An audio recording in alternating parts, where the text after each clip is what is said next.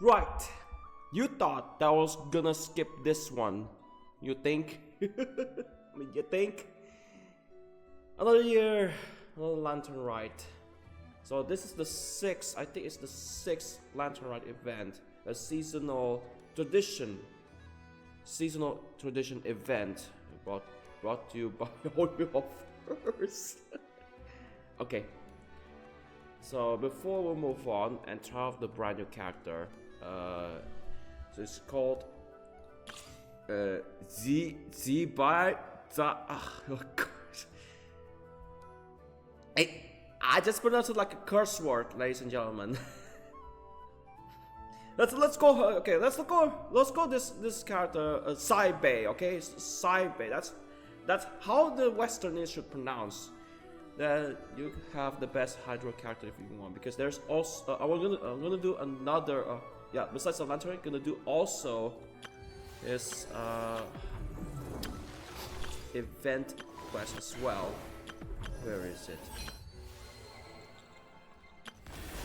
Not this one. Not this one. Already done that. This one. Which gives you free or not? Yeah, it's not. It's a pay to use outfit for one of the best Hydro characters in the game. Besides the new the new Hydro Traveler. Okay. So before we move on to play and try the brand new character, I want to give you my top 5 Lantern Rites so far in the game. But there was some exception though. As you might remember, some of the Lantern Rite events are best to be played in either Japanese or Chinese dub. That's why, of course, I hope they don't fuck up this one. Just why? Why they botched the English dub not once so far, but twice. Last time was the second time they botched it up. Like all of the characters were completely muted.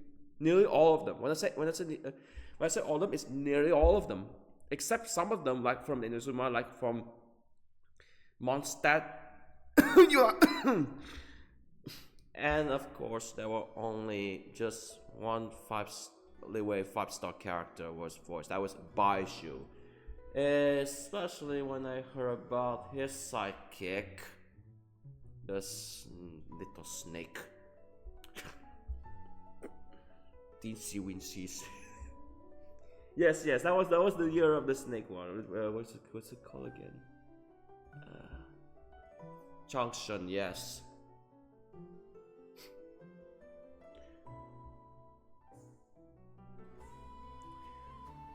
Now for the I have to look at my phone again.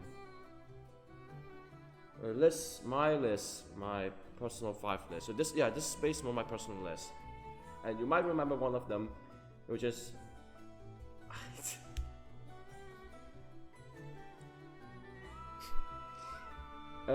one of them, which is considered to be the modern.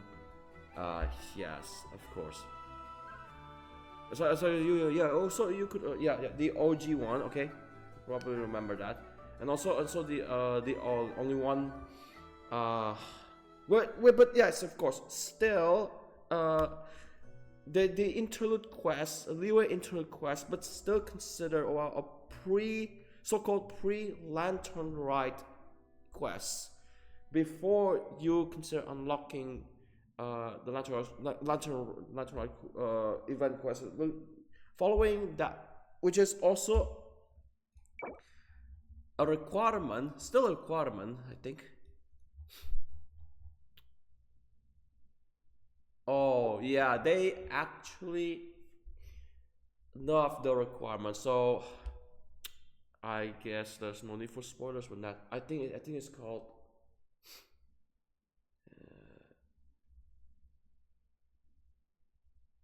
I think it's called Fleeting Colors of Light. Yes, I'm reading all of the Lantern Rites right now. I mean, all the Lantern Rites released so far. Okay, I'll give you my personal top 5 right now. Okay, as fast as possible. Okay, number 5, okay.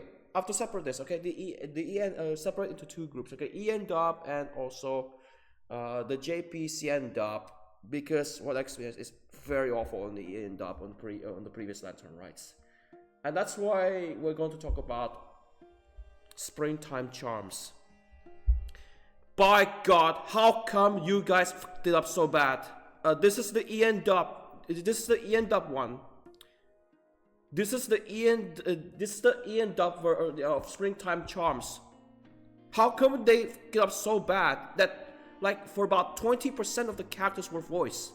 Wait, less than 20% of characters. If I could recall, on Springtime Charms, which is one of those events best to be played on the Chinese or Japanese dub. Let me recall the ones who were voiced in the English dub. Which is the characters from Mondstadt, yes, Mondstadt, Inazuma, or wherever you might remember. And of course, there's Shiori. I never heard Shiori was in a Lantern Rite. I never heard there's any there is rare. That is so rare. She is voicing the character Shiori. That Inazuma Fontanian garment modelist girl. Yes, she was the designer of the outfits, which is, I think it was Aika's outfit. The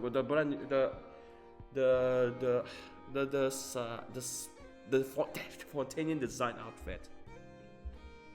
And yes.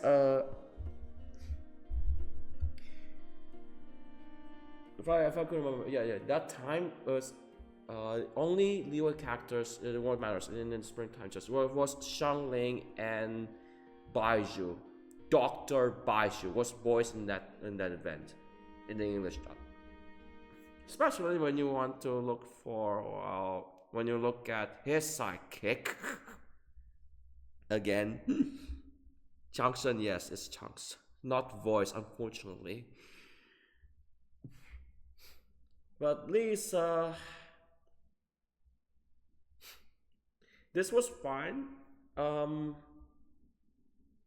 I say yeah. This is worse. This is really bad, and it's just let's get that out of the way, because I lose so many brain cells when I look it back. It's Springtime Charms, ladies and gentlemen. Springtime Charms in dub was so low, very low. If you want to look back again, you will absolutely cringe. Unless you want to turn, unless they have to. Okay, the developers should have made all of these Lantern Rite events to be permanent. Let's hope if they can do that next year, okay?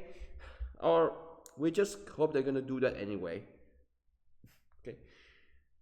Wait. Also, I want to recall on the bottom, it's not as bad as Springtime Charms, but still they botched up on just one cutscene. Yes, also Springtime Charms have the cinematic animated cutscene with nearly it's not even voiced at all. Just few of them, like 3 characters were voiced. Yes. And that Lantern Rite event was called the Exquisite Night Chimes. Oh, what they oh yes, of course, she botched it up. Who tells English VA? Brie Knickerbocker, of course. That's so bad. Even though she's a good singer, okay, but that was one of the worst performances I have ever seen. That was one of the worst performances. I was baited. And even who's doing it right? The JP CNVA of Hutao. The one and only JPVA, Red Takahashi. Nail it so hard, harder than Brie does. What you could just have an alternate cutscene just for the English dub alone. You could have just go ahead, go so ahead. I mean, yes, they could have just go a bit ahead of its time before what happened moments after another Lantern Rite came out, and it was a disaster after the day after Lantern Rite. Yes, of course, that was the same. That was the same event. That was the same event before the end up incident. Like, what they have done to each other, ladies and gentlemen. Over for sexually assaulting your fans or this. I'm not doing that. That's against the martial law. I'm not even joking. Here in Indonesia, we don't condemn that.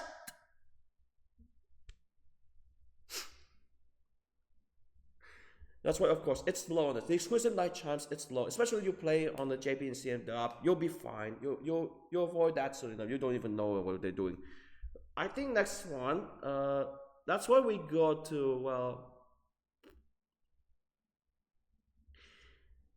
the real top 5, of course. If I can remember, okay, I want to put, okay, on real number 5. Yeah, even though you play this in. That was Gizmo, where my cousin's dog, a puppy. Sorry, Gizmo. Number 5. Even though you play either in EN or in JP dub, oh yeah, of course you play it in JP dub. I think yes. I have to beat myself up. Number 5 is actually Vibrant Harry's A Love Is Spring Breeze. I know it was funny here and there. It was also English dub. It was voiced in English dub, but somehow I will find, of course. This is the same store or the same Lantern Rite. You encountered the backstory between who's that lion dancer guy? Xiangling. Yes, Xiangling have a very bitter relationship with his dad, and basically it's up to the traveler and the friends around Liyue to fix up. That's it. Just to fix their relationship. And hurrah, huzzah, Lantern Rite.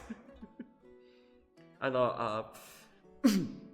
I know that was rude, but somehow yes, it was badly dated. This was from this was dated on the earliest of February till late of February. Usually it's supposed to be, yes, one of the Lantern Rites, okay, one of the Lantern Rites just started from the late February. You know what I mean, okay? So this is the second, okay, this is the second Lantern Rite which came out back in February 5th, 2024. And even though when they just push it a little bit back, just like this one, the current one, which gives you almost a month to complete. This is for around 2 weeks. Yeah, 2 weeks. This is 3, like close to 3.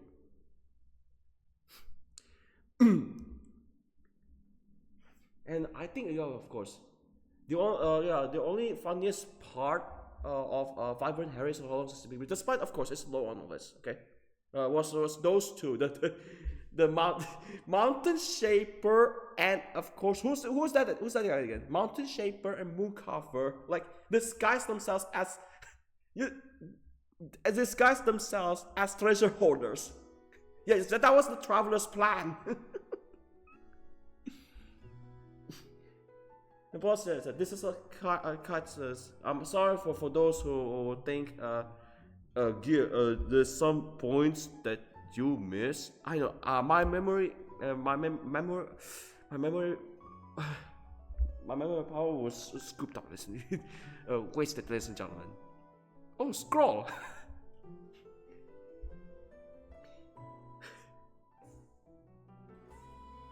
let's move on. That was why is it number? Unless it's number 5 instead.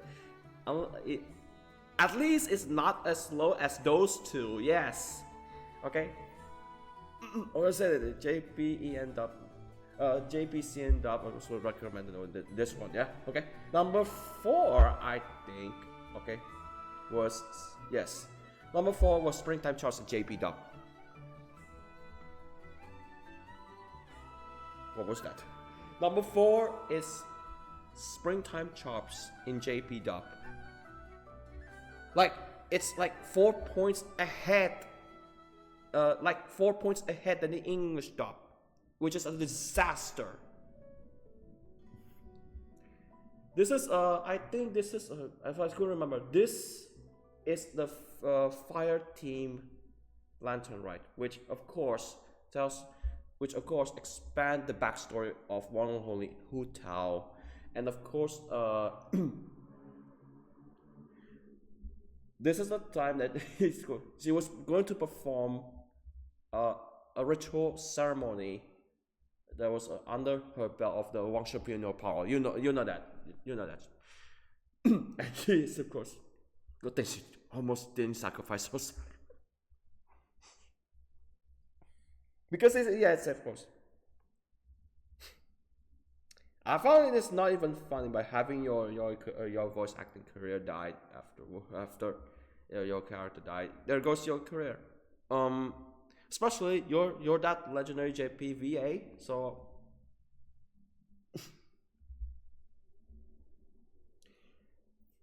of course this is number 4. Okay, it's better than the English dub. It's better than the English dub. You play on the JP dub, the experience was so pumped up. That's why again. That's why.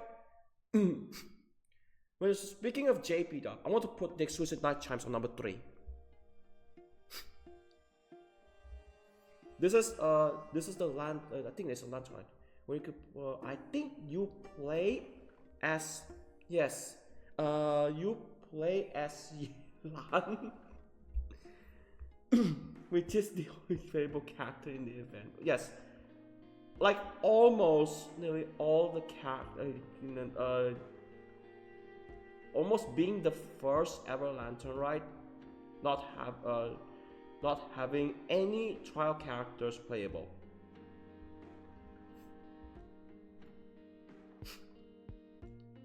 Let's see if I was right. Hold on. Check on this one.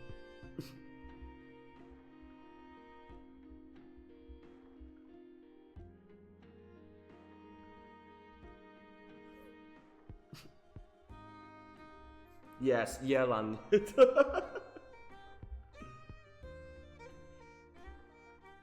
thing I remember. Maureen, you do.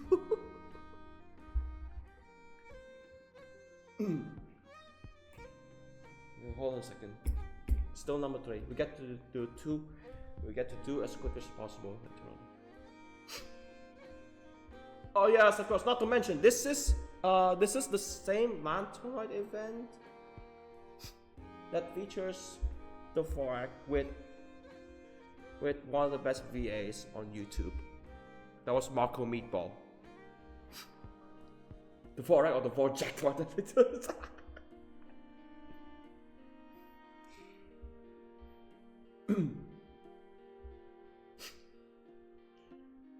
Alright, let's go back into the list. Let me check. Yes, of course. Only Yelan was playable on this Lantern Rite event. This was so close, but not having a playable character in the Lantern Rite. Alright. Speaking of non-playables, so how about we get to number 2 right now? Hold on. Let's see. Here we are. Number 2 is Playing Cards in Flight, ladies and gentlemen. This is from the same update that bring us that, of course, it requires that the Into Quest, which gives you full access to that Jade Chamber, just to rebuild the entire thing before some blue sea dragon appear out of nowhere again. And of course, I think, of course, this wrong. I was wrong or not. This was the first Lantern Rite event to have no trial characters playable inside the quest. Yes. Yes. Yes or no? Let me check on again.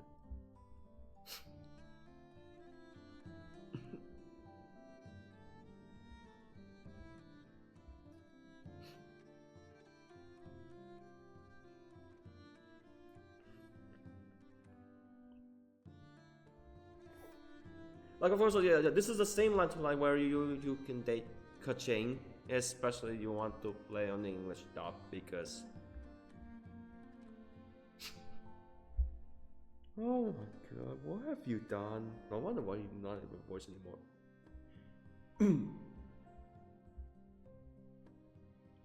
Yes, of course, this is from the same event. They give not only the brand new character which is Shenhe, but you're not playing. You play as Shen in the individual quest, but not in the event. So this is the first Lantern Rite to have no trial characters in the game. Trial characters in the event. Sorry, game whatever. Event. Apologies. My apologies.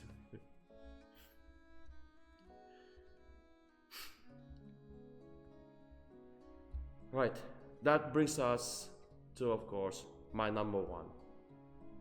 My number one was the OG Lantern Rite, All That Glitters! Ladies and gentlemen, for 1.3! The OG Lantern Rite event, which is also called All That Glitters, was my number one Lantern Rite in the game.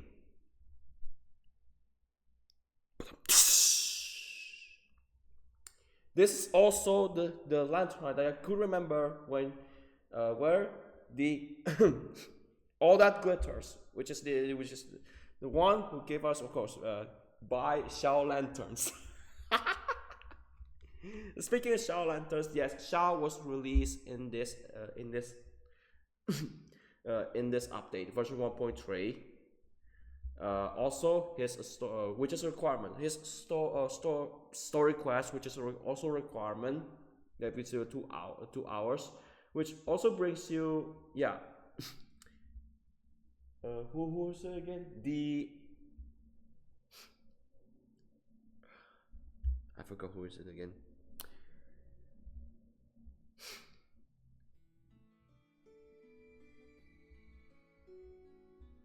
That guy who is nearby the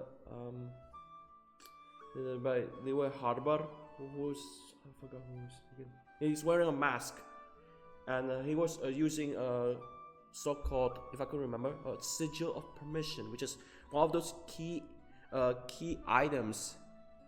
One of the key items in Liyue.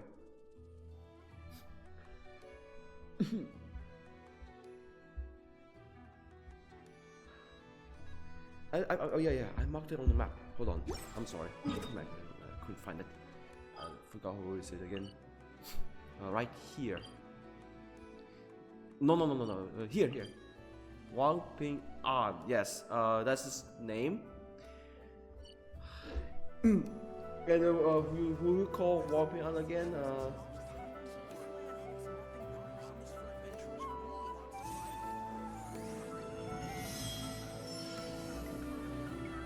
Let's see. Not now! Who is this guy with... Yes, that's Xiangling! Happy Lantern Rite. Who is this again? Wait. Star Snatcher, yes! This, he appeared in Xiao's story quest. General Aladas.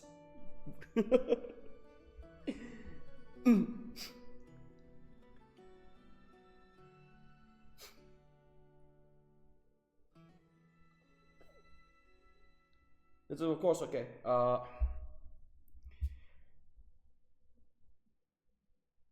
Basically, okay, the Lantern story is how, yeah, of course, Shao was not a fan going into Liyue Harbor until, as of, I think, the third Lantern Rite. If I'm not wrong, he was there, was he? He didn't get used to going to Liyue Harbor. He would always go to, what was it again? Wangshu Inn. Wangshu Inn, that place. The yes, of course, Wangshu Inn.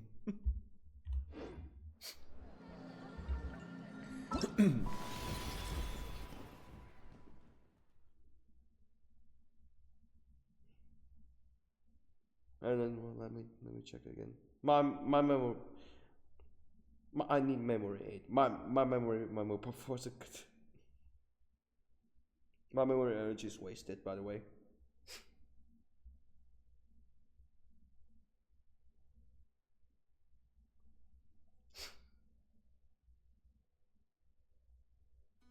Yes, not to mention.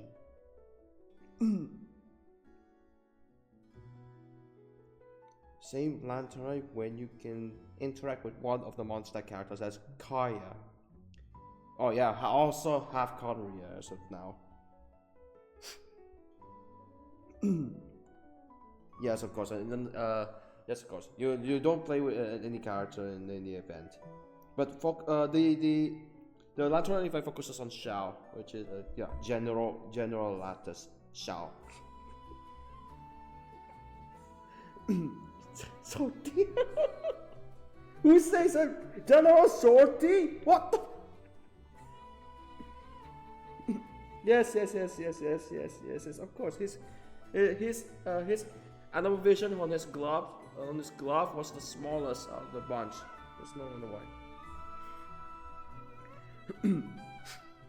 Yeah, this is basically you get to persuade Xiao to enjoy the fireworks of the Lantern Rite. That's that was one of the cutscenes, one of the best views.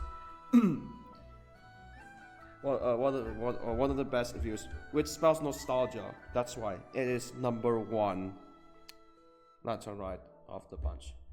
I'm sorry for those who were thinking, oh, the new ones are better. You cannot beat the OG, which is called All That Glitters. Wait, I didn't record, but I already completed, by the way.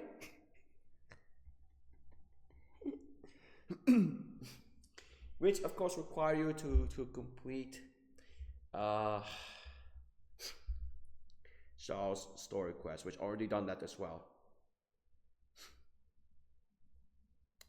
And also that was the time Xiao lanterns were available to follow away to the sky.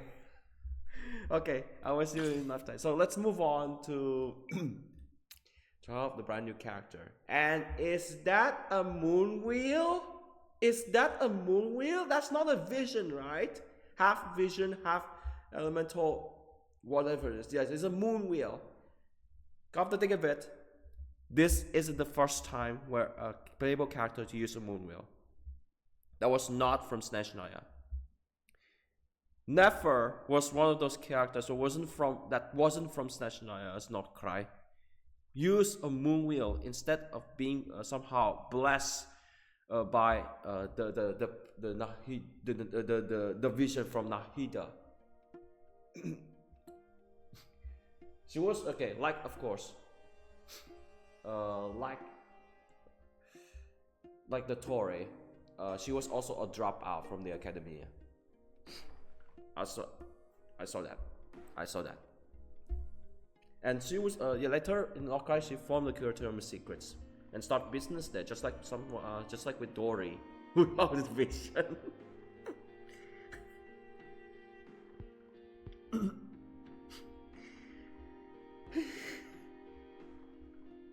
If I miss anything, I want to prove you I already done the first ever one, because I don't want to fool you. What item do I get for completing the first ever one? Alright, hold on. Let me give you a proof. I already won the first ever one.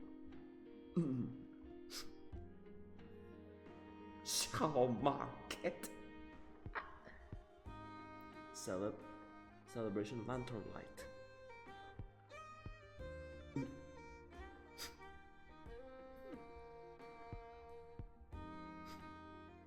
event name cards. Don't tell me. Don't tell me. Name card.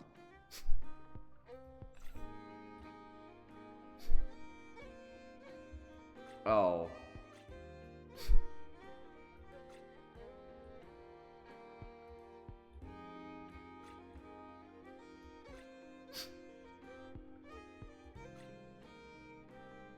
We passed 20 minutes. I'm sorry for taking too long, but we'll get that shortly. This is the characters.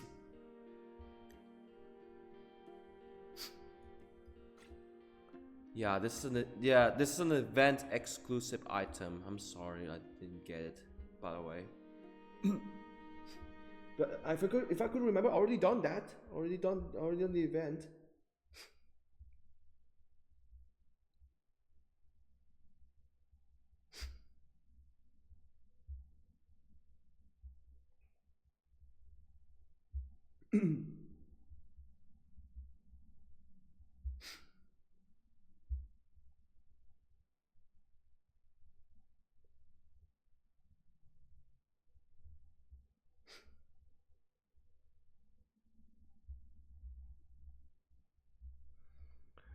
Which of course, yeah.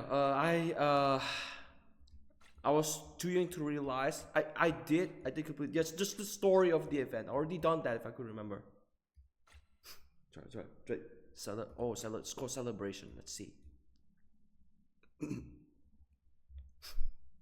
Bro. Celebrate. Oh, this is different. Peekaboo, yeah.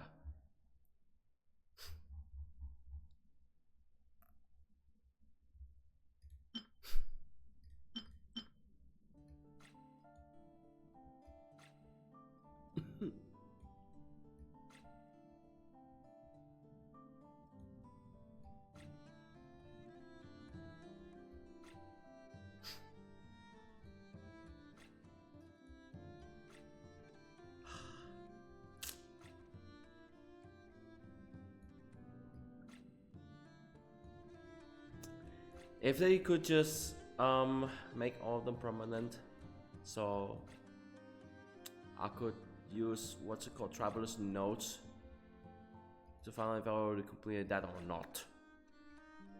But I remember in fact I remember that I already done it. I already done that one, and also the second one.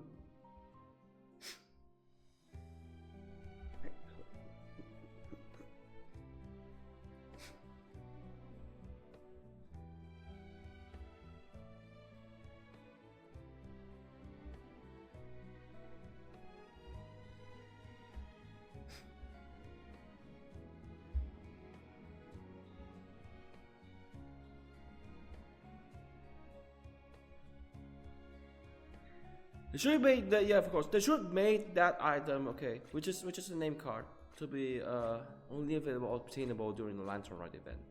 Any Lantern Rite, if they, well, decide to close this one, open that one up, close this one, open that one. They could have, yes. So around here. Excuse me.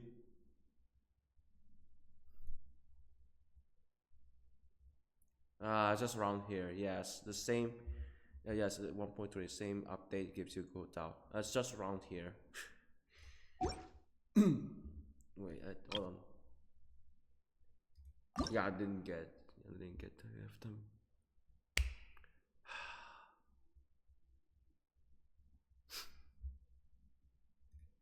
I was too young to realize.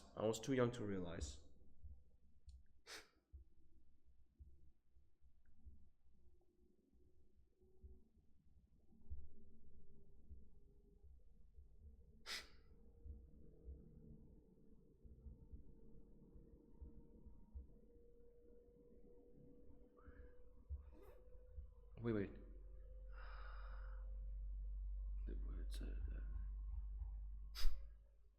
Wait.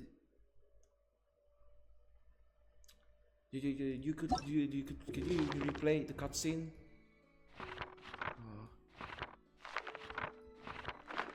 Trouble up.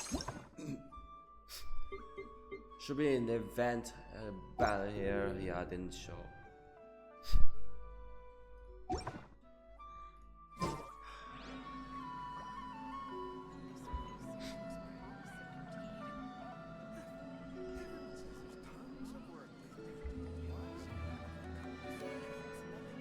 And let's take a release it again. So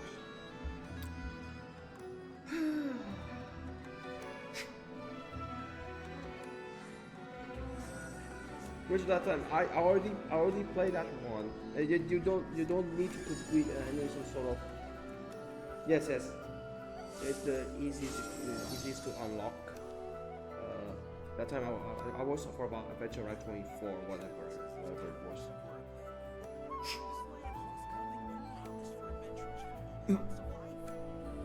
Right, so I guess we better move on.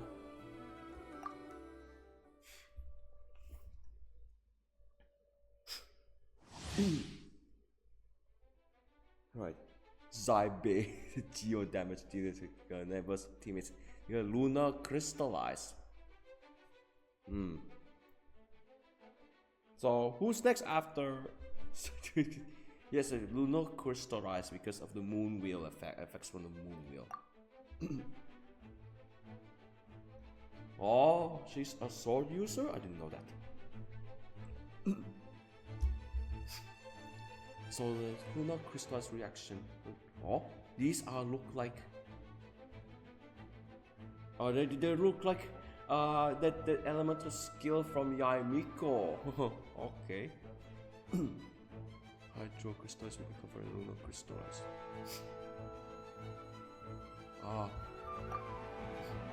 So like it's various of crystallized effects to the lunar crystal. It's loading.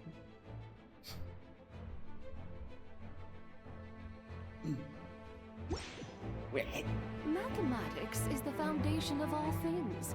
If you're interested, I can teach you some arithmetic. First, hold out both your hands. We'll start with 10 fingers. Mathematics? I've finished yet. The skills. Lunar phase shift. So attacking enemies could charge the what is that? Energy bar. Shift radius good. Oh. Okay. Second elemental skills. Phase shift radiance. Sorry, unless it's an elemental skill. Spirit decent. Oh.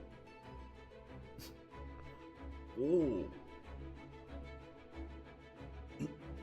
So she was throwing what? Yeah, it's sub-catalyst as well. She's a sword user, but that was a throwable.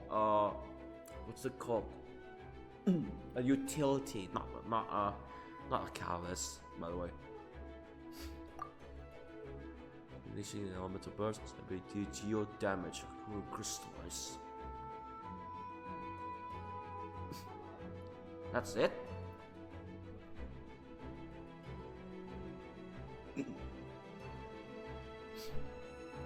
Perhaps using the elementals will be best when they're affected by any status. Yes, of course. Don't.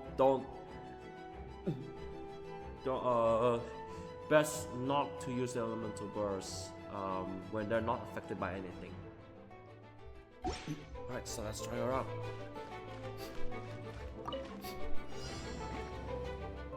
Elemental skill, 1 4, special elemental skill. Without further ado.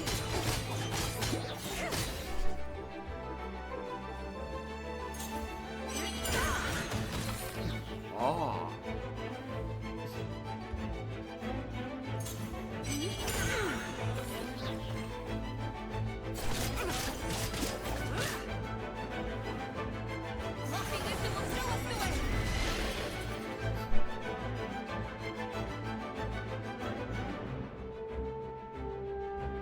So it's like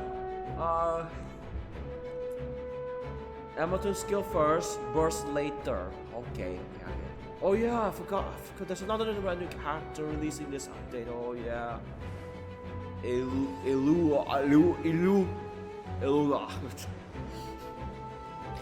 Okay, so let's try him as well. let's skip on the characters round. Okay, give me time to shave. So that's fine. Oh, so Columbia? Yellow crystal. Oh, if you can't get Saibe, you can get Eluga instead. Go against those.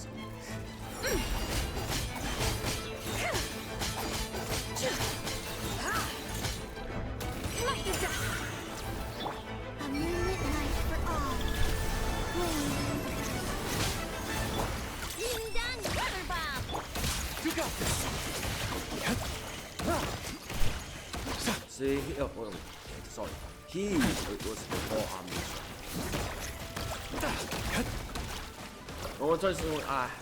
I just used the elements personally. Let's see that one.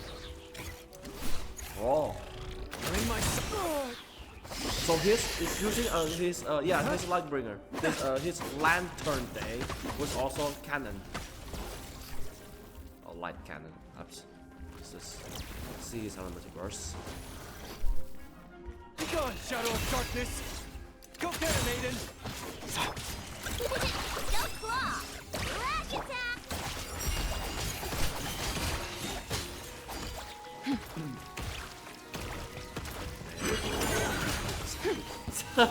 This is very quick. Sky clear! The glaze moon shines!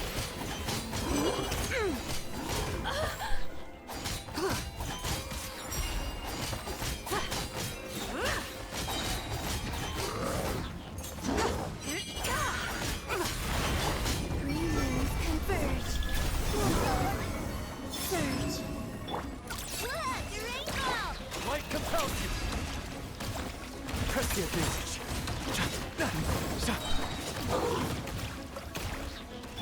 Lofty wisdom He will stole show a us the quote. way. Yes, he stole a quote from General. Without further ado. Foolish, ignorant. Light the dust.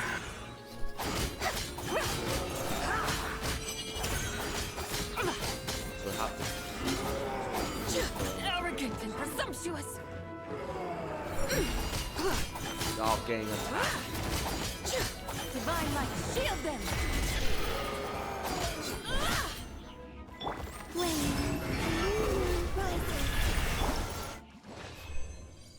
Okay.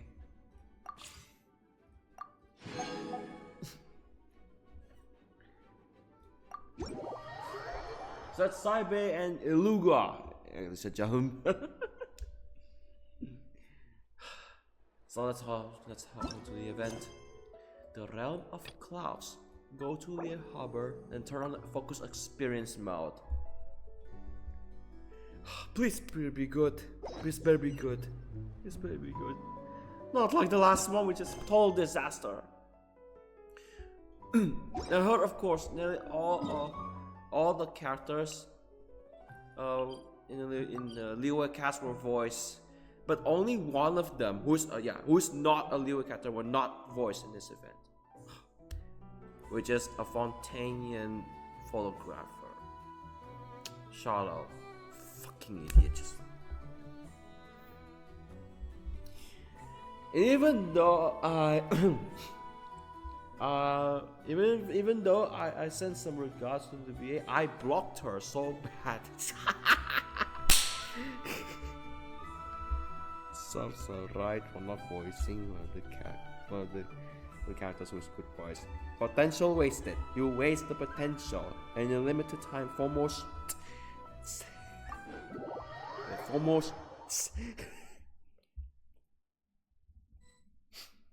Nobody cares about you anymore, so nobody cares about you anymore, so I'll play the event online. Oh wait, looky here, I form a party with except for these two on the left, the two harbingers, the third, the sixth. The 11 and what's Akino's rank again? Sorry, let me check again. So yeah, so far we lost number 1, we lost number 7, we lost. At least we killed number 2, we killed number 8. Level 2 harbingers. Kino is number 4. Number 3, number 4, number 3, number 3, number 6, number 11, number 4. Or should this is the correct order? 3, 4, 6, 11. Ladies and gentlemen, the Harbinger stat up. Especially if there's still C0. Maybe I could just upgrade them later on. Or to exploration or maybe not. But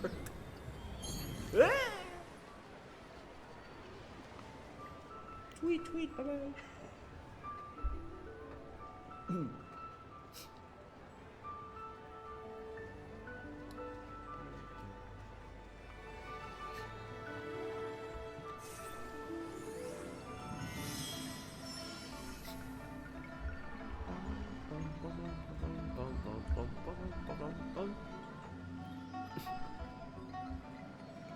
Yes, I have to switch it because none of these characters were involved in this.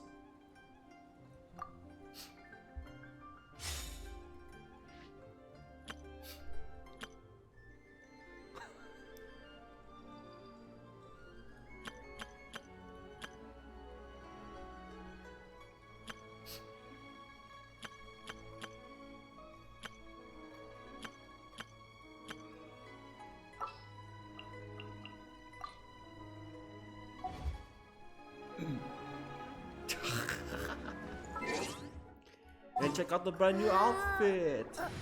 Yay! Bird! Yes! Bird! Don't you need Lanyan? Let's see what this game is. See with this Lanternlit new one with meet Yao. And oh, split the bamboo in the morning, dry it till night. Shape and bend it nice and tuck across the strands to form a pattern. Coat in silk, and you have a lantern. That's how you remember how to make a show lantern. Did you get all that, Cheech? Morning, split bamboo. Morning. Then get silk, make paimon. What? No, Say no. that from Paimon. That doesn't even rhyme. Look, it's them. Hey, Yao Yao. Hey, Chi Chi. Whoa, Traveler. Paimon, you're here. Number Happy 77, for Lantern fuck! Who said number 77? You must have been playing JBW all the time. Number 77? What you up to? I'm teaching Chi-Chi to make show lanterns. It's a real test of finger dexterity, so it'll help keep her nice and loose. Yes, I do finger exercises. So I got the voices back, yes. Thank goodness. Nimble zombie. What? Course? They Wanna will get try too, you recasted? two? Yeah, they won't get yeah, of course. Any other characters got recasted in this event? Well, you said it's Kaching. Oh yeah. I already said it earlier. With please, okay. Send my regards to whoever want to. Well, of course. I heard that Paimon's new VA were credited, like finally, but I'll just let this slide. It's fine. Even though we never heard of that VA. We never heard for Paimon's new VA. Never heard, especially if you play one of the biggest games from last year. I send the message. I repeat, do not reveal who is the replacement of who is the replacement of Kachin's new VA? I don't want to see it. I don't want to see that from happening. Like, please. That's why I want to keep some of the newcomers, because yes, of course, it's never been about the AI. It's the ridiculousness of their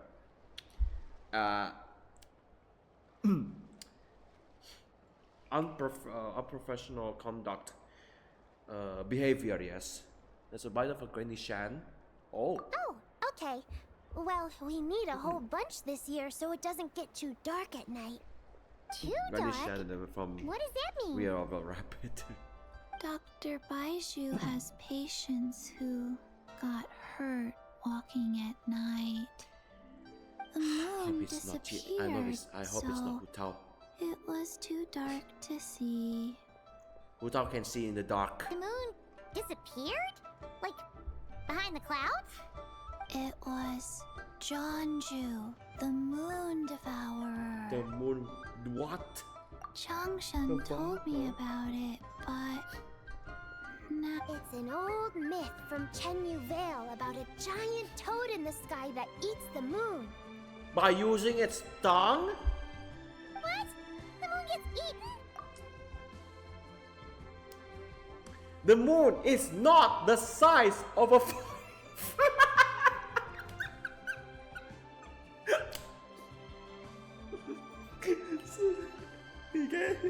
So that is a stupid. I'm sorry, that was a stupid joke. I do stupid jokes, ladies and gentlemen. I want to think when it comes to frogs, like eating bugs, like a glowing bug, firefly, whatever it is. What it is.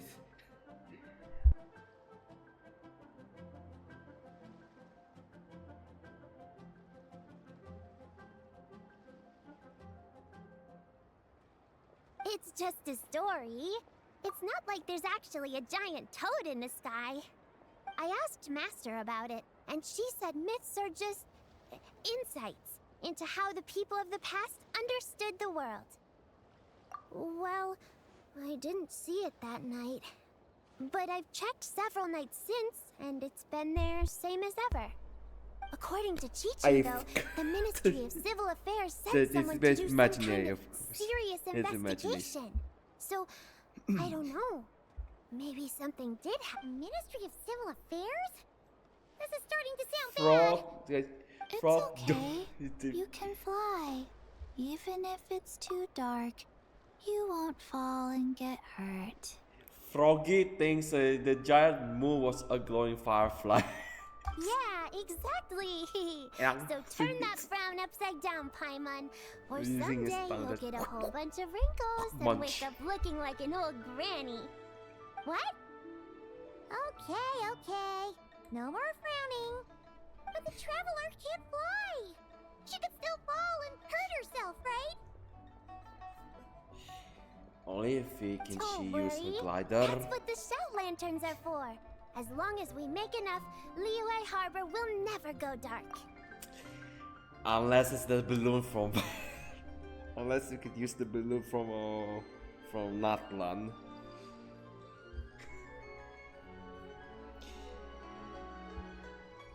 Yeah. That's like much, yes, of course. And I'm not even there's the pathetic. giant lantern too. Giant Oh, lantern. right! I almost forgot. Look, this year's Grand Lantern commemorates the Adeptus who guards the moon. With her watching over it, the moon will be safe for sure. Well, not to mention, this is the last day, okay? The last weekend of the Chinese Lunar New Year. If you haven't seen, yeah, do so. Complete the event. The White Horse? Wait! So that's the White Horse Adeptus? Yeah! Legend has it she used to live on the moon. So if it were ever in danger, I'm sure she wouldn't just stand by and watch. Huh! We've heard of the White Horse Adeptus before, but we never heard the part about her living on the moon. Probably because it's a folk legend from Chenyu Vale, so not a lot of people know about it. But recently, some ancient artifacts were unearthed in Liyue, and the archaeological team even found evidence of ancient people worshipping an Adeptus who lived in a palace on the moon. It's kind of like how we write wishes on Xiao lanterns and release them during Lantern Rite. The White Horse Adeptus would descend from the moon in her jade carriage and grant people's wishes. Ooh! When did that happen? She sounds different from the other Adepti in Liyue. It must have been a super long time ago, 'cause even Master barely knows anything about this Adeptus. Nope. Kinda unbelievable, right? Yanfei said the White Horse Adeptus might even be a made-up legend, just like Janju the Moon Devourer. Yeah, a made-up horse and a made-up toad. You're mistaken, children. The White Horse Adeptus really does exist. Oh, Mr. Liu from the Baiju Guest House. But how do you know that for sure? Have you ever wondered how the guest house got its name, Yao Yao? Ah. Baiju... White Colt. So, it's named after the White Horse Adeptus? That's right.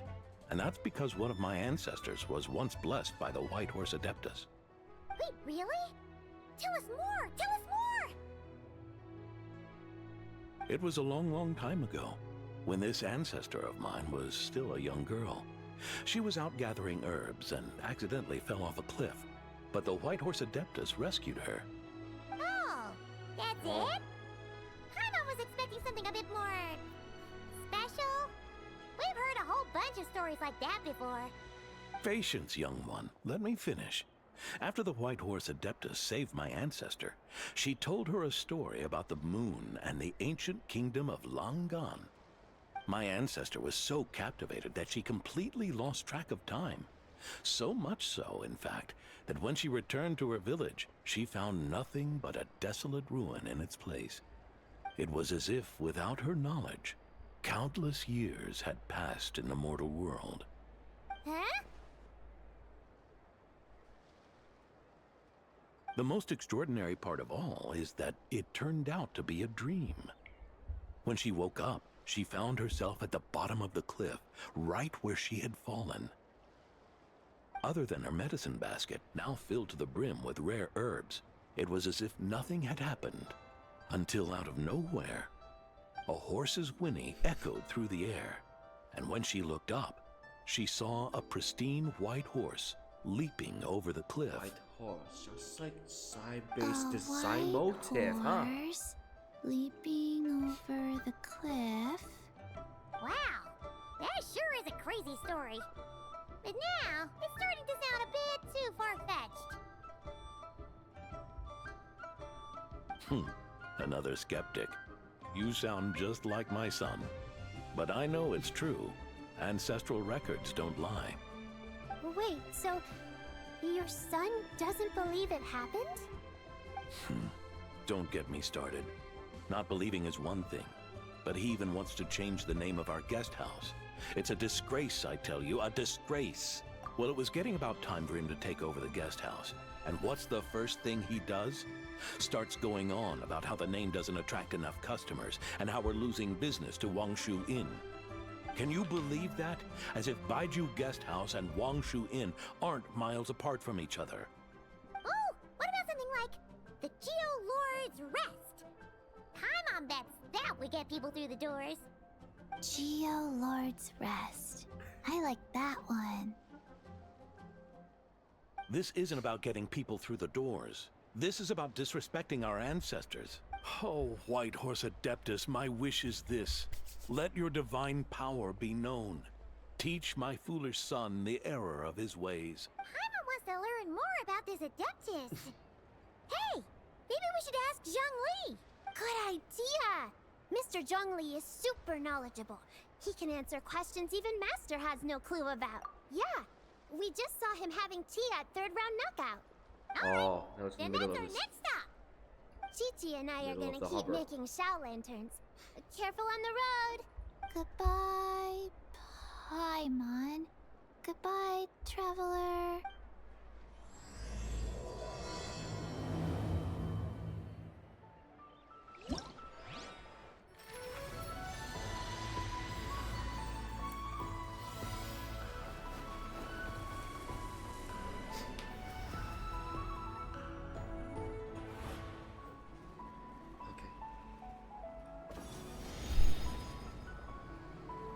We'll get to it. Okay. No worries. Another what's it called? I have another phone. Yeah, yes, I could.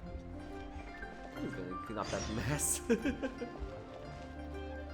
I have another account. To complete all the events, event rewards. Yes. First, tradition. How to fill one more last of Shao Lantern. Where's Shao Lantern?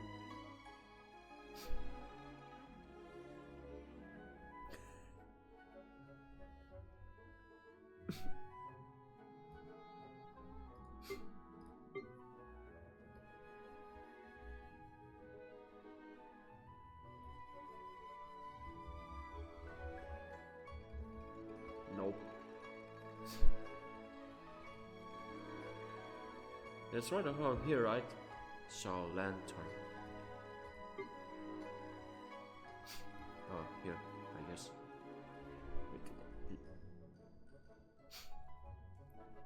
You see. No worries, I have time. I have to complete this.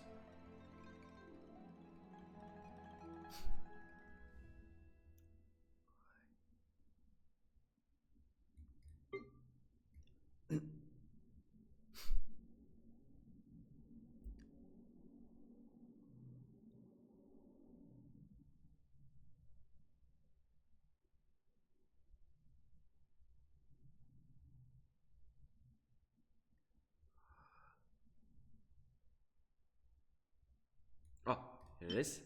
Shao Lantern.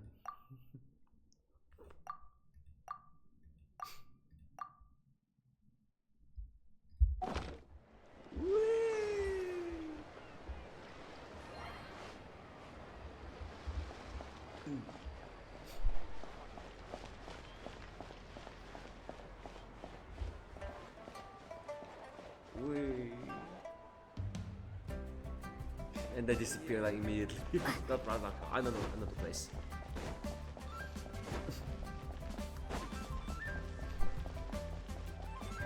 I could, yes, that's where the teleport is there too. I could just teleport there.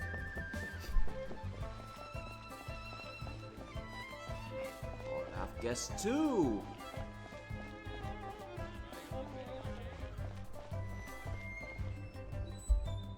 I'm praying all them boys. Oh, curious. Impressive, right? What's with all the commotion over here? Oh, Traveler and Paimon! Perfect timing! I have something amazing! What is it? Huh? What the? Part of the moon is blacked out! Was it really eaten by a giant toad? Huh. No, basically it's another expect you to know the story of Chenyu the Moon Devourer, Paimon. Don't underestimate Paimon. She learned a whole bunch of things in Sumeru. But Chenyu the Moon Devourer is a Liyue. Well, knowledge knows no borders, so there. You're right about that, Paimon. But this dark circle doesn't look anything like a toad to me. A toad's egg, maybe? But that's about it. Oh, wait, Traveler! You've been in Nodcry, right? The people there worship the moon goddess. So you should know what's going on here. Really? Not even in a place where people worship the moon? Oh yeah! Master told me that the tale of Chenyu, the Moon Devourer, was how ancient people explained a certain celestial phenomenon. But what is it exactly? Some kind of omen of disaster? How so? Oh, but in this picture, the moon is being covered from the center. So this can't be a normal eclipse. Then it's still an omen of some impending We never said that! Ugh, some crazy customer left it at the restaurant. Just thinking about it gives me the chills. Attention, everyone! As the auspicious festival season approaches, I have an announcement to make. I, Lu Xiangling, am on the verge of becoming one of the most renowned archaeologists in all of Liyue Harbor. No, scratch that, in all of Tibet. Even though I never trained at a prestigious academy, I've still managed to dig up tons of treasures. And I understand practically a whole dictionary's worth of big words. Like my pops always says, no pain, no gain. And I haven't had it easy, that's for sure. So, it's definitely my turn to make a name for myself. What's the deal with her? No idea. Maybe she ate a bad batch of perch stew? What? You don't believe me? I'm telling you, I dug up treasures from the ancient nation of Longan. I even got a picture of Jeonju devouring the moon. Longan? Jeonju? What is she even talking? Sounds like she's a few perches short of a stew, if you know what I mean. So what if blackback perch stew is my favorite? Stop talking about me like I'm not here. Whoa, what are you doing? You're just a stupid, ignorant man, and I'm gonna kill you. Young lady, you need to calm down. What? So you're looking down on me now too? How about I take you both out then? How does that sound? This is a place for dining. If you wish to take me out, you'll have to do it elsewhere. Don't act like you're better than me. Do you know who I am? I'm about to be the most famous archaeologist in all of Liyue. No, Tibet. Show me some respect. It's respect you want? Very well. For the sake of the other customers, we'll do this your way.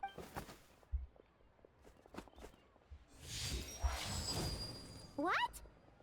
So Shen has started the fight? She had no choice. The woman pulled a shovel out of nowhere and started going crazy, flipping tables left and right. She even injured 2 other customers. Shenna did what she had to do to restrain her, then took her to the Ministry of Civil Thank goodness Aunt Shenhe was there. Or who knows what might have happened. Yeah. I started cleaning up after all the commotion, and that's when I found this photo. I thought it might be the one she dropped, so I rushed over to show someone. She said she took a photo of Jeonju the Moon Devourer. This must be it. Can we really trust what she said, though? Clearly, something is going on with her. Paimon's got a point. It sounds like she wasn't acting right at all. How do we know she wasn't possessed by some kind of evil spirit? Aunt Shenhe would have noticed if she was possessed. All right. But what about the part about Longan and the treasure she found? What about it? What if she raided a tomb and dug up some super special relic, then got herself haunted by an ancient ghost? One so powerful that even Miss Shenhe couldn't sense its presence. Your imagination is something else, Hu Tao. Why would an ancient ghost come to Wanmin Restaurant, huh? To eat my blackback perch stew? Hey, it could happen. I'd want to eat your food if I was a ghost. Wait a second. She mentioned the ancient nation of Longan, right? Paimon's heard that somewhere before. You know what? My brother mentioned that some ancient artifacts were unearthed in Liyue recently. Mostly colored glass, fine jade, and bronze relics. Some of the text inscribed on them has already been deciphered. There were some poetic verses, but the word Longan popped up as well. So, does that mean this Longan place is real? Some of the text inscribed on them has already been deciphered. There were some poetic verses, but the word Longan popped up as well. Still, Paimon knows we've heard the name somewhere before. Do you remember, Traveler? Right!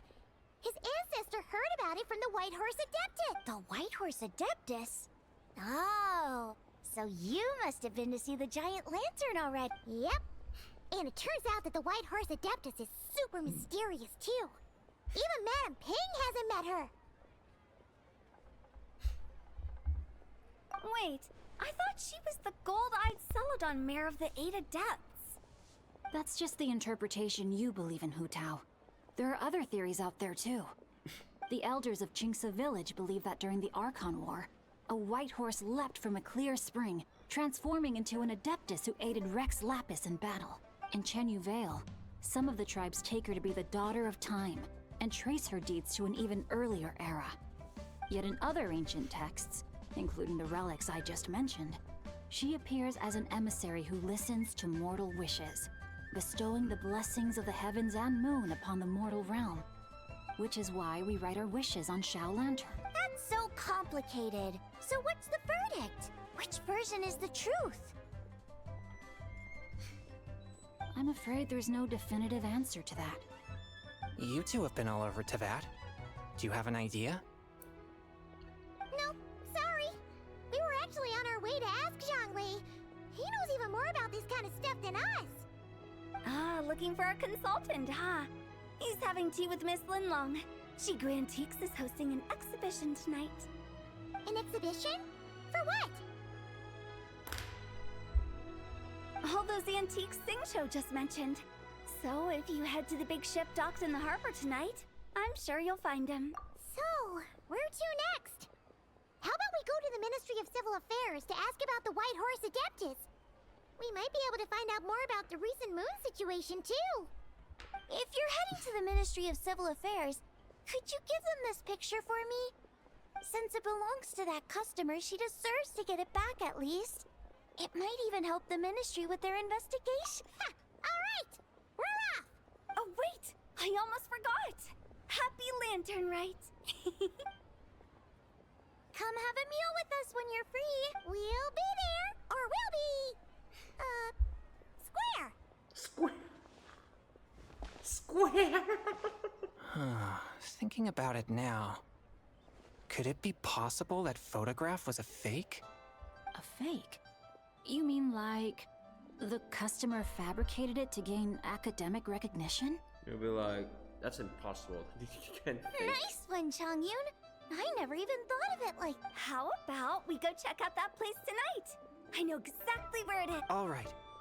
I'll get scolded if I get home too. Live a little, Xingqiu. You act like this is a first for you. Worst comes to worst, we'll get Xiangling to cook you something delicious. Okay. Well, when you put it like that, I suppose it's worth the... You were just waiting for the promise of free food, weren't you? Fine. It's a plan then. We'll meet up tonight.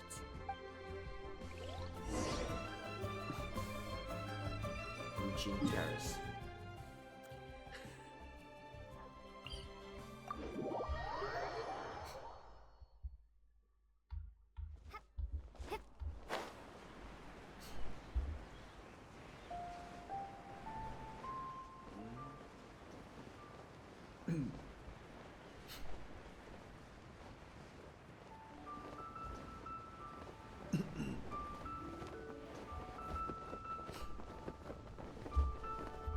This is not Your grandfather is of the same opinion, Miss Lanyan. Yes. On Lantern Rite, the moon shall go dark. That's what the signs are indicating. Celestial observation isn't Grandpa's strong suit. But he discussed it with several other elders from our clan, and their conclusion was the same. It's consistent with the information we've received from other sources as well. You mean the whole thing? About the legend of Jianju the Moon Devourer? Happening in real life? Yes, that's one of them. So it's true. I thought it was just a rumor. It's true. But right now, the bigger issue is that all our sources indicate the phenomenon's gonna happen again. I'm not sure this bodes well. Let's remain optimistic for now. We're making progress interpreting the artifacts, and Ganyu is consulting with the Adepti. Besides, apart from the incident at Wanmin Restaurant, there haven't been any other moon-related disturbance. Minglong, Kuching, and Lanyan! You're all here! Oh, Traveler! And Paimon! It's been a while. Happy Lantern Rite. Yes, Happy Lantern Rite. What brings you here, though? I thought you'd be in the harbor enjoying the Xiao Lantern. You're certainly not the type to visit Yujing Terrace for no reason. Is there something I can help you with? What? We're not allowed to just drop in on our friends during the festive season? I was only teasing. You're welcome to visit us anytime you wish. Happy Lantern Rite. Happy Lantern Rite. Oh, and about all the moon business you were just talking about? We have something to show you. Here, take a look! Whoa! Something really did take a chunk out of the moon. Someone managed to capture a picture of it. Is this Zhanju, the Moon Devourer, then? Even though we confirmed this event took place, I still can't quite believe what I'm seeing. Where did you get this picture? From Xiangling! She found it when she was cleaning up after that customer caused a scene. She thinks they must have dropped it. Wait, is this Chawang Terrace? No, it's just where I'm from. It said that Chawang Terrace was where the ancient people of Chenyu Vale communicated with the... And in this picture, the moon happens to be right above Chawang Terrace. I was just surprised, that's all. It's probably just a coincidence. That's interesting because the ancient people of Chenyu Vale migrated there from the chasm area. The chasm? So, that place is involved too? Yeah, According the to our chasm. investigation, that customer you just mentioned, Lu Xiangxiang, her father and grandfather are merchants in Liyue Harbor, and her mother and grandmother grow tea in Xiaoying Village. A few days ago, she left her home in Xiaoying Village to join a civilian archaeological team funded by Hoishan Hall, and ended up excavating some artifacts in the chasm area. These artifacts were then entrusted to Shigu Antiques and are set to be featured in an upcoming exhibition. Then, of course, the incident at Wanmin Restaurant occurred. We suspect something happened during the excavation that left her with quite the shock. And now, it seems like she also went to Chawang Terrace and took that picture of the moon disappearing. The chasm? Chawang Terrace? Things are getting pretty complicated. She's not in a good mental state, so we took her to Boo Boo Pharmacy to get some help. Why don't you come with me to check up on her? At this point, you seem invested in this case. Then let's head there now.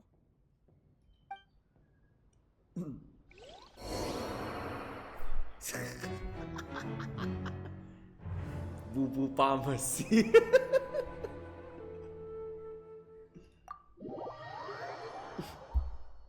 Very good, Boo Boo. Yes. Please don't reveal her new VA. If that was the semi-uncredited VA HSR's born, yeah, it's all went to every single one of those Englishmen should shut the fuck up. Yeah.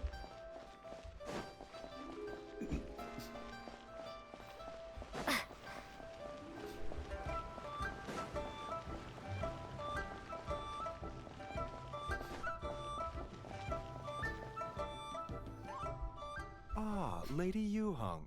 Oh, and the Traveler and Paimon are here as well. What a pleasant surprise. Happy Lantern Rite. I hope we're not interrupting, Dr. Baiju. Not at all. I assume you're here to see the patient? Unless it's urgent, however, it would be best not to disturb her rest. It's quite unstable. She's even more agitated than when she first arrived. And she refused to cooperate when we tried to check her out. I had no choice but to prescribe a calming draught and to have her rest for 2 days. So she's getting worse? That isn't the news I was hoping. It's just a precaution. Based on an earlier conversation with her, it seemed more like a fixation than anything else. She hasn't lost her mind. That's right. When we asked about it, she kept insisting she was going to be famous far and wide. Well, it might not be far and wide, but she certainly made a name for herself around Yujing Terrace. Even some of the Qixing know who she is. Getting frostbitten so bad. Not often, that's for certain. From my initial assessment, the patient appears to have experienced some sort of shock, and whatever it was seems to still be haunting her. But what could have caused such a thing? The relics from the chasm? Or the moon above Chawang Terrace that night? Come back in 2 days, and you might just have your answer. I suppose that's all we can do for now. We'll take our leave then, Dr. Baiju. Of course. If you need anything else, don't hesitate to stop by. Speaking of those relics from the chasm, aren't they being featured in an exhibition tonight? That's right.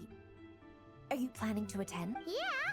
We wanted to have a talk with Xiangling anyway, and now Paimon's even more curious about these relics. I would, except every item in the exhibition had to be registered with the Ministry of Civil Affairs. So I'm afraid it's been spoiled for me. I reviewed them all myself. There are some rather peculiar artifacts, that's for certain. We're still working on decoding the ancient text that appears. Yeah, the word jade appears a whole bunch, doesn't it? Huh? How did you know? Shincho told us. He said there were some ancient poems on them, too. He's quite well informed, isn't he? Well, he's right. We believe they're direct references to the ancient nation of long gone. As for the other text, instead of regular poetry, it seems to be more like ceremonial language used to worship the moon and the god. The moon and the god? Well, looks like it's almost time for the exhibition. You two should head over. There's an usher at the harbor who will lead you to the venue. Not at all. The exhibition is free to the public. The people of Liyue have a great respect for our history and are eager to learn from it. Plus, the exhibition is being organized by Linlong, the owner of Shigu Antiques. As far as I know, it's been a long-time goal of hers to hold a cultural exhibition of this scale, where people can learn all sorts of information about the past. Guess we're in for a real treat tonight, then. Yes, have a great time. There's still more artifact decoding work I need to finish, so we'll have to part ways here. After seeing the picture you brought, there's a few ideas I'd like to follow up on. You're hard at work even during festival season? Huh. You haven't changed one bit, Ka-Ching. I'm simply fulfilling the responsibilities of my position. That's all.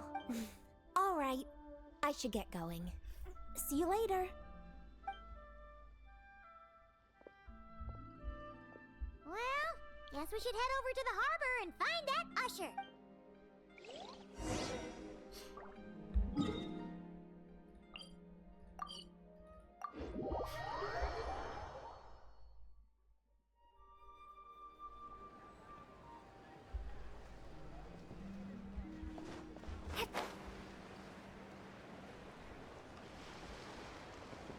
Cool.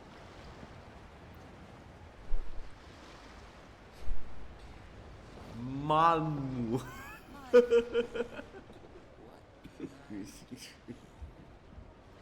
can't beat the atmosphere here at Liyue. This is how a festival should be.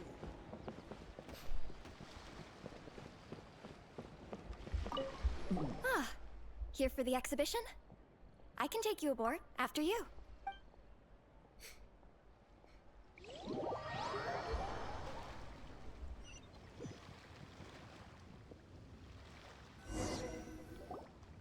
Whoa! Look at all the antiques on this ship! It's almost too much to take in! Greetings. I trust you've been well since last... Aha! Speak of the devil! You're right where Hu Tao said... Ah, so Director Hu gave me away, did she? Don't act like you're up to some super secret business. We know you just do whatever you feel like. Yo, Traveler, Paimon, what's up? It's been a while, you two. Happy Lantern. Beidou! Yunchin! It's great to see you! You're here for the exhibition too? Yes. When I heard these artifacts were from ancient times, I just knew I had to come learn more about them. I mean, what a discovery, right? Yeah, Ningguang pretty much said the same thing. She thought coming here might help culture me up or something. But as you know, I'm more of a fists and punches type of person. I doubt one exhibition is gonna change that. You're too modest, Captain. You're the leader of the Crux fleet. That takes far more skill than just fists and punches. Plus, at the end of the day, you still decided to come. Even though you didn't have to listen to Ningguang. Well, she's the Tianquan. If she can't even get an average ship captain like me to do her bidding, how's that gonna look? You sure know how to think from her perspective, huh? I guess I do. Anyway, how's everyone enjoying the exhibition? I heard that if you see something you like, you can negotiate the price with the owner and take it home.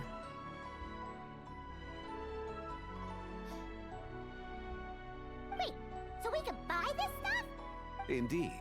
Although Shigu Antiques is hosting this exhibition, many of the items come from private collectors. As long as both parties reach an agreement, You can make an offer of Mora or an equivalent trade. Well, shall we continue our conversation as we look around? Let's go! Paimon's super curious about all this stuff.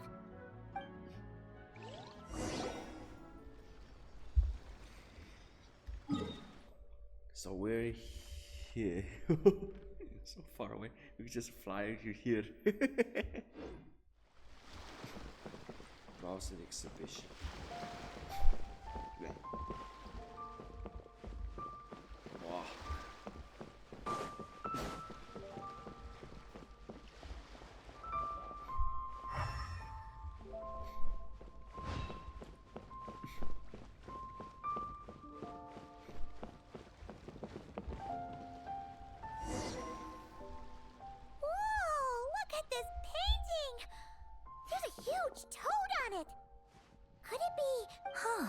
This material is quite unusual. It doesn't look like paper. More like silk, or some other kind of fabric. Yeah, I was thinking the same thing. It's just like the paragraph we saw earlier. Well spotted. This is a painting of Chenyu, the Moon Devourer, made primarily with mulberry silk. Such craftsmanship is rarely seen in modern-day Liyue. Ha! Chenyu the Moon Devourer! Paimon knew it! That toad made it super obvious. What's that? A new dish at Wanmin Restaurant? No! It's a kind of lunar eclipse. You heard about how the moon disappeared recently, right? Oh, yeah. You're saying a toad did that? That's what the legend says. So, nothing to do with food then. Noted. And the figure next to the toad. Is that the White Horse Adeptus? From the stories I've heard, her palace lies on the moon. That would seem to be a logical assumption.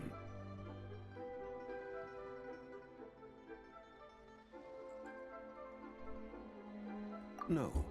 In fact, this item was discovered in Chenyu Vale, and many years ago at that.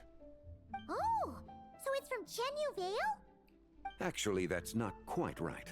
You see, this painting is primarily comprised of mineral-based pigments, such as cinnabar and azurite, which are usually found within stratified rock. This suggests its place of origin may very well have been the chasm.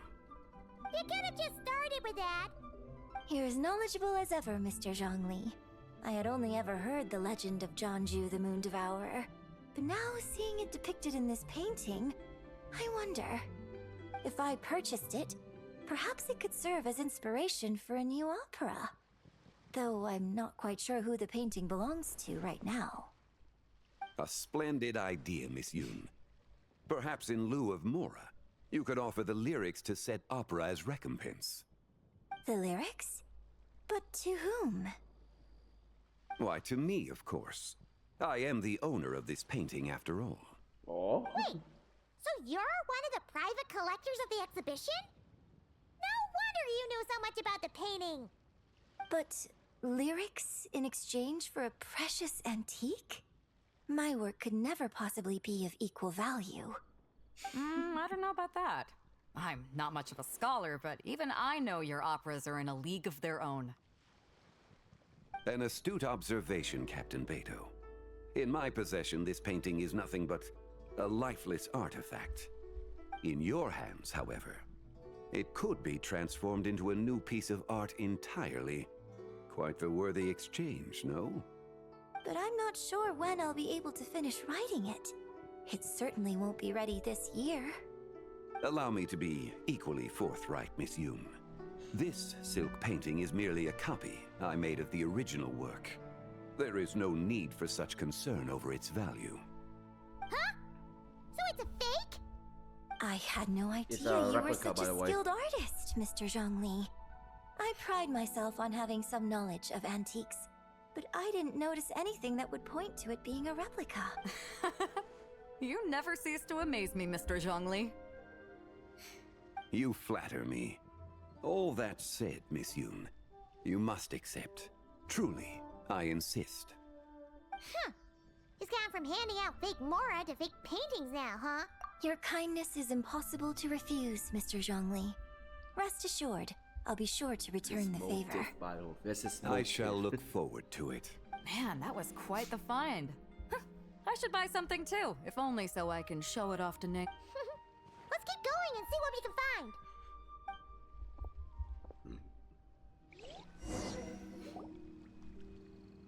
Wow. This bronze war chariot is really something. It must have quite the story behind it.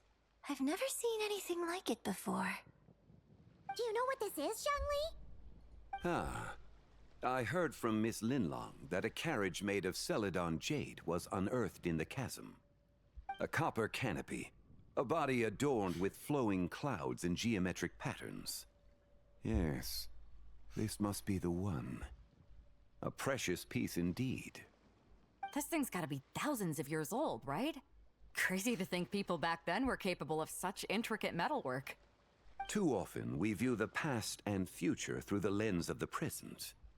Objects that fascinated us as children seem crude later in life. And that's only after a few decades or so of separation. If one were to stretch time across hundreds or thousands of years, one might discover that time is not always a force that pushes things forward. It would seem the people of that era managed to create a remarkable civilization in their own right. Makes me want to get my hands on this even more. Ningguang's gonna be so jealous, don't you think? Has this war chariot caught your eye, Captain Beidou? Oh, you must be Linlong from Shigu Antiques. Nice to meet you. This exhibition has been amazing so far. Well, that's all thanks to supportive patrons like you and Mr. Zhongli, of course. As for this war chariot, it was discovered by an archaeological team sponsored by Huishan Hall. The price comes in at 90 million mora. How much? 90 million? Woo, looks like my eyes were a bit too big for my wallet. Quite a bargain. A bargain? 90 million mora could feed Paimon for like 1,000 years! And if you actually went on an eating spree that long, perhaps you'd be considered an antique worth that kind of mora too. What, 90 million? Nuh-uh! Paimon's worth way more than that! Well, if Mr. Zhongli thinks it's a good deal, I'm sure it's worth it. Beidou's putting way too much faith in Xiangling. What if he's only here to drive up sales? I'll take the chariot, Miss Linlong. Someone will come by with the payment. Quite the discerning eye you have, Captain. After the exhibition ends, I'll have someone deliver it to the Alcor. Actually, could you send it straight to Yujing Terrace? I'd like for the Tianquan to see the proof of my discerning eye for herself. Understood. Great! Yunjin and I both found something. What about you three? Want to keep perusing? And don't worry about the mora, it's all on me. Nobody's going home empty-handed tonight. I appreciate your kindness, Captain. But I'm afraid I have some private matters to discuss with Miss Linlong. In that case, don't let us keep you, Mr. Zhongli. Right this way. Traveler, Paimon, perhaps you would like to accompany me. What? So you can show us another bargain antique that's so far out of our price range it's not even funny? Other people are always demanding Mr. Zhongli's time, but it's quite rare for him to extend an invitation himself.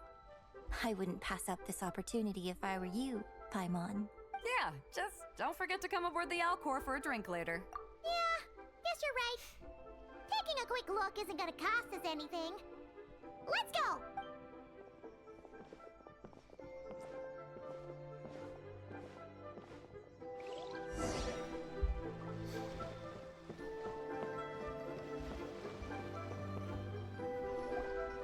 These are all the jade pieces that were found, Mr. Zhongli.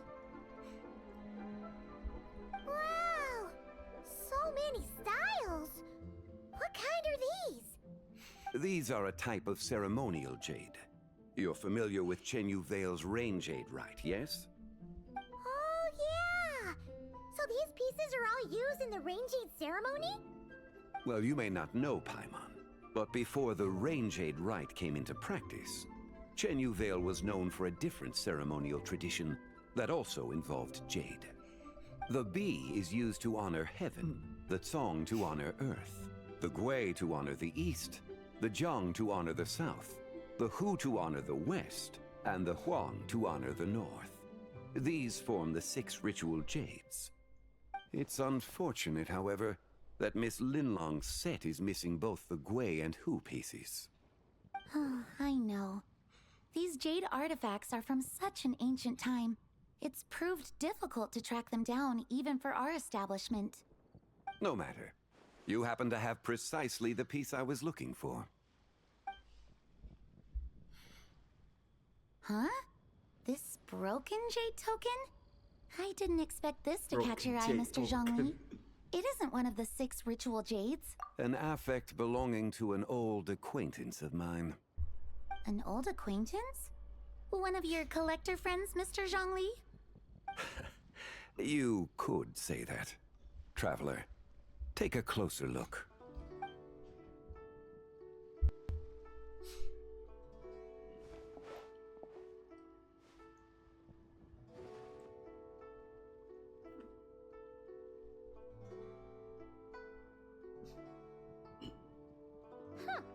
It doesn't look all that special to Paimon. Just seems like a broken artifact. Indeed. It's been thousands of years since the moon has appeared in such a form. So, in the past, the moon wasn't always full. Then, could this missing chunk be from when Jianzhu devoured part of the moon? It's worth looking into. Your insight is invaluable, Mr. Zhongli. I had no idea how special this piece was. Since it has caught your interest, allow Shigu Antiques to cover the cost. Oh, that is far too generous, Miss Linlang. Not at all. I've always wanted to give people a chance to appreciate these snapshots of history. So holding an exhibition like this has been a lifetime wish of mine. And it never would have been possible without your help, Mr. Zhongli. I merely put in a good word with a few acquaintances of mine. And it had a profound impact. Without your recommendation, I doubt half of these collectors would have come to the exhibition. So, on both a personal and professional level, I owe you my thanks, Mr. Zhongli. Wow! Xiangling actually did something useful for once. Huh?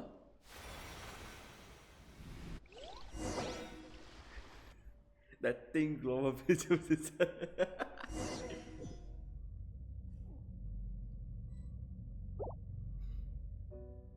Yeah.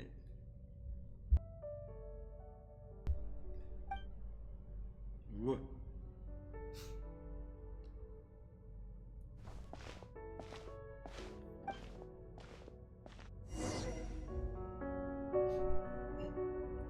Yeah, I want to show you cutscene with the new outfit.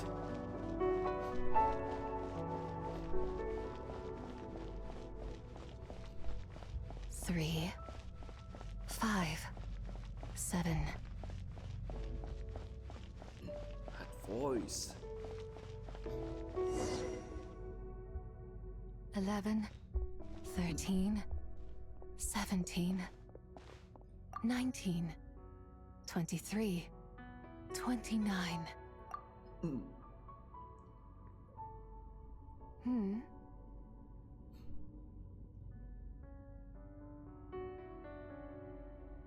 You also enjoy counting in such a fashion, lost child? The same loneliness as them.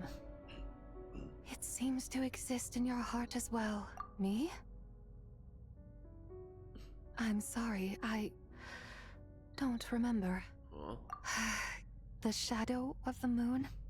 Or a dream of time? I'm sorry. No one has asked me such things before. I've been here for so long.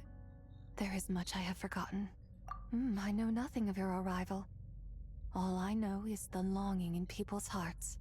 Yet, I sense the moonlight's guidance within you, child. Perhaps that is what brought you here. You seem confused. Perhaps I can help in some way. The path home is... that direction.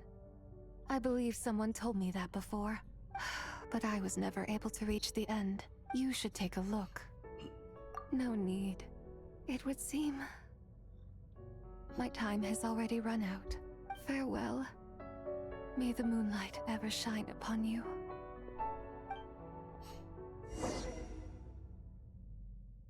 That was the first time the traveler may have side babies. Wow! Xiangling actually did something useful for once. Your complexion looks rather ashen, traveler. Are you feeling all right? Yeah, what's wrong? Does your stomach hurt? Huh? What are you talking about? You were right here the whole time. Ah, I see. I'm afraid we must take our leave, Miss Linlong.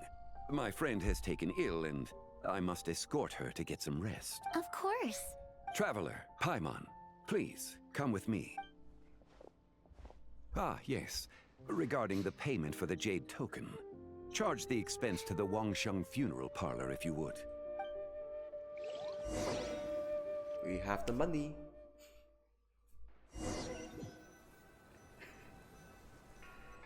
First time we've met Xiaobei in the event. And... oh, we are here. So they did took off. Guess someone's thinking of me. Huh, but this late at night? Where Yula says the Atsu. Must be that consultant of yours. I bet he's out there spending all year more at the exhibition. Yeah, he'd be the perfect employee if he just knew how to rein in the spending. But never mind him. Let's focus on the moon. We gotta see if it gets eaten tonight. I don't think it's going to happen. We've been out here all night, and the moon's the same as up. It is quite late. And Changyun's getting... How about we head back? We can come back another time. Head back? Already? Actually, I do have a new dish I'm testing out tomorrow. And as part of my New Year's resolution, I'm trying not to oversleep. All right. Guess it just wasn't meant to be. Let's go.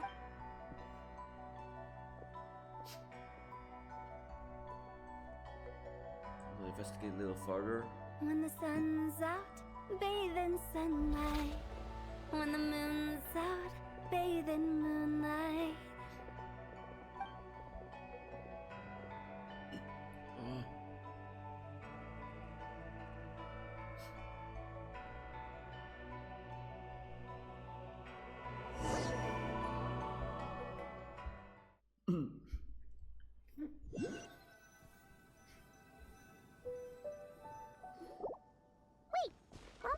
Rest? Why did you bring us here? Because I imagine the traveler would like to know what just happened to her. Oh, right. Ugh, Paimon's confused, though. She could have sworn you were there the whole time. Oh, how is that possible? It sounds like her spirit formed an inexplicable connection with the being in that... Ah, you suspected from the beginning, didn't you? Indeed. The being you met is the fabled White Horse Adeptus, and the original owner of this Jade Token. Her name is Tibai. Wait, Tibai. Does that mean she's inside this token? Huh? No, she does not reside within this token, but rather within the moon's shadow. This token is merely a medium. Word has it you accomplished quite the feat in Nodcry. You and your friend brought the Frost Moon back to Tevat. Tell me, did you ever wonder about the other moon? All the 3 moons. The one that hung in its place for thousands of years. The 3 moon medals. I never really thought about it, but it must have been a fake, right? A harbinger. A fake moon! Indeed, it was false. Its a true small nature, moon. nothing but a projection of the moon. It also happens to be the prison that confines Tibai to this day. Wait, the White Horse Adeptus is trapped inside that projection? Then we need to rescue it! But the moon in the sky right now is the real one, right? Where did the fake moon go? And why can't Paimon see it? With the return of the true moon, the shadow naturally lost its place in the heavens. Now, it is disintegrating bit by bit. It's a process that comes and goes. When it occurs, it looks like the moon is being obscured by a black shadow. But when it stops, the shadow disappears and becomes invisible to the eye. So, you're attacking the real moon right now. Indeed. Okay, this is not what Paimon was expecting. My hypothesis is that people's wishes could be what trigger the periods of disintegration. After all, when you experienced that episode just now, it was precisely when Miss Linlong spoke of her own wish. Wait, is that because the White Horse Adeptus answers people's wishes? The legend must be true then. So, that means the more wishes we make, the faster the fake moon will disintegrate, right? Then it won't be long before the White Horse Adeptus is free! Quite the contrary. After countless years trapped inside, the two have merged into one. When the moon shadow is gone, Zibai will cease to exist in this world. Oh no! So, by bringing the moon back, we actually hurt the White Horse Adeptus? Do not burden yourself with such thoughts. Because of your actions, a promising opportunity has presented itself to us. Let us not forget, what is crumbling is also precisely that which imprisons her. Yes, and that is why I invited you here tonight. Your connection to that broken jade token confirms that you can do what I envision. However, while I had hoped to receive your assistance, this matter could have significant ramifications. I must admit a certain reluctance to implicate you in more of Tevat's secrets. Often, the deeper one's knowledge of such matters, the harder it becomes to extricate oneself from them. You are someone who once traveled through the boundless sea of stars. I cannot help but wonder, perhaps it is wrong for your fate to become too entangled with the fate of any one world. Such is your conviction, then. Since journeying beyond Liyue, you have had ample time to reflect on these matters, it would seem. Very well. The first secret I must reveal is that Zibai has long since passed away. The being within the Shadow Moon is merely one of the 3 deadly selves she severed before her death. Wait, the White Horse Adeptus is dead? Weren't you supposed to tell us how to fix this? Now it just seems even more impossible! Please, remain calm, Paimon, and allow me to explain. The 3 deadly selves is a practice used by those engaged in spiritual cultivation. The intent is to sever the 3 vice-laden mortal selves to reveal one's true, pure self beneath. However, Zibai's 3 selves are more complicated in nature. Because in the moment before her death, someone preserved the shattered essence of her soul and placed the fragments within her 3 deadly selves. If we retrieve the 3 fragments of her soul, there is a chance we can restore her presence in the mortal realm. So that means we can bring her back to life? Yes, provided we retrieve the fragments of her soul's essence from the 3 deadly selves.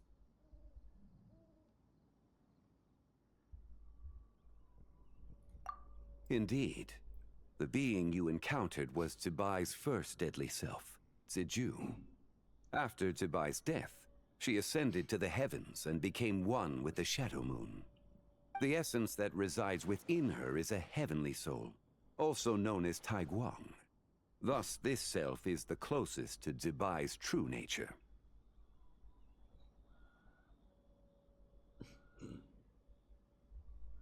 That said, because she is trapped within the Shadow Moon, we have no choice but to seek out the other 2 soul essences first.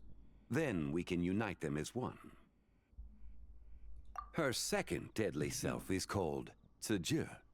After Zibai's death, she fell into a slumber deep beneath the earth in what is now known as the Chasm. The essence within her is the Earth Soul, also known as Xiangling. She is the self that inherited most of Zibai's memories and The chasm? So, do we have to go there to find her? That won't be necessary. I sensed her presence on the jade carriage from earlier, the one at the exhibition. It's possible The return of the Frost Moon awakened her, and she emerged from the chasm alongside that batch of ancient artifacts. Wait! That must be why you agreed to help with the exhibition!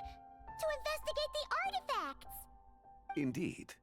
So in truth, Miss Linlong was the one who helped me. The third deadly self is Zichao. The essence within her is the human soul, also known as Yojing, Zibai's shade. Thus she is the most free-spirited among the three. She lent me her aid during the Archon War, 1,000 years ago. But later, as her powers waned, she retreated into the mountains. I imagine finding Zichao should prove the most troublesome, so I shall take it upon myself to track her down. So, we need to find the second deadly self, right? But where do we even start? Locating her should not prove difficult. In life, Zibai was fond of mortals, and as the self who inherited most of her memories and wisdom, Ziju should be the same. It's possible she has possessed someone, and is meandering the bustling streets of Liyue Harbor as we speak. Possess someone? Wait! Are you thinking what Paimon's thinking, Traveler? It caused a scene. What if Yes. she raided a tomb and dug up some super special relic, then got herself haunted by an ancient ghost? Exactly! Lu Xiangxiang! It seems you have a lead in mind already. She'd still be at Boo Boo Pharmacy. She was super agitated when she first got there, so Baishu gave her some calming medicine and told us to come back in 2 days. Do you think it could be her, Xiangling? It's quite possible. The deadly selves are impure beings that can easily influence mortal mind. A sound plan. Well, I should get started on my own investigation. You're leaving already? I must. Zichao went into hiding after the Archon War. If I am to have any success tracking her down, and there's no guarantee, I should start sooner rather than later. Yeah. There's still so much you haven't told us! Like, who the White Horse Adeptus actually is, and how she died in the first place! Not to mention who it was that preserved the fragments of her soul. Should our endeavor prove successful, then naturally those answers will follow. If not, speaking of them would be rather meaningless. It would seem that this is a question you are unwilling to set aside. Very well. I shall tell you. It was the Avatar of Time. Ah, so you know of her existence. The ruler of time saved her soul. Indeed. Preserving what remained of Zibai's soul in the moment before her death. Only the power of time could be capable of such a thing. However, there is no telling what effect it has had on the three deadly selves. In other words, you must exercise caution when seeking out Ziju. On the night of Lantern Rite, countless Shao lanterns, and the wishes written upon them, will be released into the sky. I estimate that this event will trigger the Shadow Moon's collapse. When that happens, the cage that confines the first deadly self will open. That is our moment to act, but also the moment where all could be lost. For if we fail to retrieve the other two soul fragments in time, Zibai's resurrection is hope. As I mentioned before, the answers to your remaining questions should come in time, providing our efforts bear fruit. Let us hope that all proceeds smoothly in the days to come.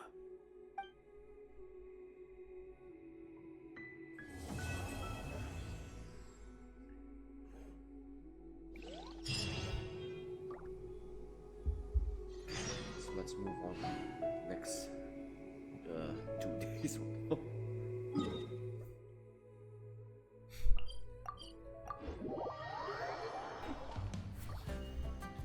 2 days from now.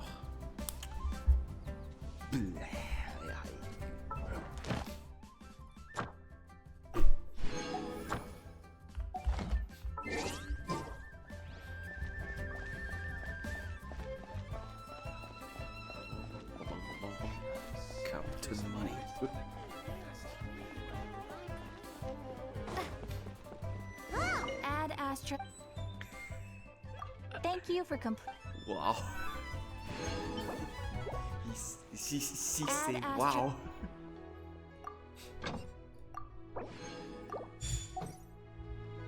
Okay, so let's go to Boo Boo Pharmacy again.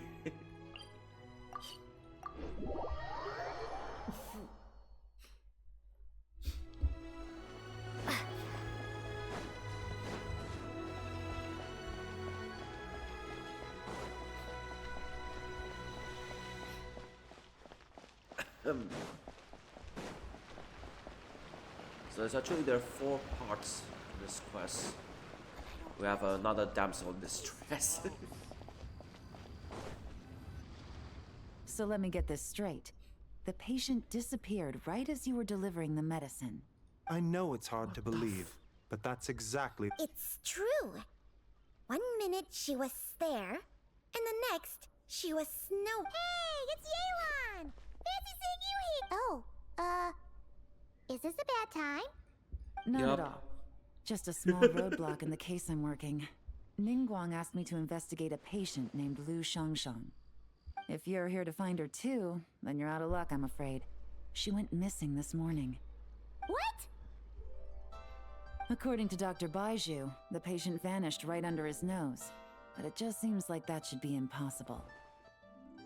There 1 second and gone the next?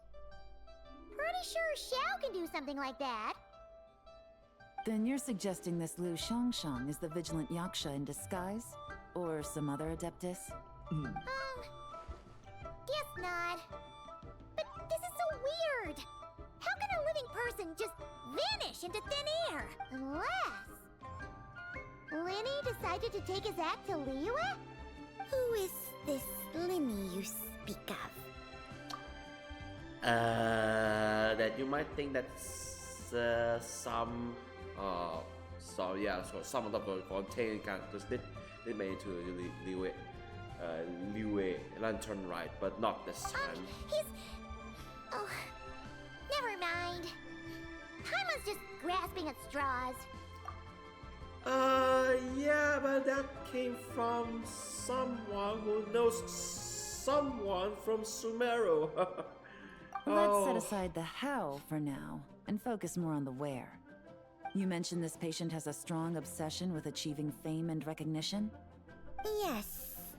She kept talking about becoming a renowned archeologist and making a name for her. So, are we looking for a place where it's super easy to become famous? I think we should check out the Xiao Lantern crafting stalls. Because it's easy to become famous by making Xiao lanterns? A lot of Not Xiao exactly. lanterns. When the people of Liyue need a solution to a problem, their first thought would be to pray to the gods and the Adepti. If her wish is to become famous, she might write it on a Xiao lantern in the hopes that the fabled White Horse Adeptus might make it come true. That certainly sounds probable. Turns out, the White Horse Adeptus might be a lot closer to home than she thinks. How many times? What was that? Nothing. Let's go check out those stuff.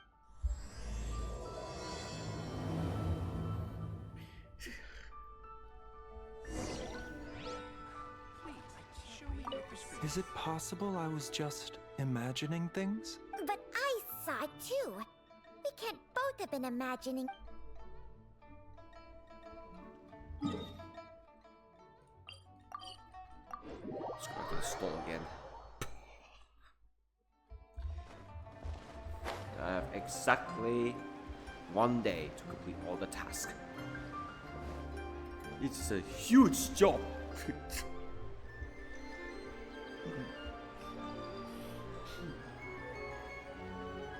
Alright, we're here! Still no sign of Lu Xiangshang, though.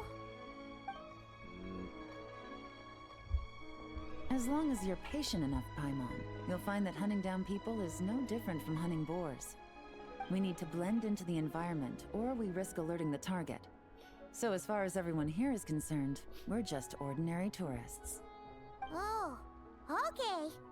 If we need to blend in, Then let's make some shell lanterns and write our wishes down, like everyone else. What's your New Year's wish, Yelan? I haven't given it much thought.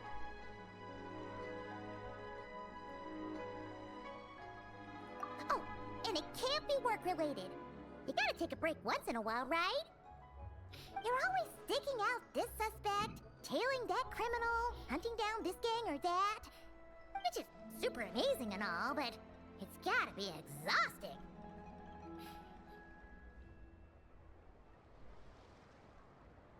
Really getting into this, huh?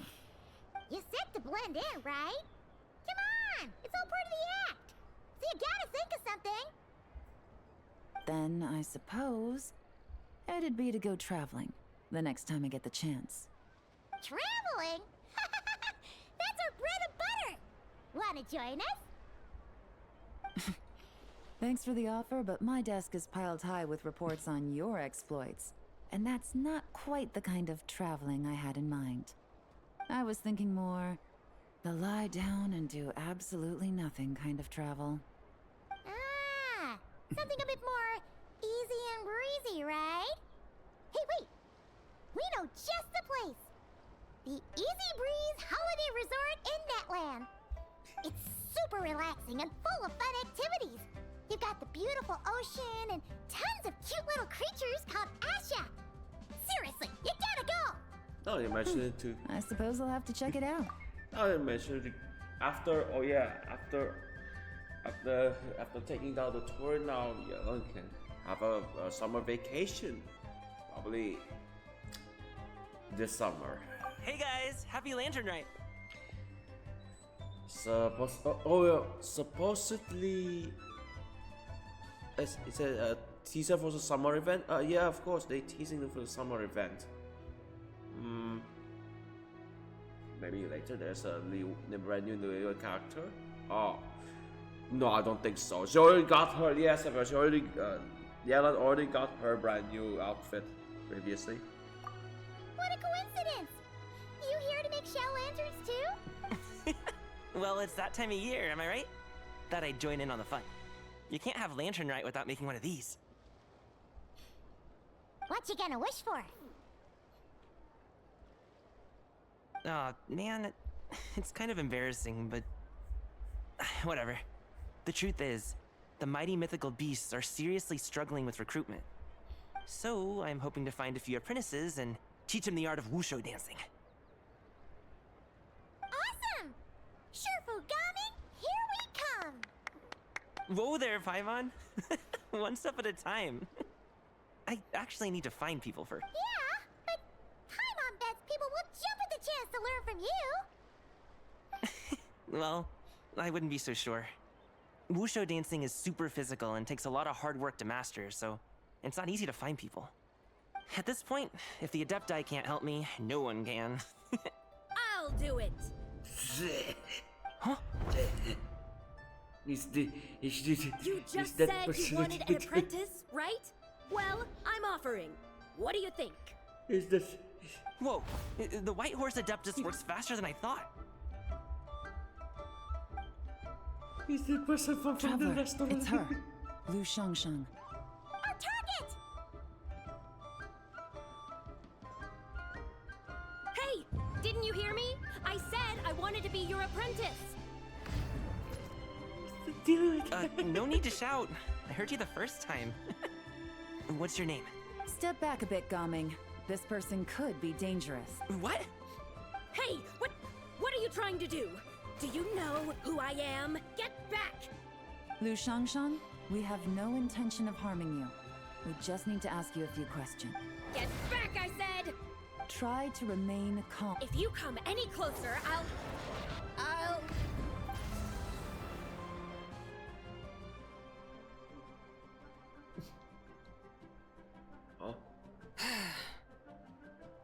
Little wisp of a being. How are you able to see me? So what if I am? Leave at once! You, a mere mortal, whose own life hangs by a thread, would dare reach for the power of life and death? Unless you wish to be condemned to eternal damnation, you would do well to abandon this foolish endeavor. I shall speak on this no further. Don't come any closer.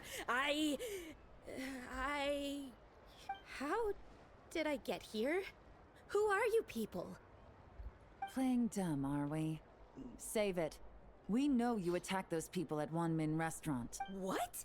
No, I would never. You must be mistaking me for someone else. You don't remember. Of course not. How could I do such a thing? What about the photo you took near Chuang Terrace? What photo? What's going on? It's like tree. she lost her memory or something. Well, this complicates things. I'll take her back for questioning and let you know what I find. It must be from those relics, yeah. Take her away. But I didn't do anything. I swear. That's weird. She seems so normal now, but she doesn't remember anything.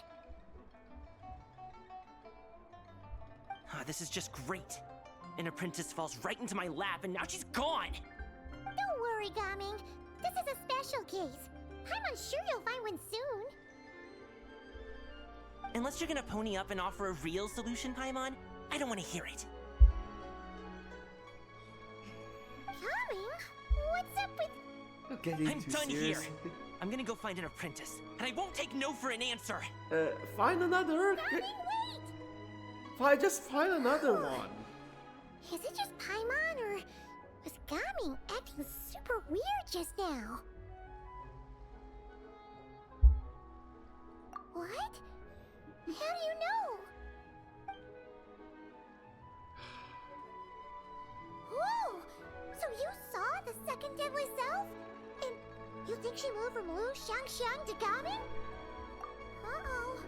Then we better find him before something bad happens! Let's go!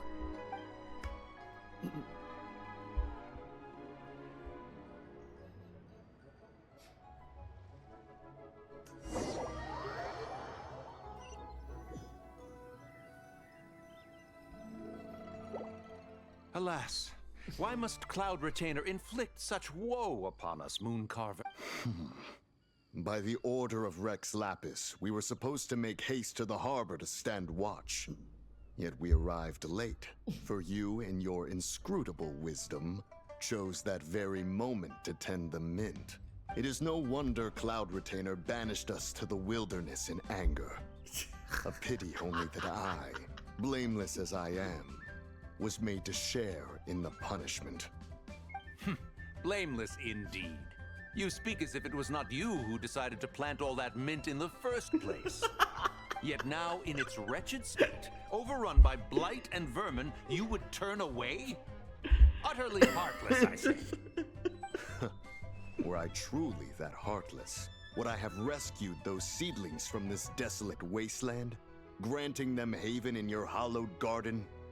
Alas, if blame must be laid, let it fall upon Cloud Retainer for failing to recognize the virtue of our plight.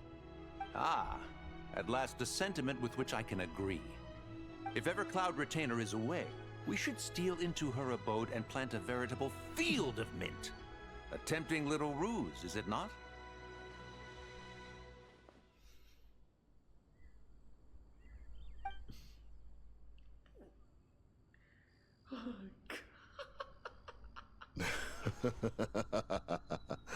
Positively ingenious. Please stop chasing us. Just let us go. Get back here! If you keep running, I'll kill you! Please, we don't know anything about wushu dancing. Just leave us alone. What? You think I'm not good enough to teach you? Just agree to be my apprentices, and then we can talk. That child looks somewhat familiar. Ah, it appears to be the wushu dancer from Liyue Harbor. I have seen him perform on occasion.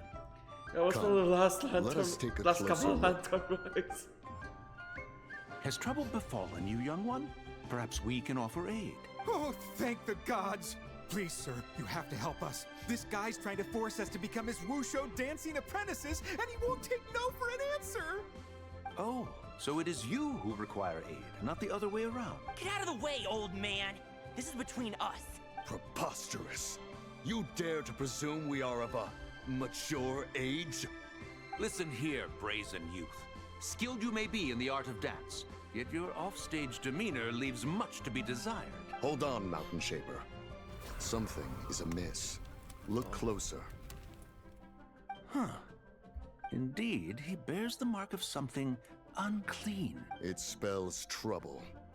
You there, depart at once. Hey! You drove off my recruits, old man! You'll just have to take their place, even if you're a bit on the decrepit side. Many years it has been since a being has dared speak to us in such a manner. Now let us see what evildoer has sought to use you as its puppet, young one. You two, you're Adepti! Does that strike fear in your soul? Whoa! Two Adepti recruits just fall right into my lap? That white horse sure knows how to grant a wish. Coming!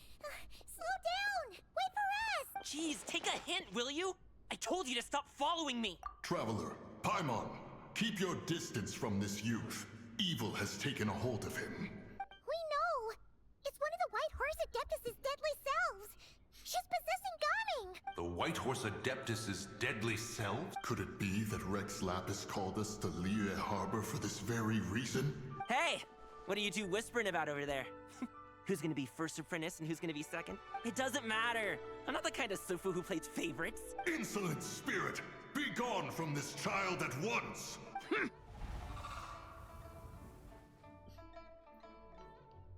Little mite of a mortal.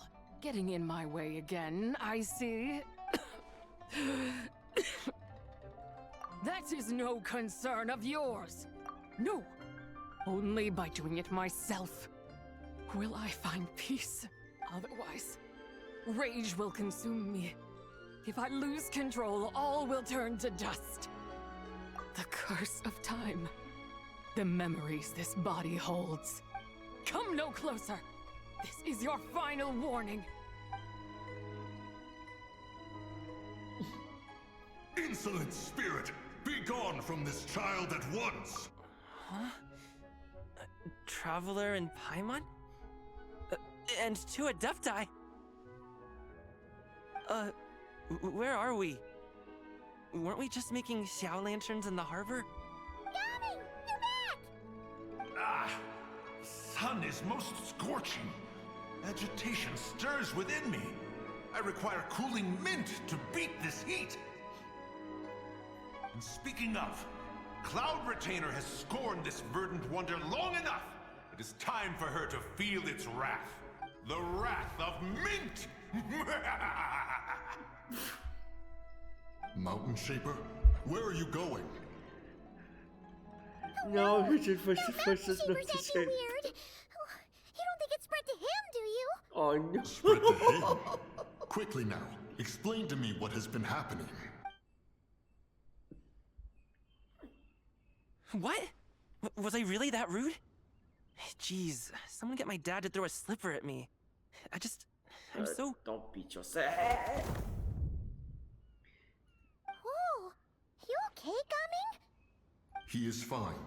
It is simply exhaustion. But to think Mountain Shaper would succumb to something like this, it is most unexpected. So, what do? We can't just leave Gaming like this, but we can't ignore Mountain Shaper either, right? My cultivation level rivals that of Mountain Shaper. Were I to give chase, Zizha would but flee from his form and take refuge in mine. Seek out Streetward Rambler. Cloud Retainer and the Conqueror of Demons should be with her. I shall take this child back to the harbor and join you post-haste. Whoa! What are all the Adepti doing together?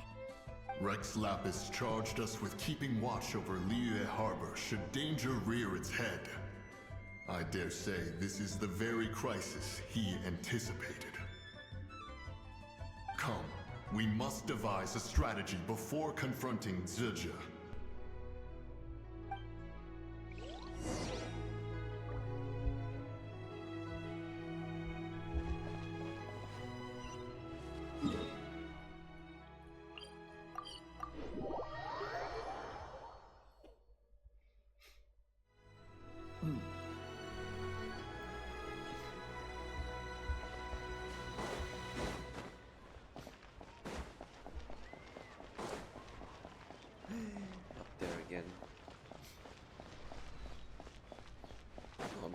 He's going to attack. What's it again? Matter P.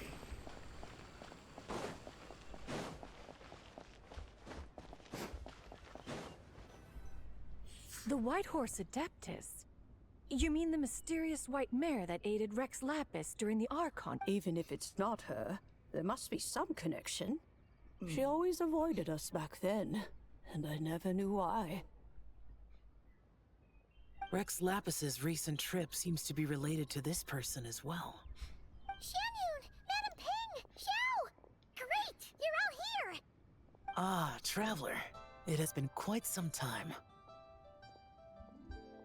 Oh, happy Lantern Rite, Paimon. You're as lively as I remember. I trust things have been well. Sorry, Madam Ping. No time to catch up. Something terrible has happened. What is it? Has Mountain Shaper gotten himself into trouble? Mooncarver is here with you, but he is not.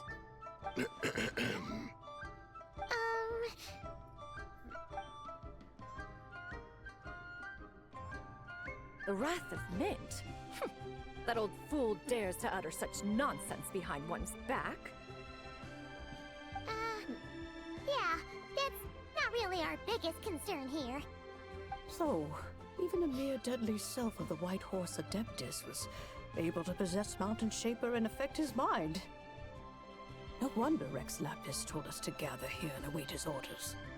Mountain Shaper's cultivation is inadequate. He was caught unprepared.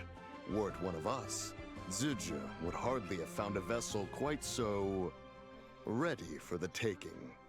Hey, that's not what you said earlier. Where is Mountain Shaper now? A question that hardly bears pondering. Obviously, he intends to plant mint in the vicinity of one's abode. Ah, then he poses no great threat. We might as well let him be. Once he fulfills his wish, it's possible that Zhuge will relinquish him of her own volition. Your ulterior motive is most obvious, Mountain Shaper. You two hope for Mount Outsong to be covered in mint. One can see it clear as day. Not to mention, deadly selves are born of malevolent human desires, and naturally pose a great risk to the form and mind of all living beings.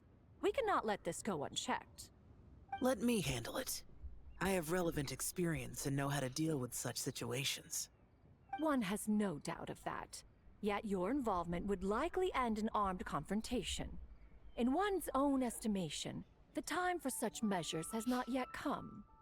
Before his departure, Rex Lapis knew that Zhuge was active in Liyue Harbor, yet told us only to wait. It would seem, then, that Rex Lapis did not believe extreme measures were warranted here. Yes, this is quite a peculiar case. After all, Zhuge's possession does not seem to come with ill intent. It's more like she's guiding those she possesses to fulfill their own wishes. There is another matter of import, however. I sense tremendous resentment emanating from her. What could be its source to render her so unable to find peace?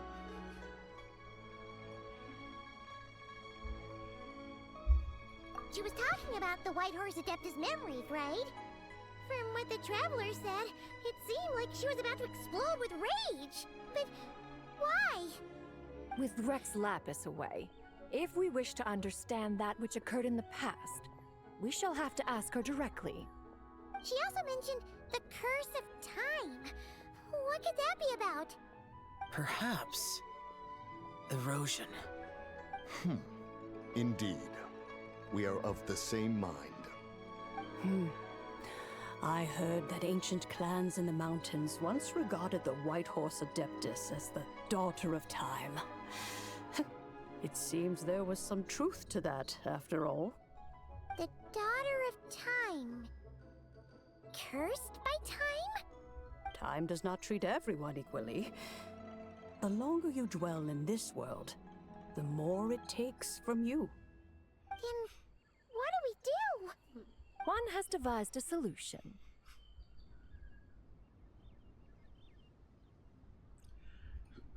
Based on what you have told us, It seems that Zizhi is in the habit of leaping to a different host when provoked.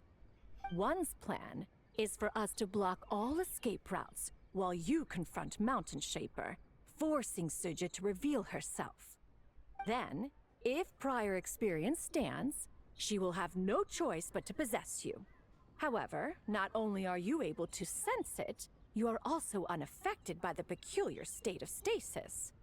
In other words, in that moment, you would have the chance to either subdue or persuade her.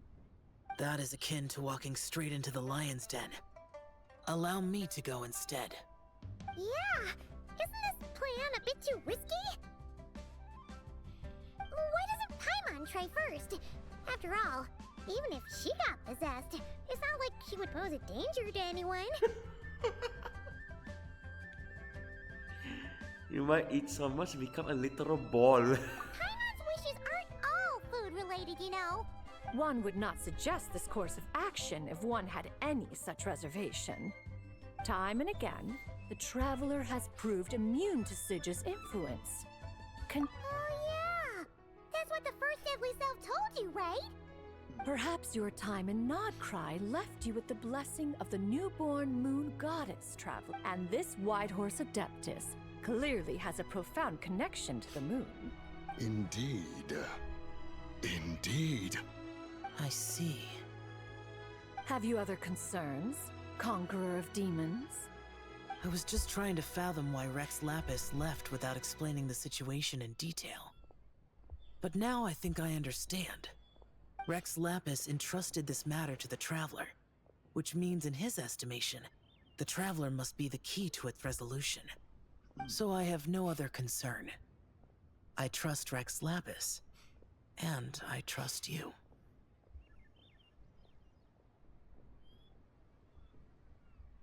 Then we are all in agreement on proceeding with this plan? Very well. We should depart at once, lest we lose our chance. Let us see whether that old fool truly dares to face one's abode with Mint.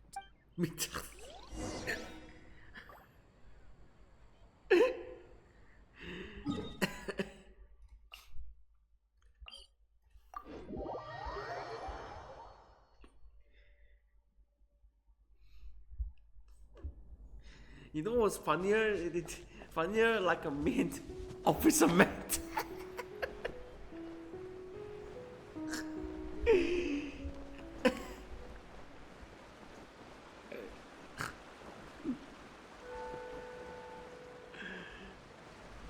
There's Mountain Sleeper right there. One mint, 2 mint, let us plant a whole slew of mint.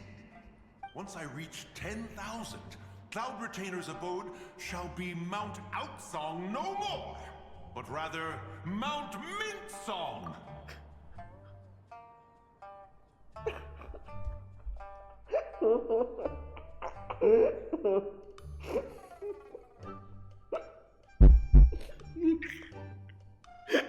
Oh, to behold the look on her face when she is confronted with such verdant splendor! Mountain Shaper, you dare disturb the tranquility of one's abode. Do not take personal offense, Cloud Retainer. He is not in control of his faculties. Exactly. Let it go this once. Zizhi is the one driving him to do— Huh? But Zizhi just helps people fulfill their own wishes and desires. Not now, Paimon. Oops. Sorry, Mountain Shaper. Paimon might have just thrown you under the bus. When he wakes up, we shall have words. Everyone, to your positions.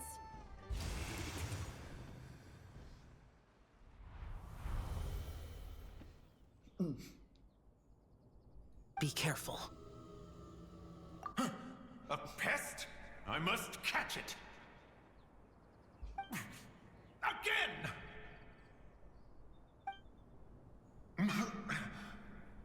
Oh, young one, it is you.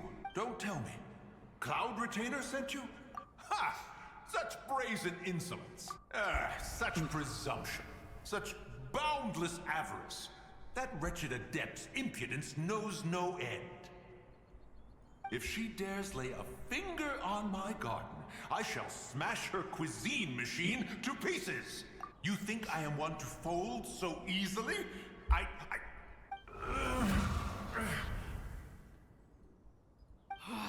Insolent mortal! Time and again, you interfere in that which is beyond you. You make it exceedingly difficult to contain my rage. You have no conception of that which you seek. It is forbidden! You know nothing of my past. My warning was given. The cost entwined with this is beyond what you can bear. Stubborn mortal, you. Very well. If death is what you seek, who am I not to oblige? Come, let us see the extent of your resolve. Your wish is to behold the curse of time and the memories of this form? Then, let it be granted. Huh.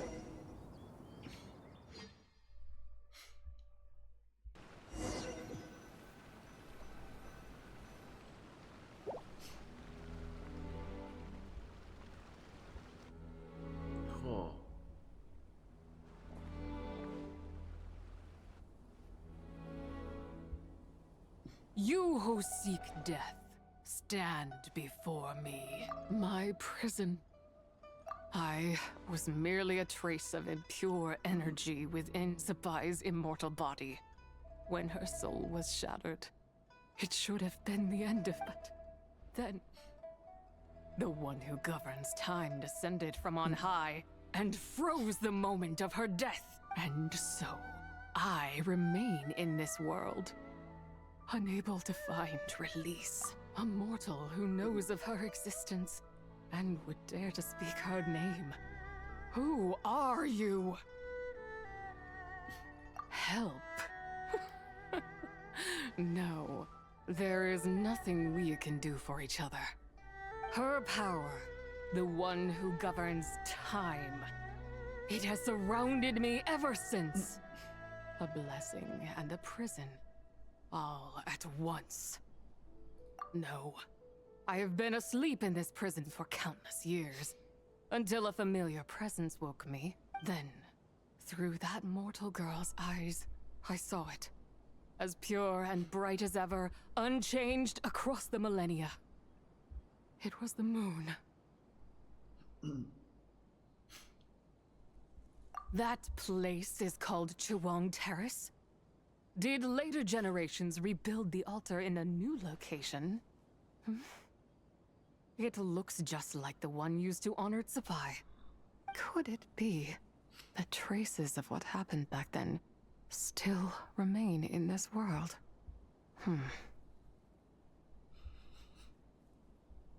That memory is embedded deep within the essence of Zabai's soul. It is one that should have been forgotten. Yet, it is precisely that which haunts my every waking moment, fuels my rage, and denies me a modicum of peace. Now you, a mere mortal, come to seek that which is forbidden. So, let us see whether the fire that fuels your ambition is a hero's wisdom, or a fool's courage. I shall relinquish control over this body's curse, and let it devour everything within sight. Run as fast as you can, lest this prison become your grave. Look, it draws near. The river of time, come to sweep all into oblivion.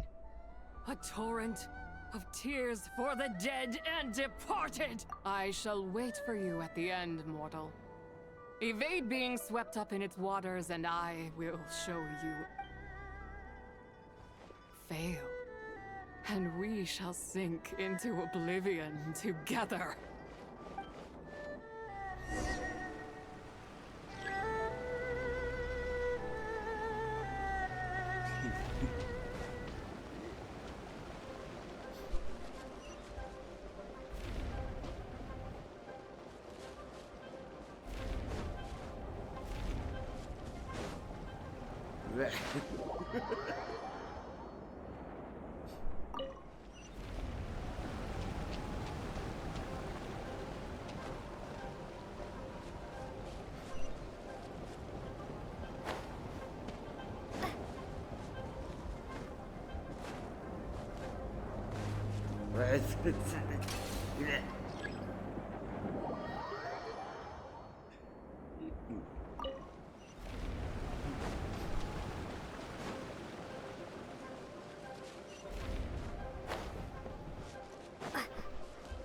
Imagine you playing this for the rest of you just zoom.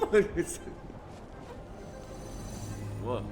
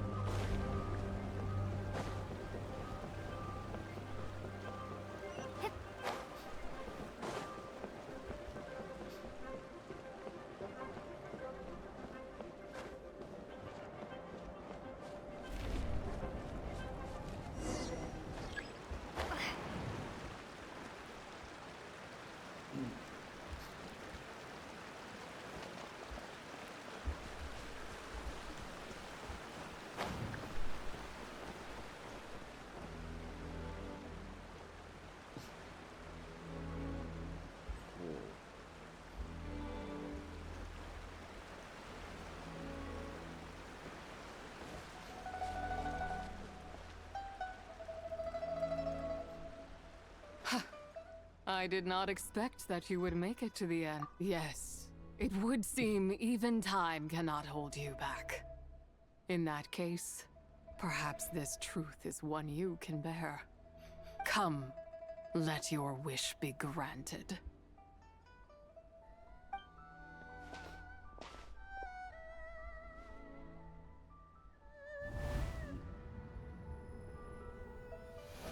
Under moon eternal, in radiant night, a maiden grants silk, soft and light. Under moon iridescent, in night divine, a maiden grants fiber for cloth so fine. Under moon of frost, in night so great, a maiden grants tools to divine our fate. What are Mom and Dad doing? Shh, just make a wish. The kind Adeptus on the moon is listening.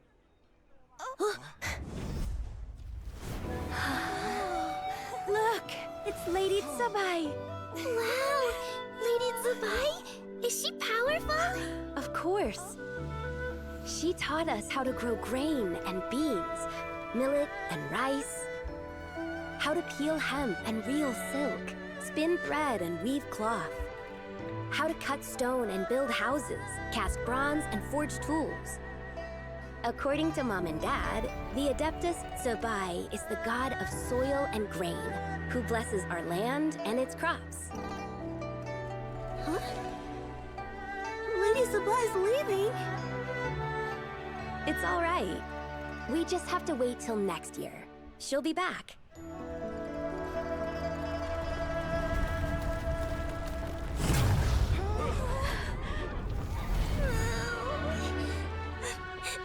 Mom and Dad are gone.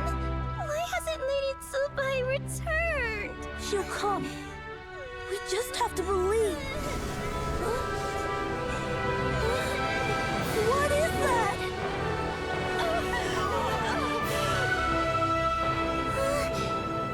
Lady Tsubai abandoned us. All places tainted by the abyss need to be purified. That includes Long Gone. And what of its people? You know what will happen.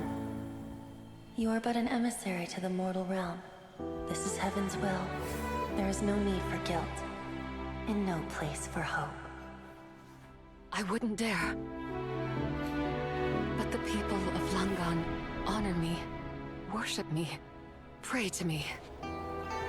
If I do not answer, the guilt will be too much to bear. And if you do, you will meet the same end. Then as their god, I shall die among them. Look!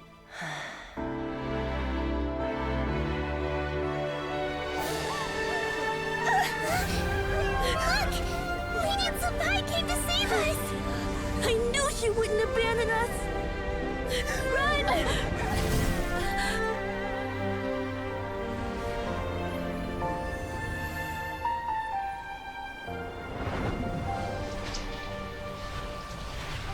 You have done enough.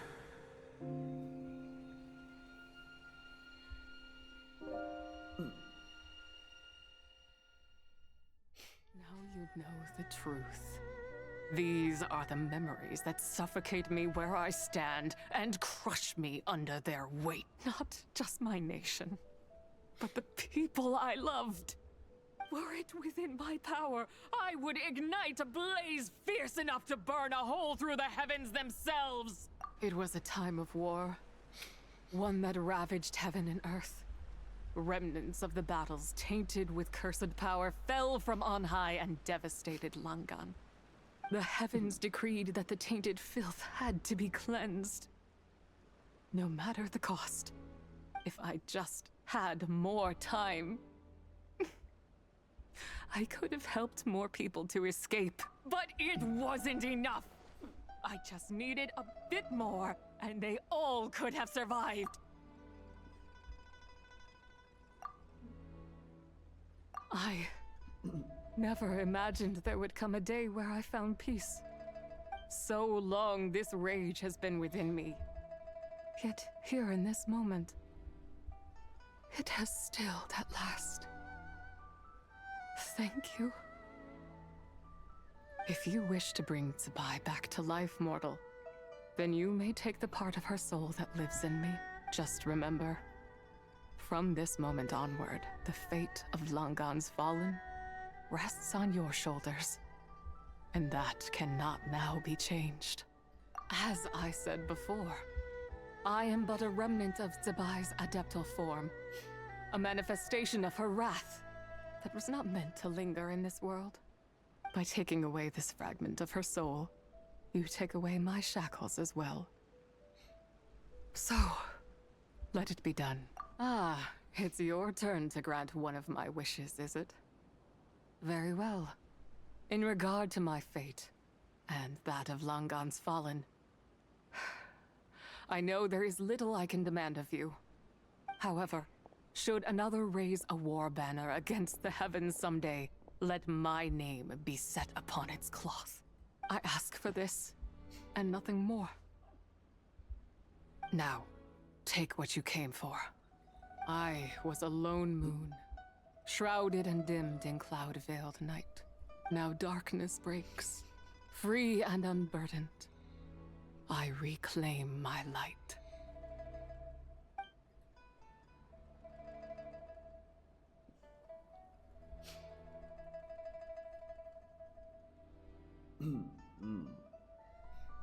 That's one down, two to go.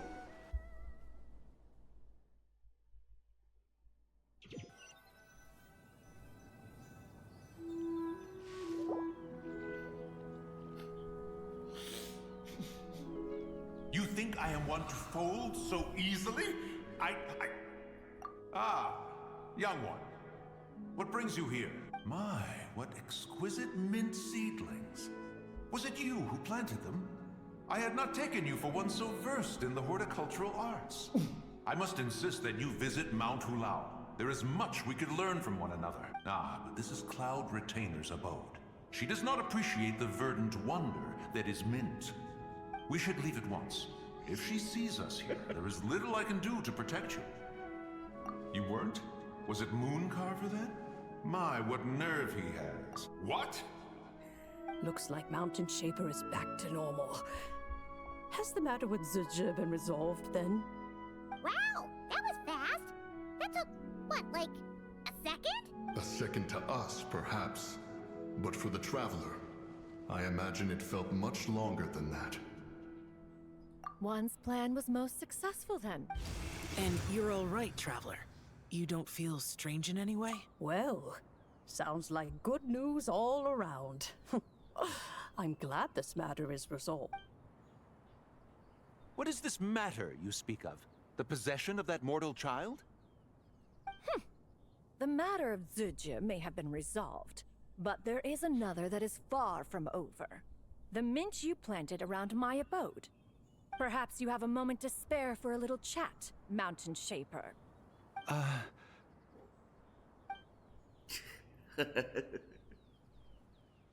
You seem reluctant to talk in detail about what happened with Zicha.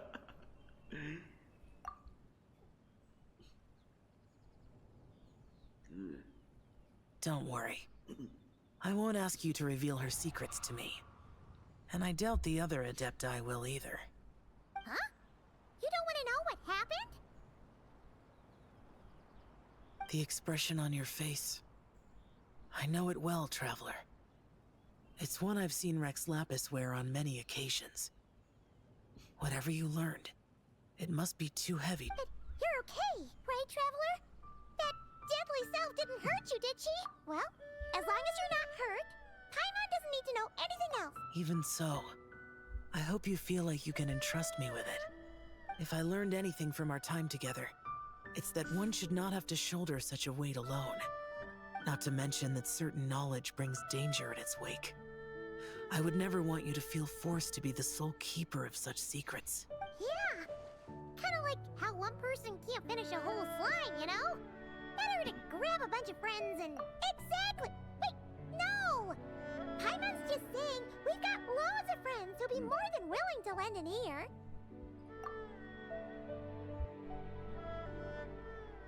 I never knew there was such a tragic chapter in the ancient past of this land. So, the people of that nation worship the White Horse Adeptus as the god of soil and grain. It would seem, then, that Rex Lapis had a similar reason for withholding the details of his recent trip. I've often wondered if he had companions to stand by him before we met. Or if he was forced to face things alone. Regardless, Lantern Rite takes place in 2 days. Let's meet back up again there. If there's no news of Rex Lapis by then, we'll have to come up with a plan. Fingers crossed it all goes well. Lantern Rite coming up.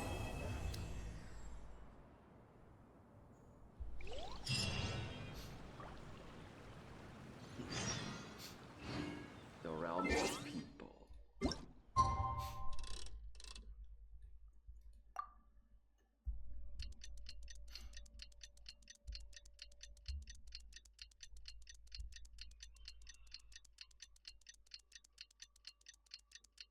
So that's what happened.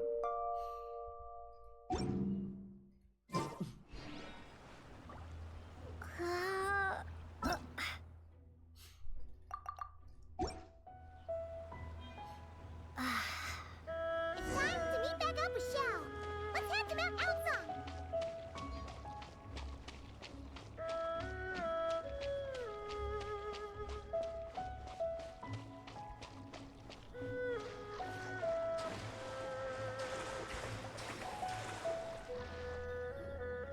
Swim. Xiao, Cloud Retainer, Metaping!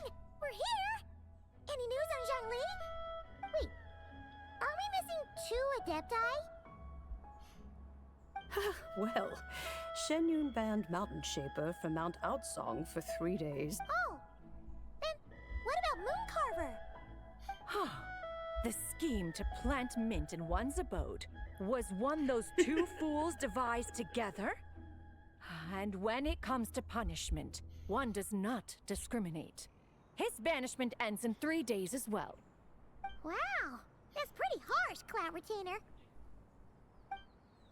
Let's get down to business. We have news of Rex Lapis. Huh? Isn't that... Yes, Rex Lapis's Geopillar. It descended from on high this morning.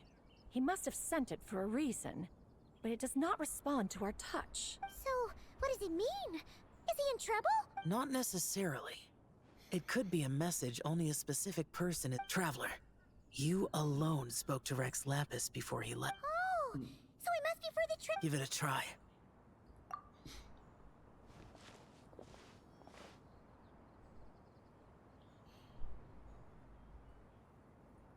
Come to the spring on Mount Qingse. I have left an entrance for you.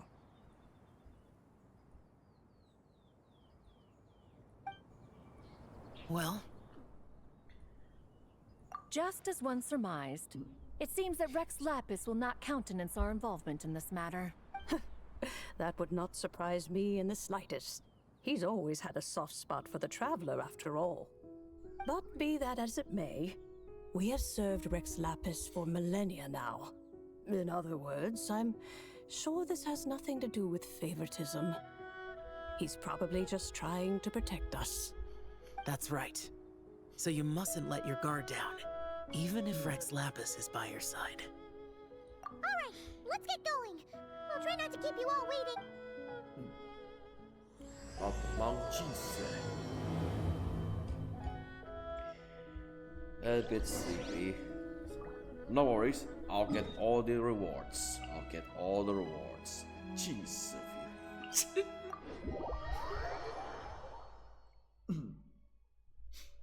And it's raining. No comment. Mint.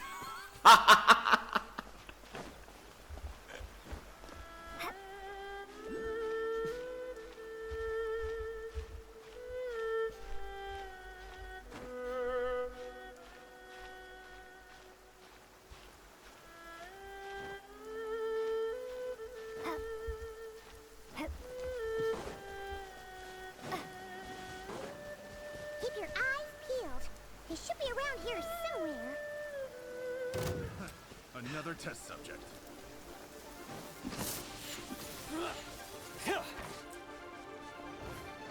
You want to pick the wrong test subject.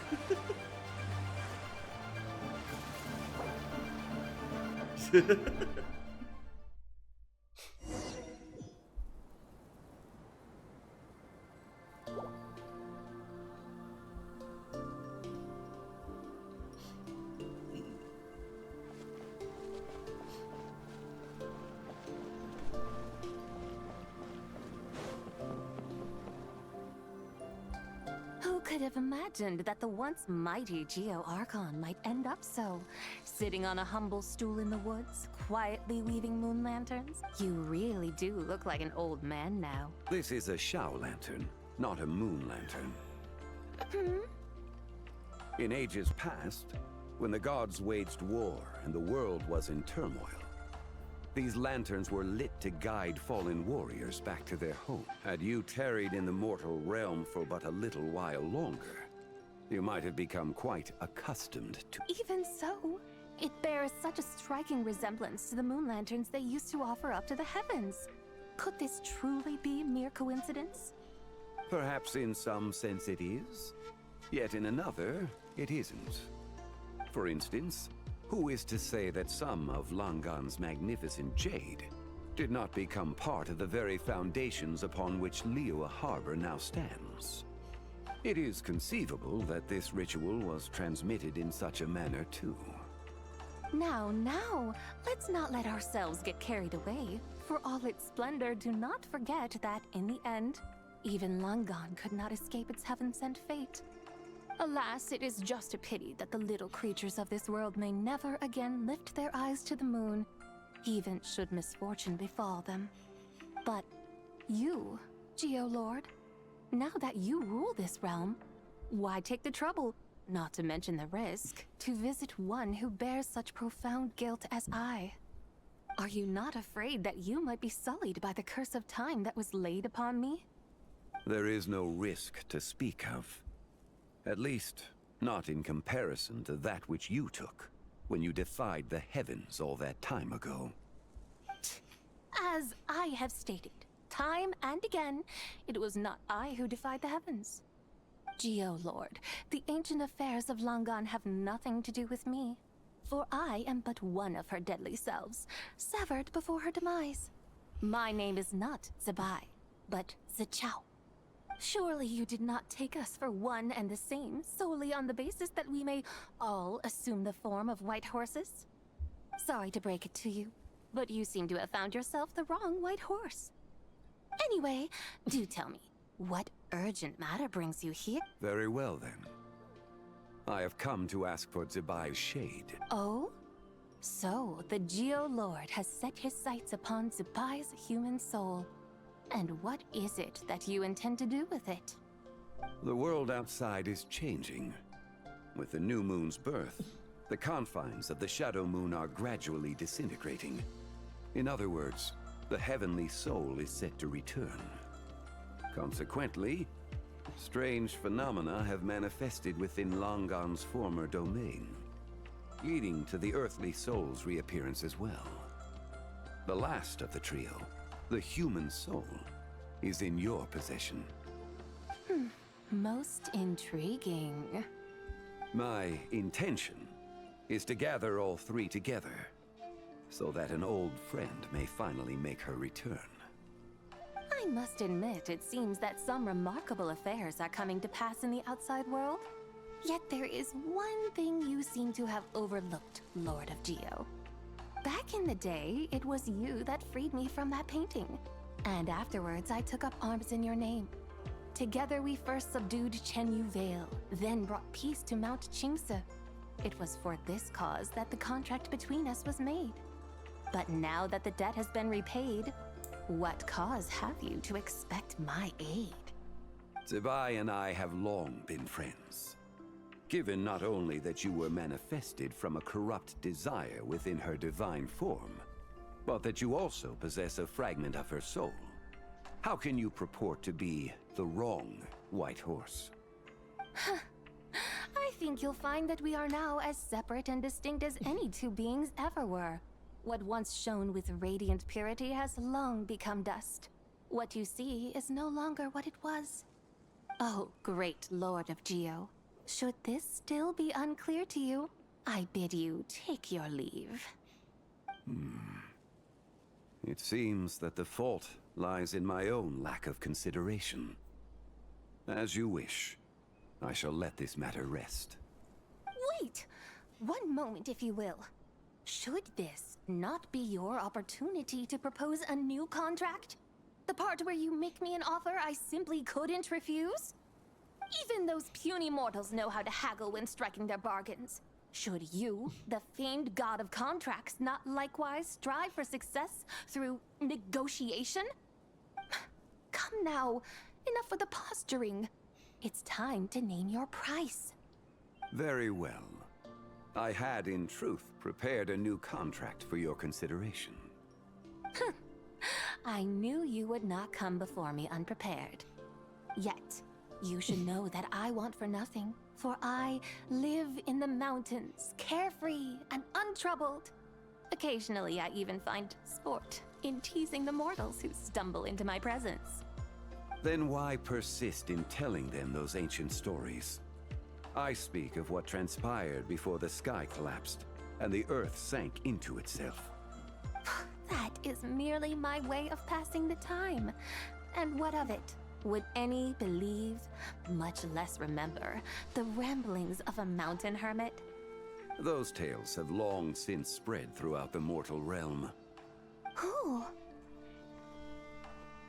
Should my words prove insufficient, I invite you to see the world for yourself. To this end, I have found you a pair of trusty guides. The Lantern Rite is presently underway in Liyue, and should prove quite intriguing for you. So this, then, is the contract you have prepared for me? Indeed it is. Think of it as a contract for a one-day festive excursion. Surely you do not hope to offer this in exchange for Zibai's shade. The foundation of my very existence for a little excursion seems a little steep, wouldn't you say? Why not see for yourself? You can always decide afterwards. The final determination, of course, shall rest with you. Is that so? Then perhaps this deal might not be entirely off the table after all. Where then are these guides of which you speak? Hey, it's Xiangling! Oh, we've been looking for you everywhere. You're here. So these are my guides. Well, well. They certainly look the part, I'll give you that. Guides? Oh, you poor innocent little creatures. The benevolent Lord of Geo has sold you to me, which means that for the rest of this day, you belong to me. Sold us to you? Just what have you gotten us into, Xiangling? The situation is not quite as dire as that would sound. I ask only that you accompany my Adeptus friend on a tour of Liyue. I would suspect that depends on how well you entertain me. Entertain you?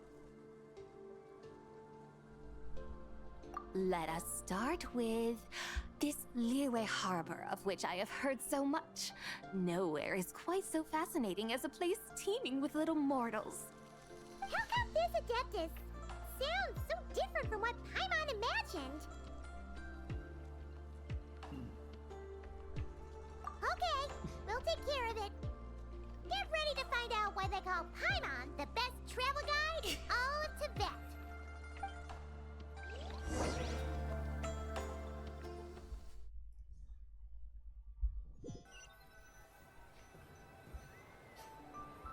Look! We've arrived at Liyue Harbor. Not only is it Tibet's busiest port, it's also the beating heart of Liyue. So, dear Madam Adeptus, where would you like to go first? With humble fare and wine to sip, in comfort clothed and soul at ease, one eats, and all the heart's ills cease. So we're heading straight for the good stuff? Well, you're in luck, because Paimon's an expert when it comes to food. There are two main cooking styles in Liyue. Li cuisine, which is all about mountain delicacies, and Yue cuisine, which is centered on seafood. The most famous restaurants are Liyue Pavilion and Chenyu Kiosk. Oh, now Paimon's starting to drool. Yes, our only option is to go try them both. 2 meals, back to back. Both sound like excellent options to me. Are these the kind of establishments that most people might visit on a regular basis? Not exactly. Both Li cuisine and Yue cuisine are known for their pricey ingredients. Definitely not what you'd call the budget options. But don't you worry about that. Just think of it as Xiangling's little treat. Come on! Aren't you supposed to be pals with Hu Tao? I'm unsure we can afford to spend a little more of her mora at least. Hey! All Paimon wants is to provide our Adeptus with the best possible experience here. Don't you want that too? Both certainly sound like worthy choices. Just now, though, I happened to see a porter pass this way. Where might individuals like him go? A hungry porter, huh? Oh! Paimon knows just the place! Wanmin Restaurant. Yep. Nothing fancy schmancy there. Just tasty dishes made with simple ingredients in a variety of different styles. Most importantly, it's great value for money, too. No wonder everyone loves it, huh? Oh, and the owner happens to be a good friend of ours, too. Wanmin Restaurant. Yes, even the name itself feels lively and down to earth. All right, let's make it our first stop. Yippee! That's a great choice, too. Alrighty, let's head over there right away. Paimon can't wait to dig in. Wanmin Restaurant, here we come.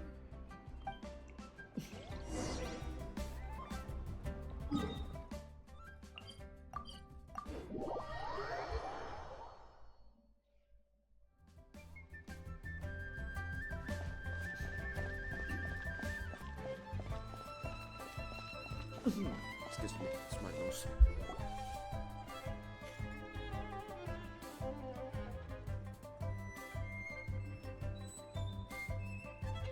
Xiangling, Chef Mel, we're here. Oh, hello there. What a surprise to see you two. Welcome, welcome. Hey there, Traveler and Paimon. real busy today, so grab a table while you still... but... I don't think I've met this lady before. Is she a new friend? You could say that. Oh, I see. Well, hey there. A friend of the Traveler's a friend of mine, too. Don't worry, we'll take good care of you. Just order whatever you want, it's on the house. By the way, I'm Xiangling. I cook here at Wanmin Restaurant. What's your name? Miss Xiangling, have you ever heard of the White Horse Adeptus? Of course. What about her? I am her, and she is me. Huh? You mean you're an Adeptus? Oh, you young'uns crack me up. Come on, Xiangling. You've got to keep up with the times. Haven't you heard of cosplay? It's like a role-playing game where you dress up as famous characters and pretend to be them. Seriously, it's all the rage, and it looks like this young lady is quite the expert. Your friends sure keep their fingers on the pulse, huh, Traveler? Wow, Dad. Didn't know you were so tuned in.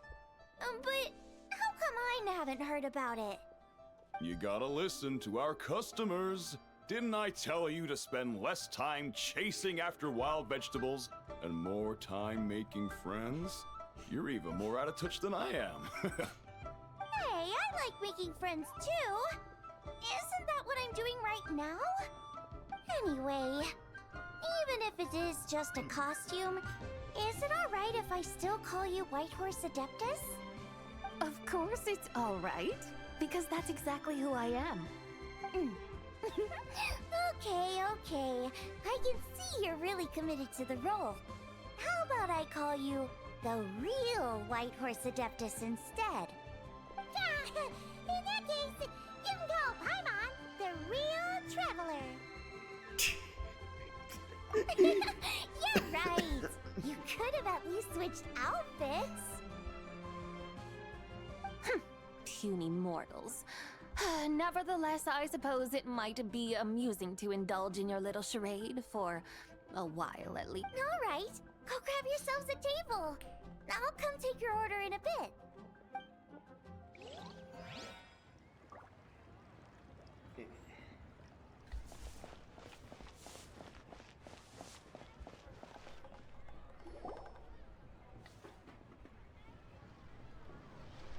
Hello.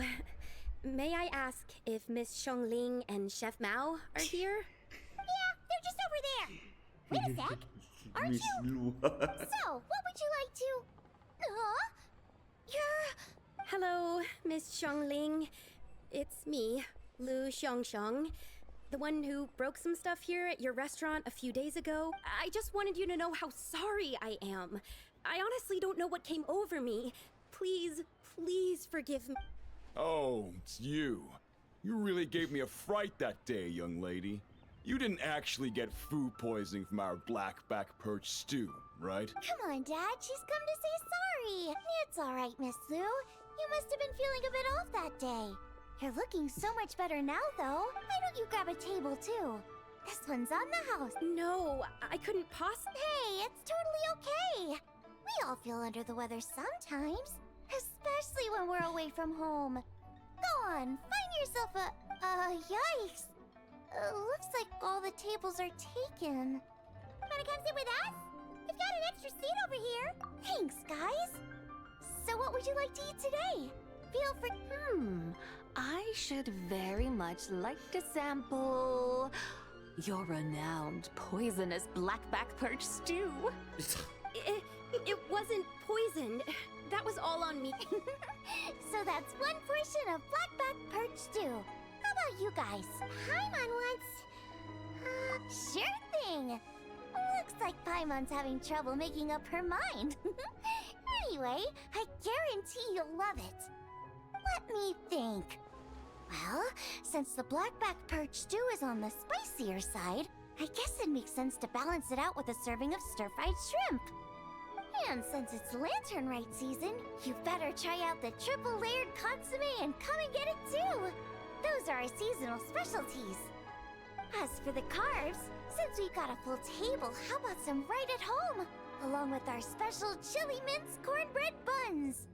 Trust me, you won't be disappointed. Then for dessert, I'll whip you up some Lucky Snow Delight.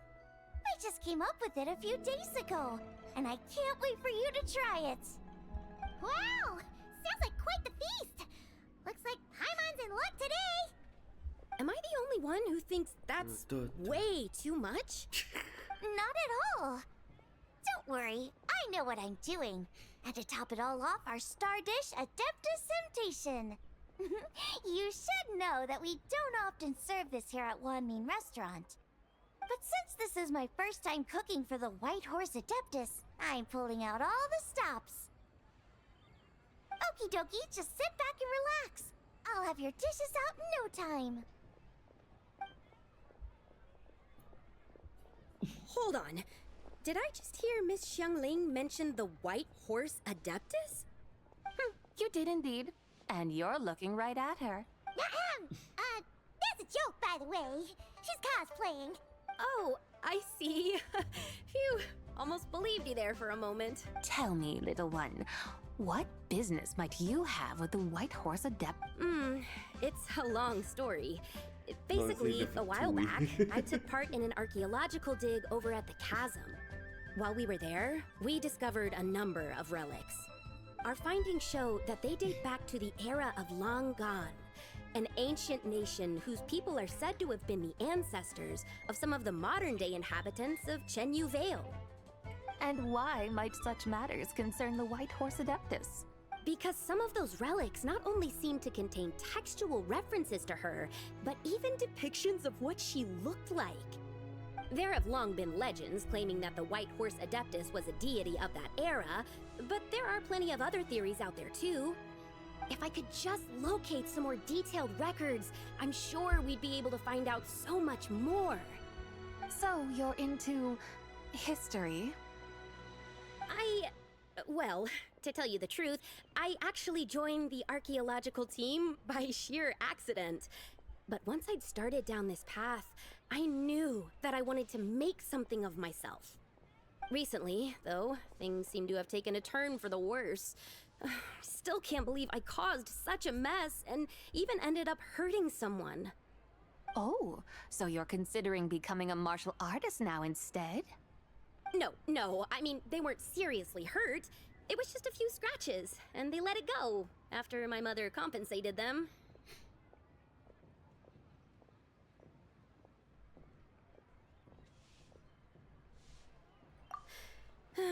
Either way, my career's pretty much over. And even though both the victim and the Ministry of Civil Affairs say they won't be pursuing the matter any further, my father says he's going to punish me according to our family rules. Family rules? Yeah, he's decided to ground me. I'll have to return to Xiangling village after Lantern Rite, and goodness knows when I'll be allowed to leave again. Wow, that's harsh. Sounds like the kind of thing only rich, super traditional parents... We're not exactly rich, though. All we own are a few tea fields in Xiangling village and a guest house in Liyue Harbor. A guest house? It isn't Baiju guest house by any chance? Yep, he's my grandfather. So, you've heard of the guest house before? Small world, huh? Come to think of it, didn't Boss Lo mention something about hoping that the White Horse Adeptus would show up and let her divine power? Sure, but Paimon's guessing this wasn't exactly what he had in mind. Little one, it sounds to me that your family is rather well off after all. What then drew you to archaeology? Why subject yourself to such unnecessary hardships? Even if I stayed at home, there's no guarantee I'd lead a nice, easy life. Just look at my father. Recently, my grandfather put him in charge of the guest house, and he came up with a bunch of ideas right away, starting with changing its name. That didn't turn out well, though. My grandfather yelled at him for days, even calling him a bad son, and they still haven't let it go. Oh! Paimon thinks we might have heard about that too. Long story short, being dependent on others is never fun. You just end up being completely under their thumb. That's why I want to make it on my own out here, no matter how hard it is. After all, as the saying goes, to rise above others, one must endure the hardest of hardships. What's so funny about that? You poor, innocent little creatures never fail to amuse me. To think you would endure all manner of hardships in your brief time on this mortal plane, and all that merely to rise above others. I would have thought that the wiser path would be to simply roam this world as I do. Huh? Tell me, what is it that you truly delight in? Archaeology? Martial arts? Tea planting? Or perhaps the keeping of a guest house? What I delight in? Yes! Surely there must be something you don't find quite so exhausting. Whatever delights you should not feel like a burden. But do things like that really exist? Of course! Take Miss Xiangling, for instance. I defy you to detect even a hint of hardship on her face when she wields her walking spatula. So, since it seems you are resolved to tread the rocky path, you should strive with all your might to pursue that which brings you delight. You mean, like cosplay? I suppose you might say that. Looks like the White Horse Adeptus is really getting into her role. I think I get what you mean then. Maybe I should have a chat with Miss Xiangling before I head home. Okay, everyone. Sorry to keep you waiting. Here's your food. Wow. It all smells so good. Oh, finally! I get to try that famous poisonous stew. Hey! Didn't you hear what Shang said? It wasn't the stew. If anyone's to blame, it's that other you. What's up? How fiercely this mortal fare burns upon the tongue!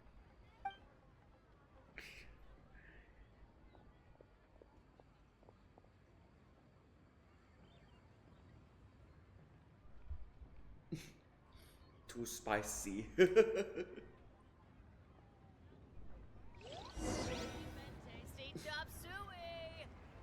Most satisfying as poisonous stews go. So, where to now? Time, I think, to seek out some diversion? Oh, there's plenty of entertainment options in Liyue. Paimon will tell you that. The locals like to drink tea, walk their pets, play chess, watch operas, attend storytelling performances. Storytelling performances? You know, like listening to people telling stories. They're usually based on old Liyue legends, just like their operas. Stuff like The Divine Damsel of Devastation, Through the Eyes of a Dragon, or The Sanctification of Tao Do. What about the story of the bright moon that sits in the sky above us? Paimon doesn't think she's heard that one. Still, the moon does come up quite a lot. It's even in the name itself. The Yue in Liyue actually means moon. Since we're on the subject, you like telling stories yourself, right? Why don't we go check it out? Like, in that case, that. I'll have to trouble the two of you to lead the way. Awesome! Let's go! Third round knockout?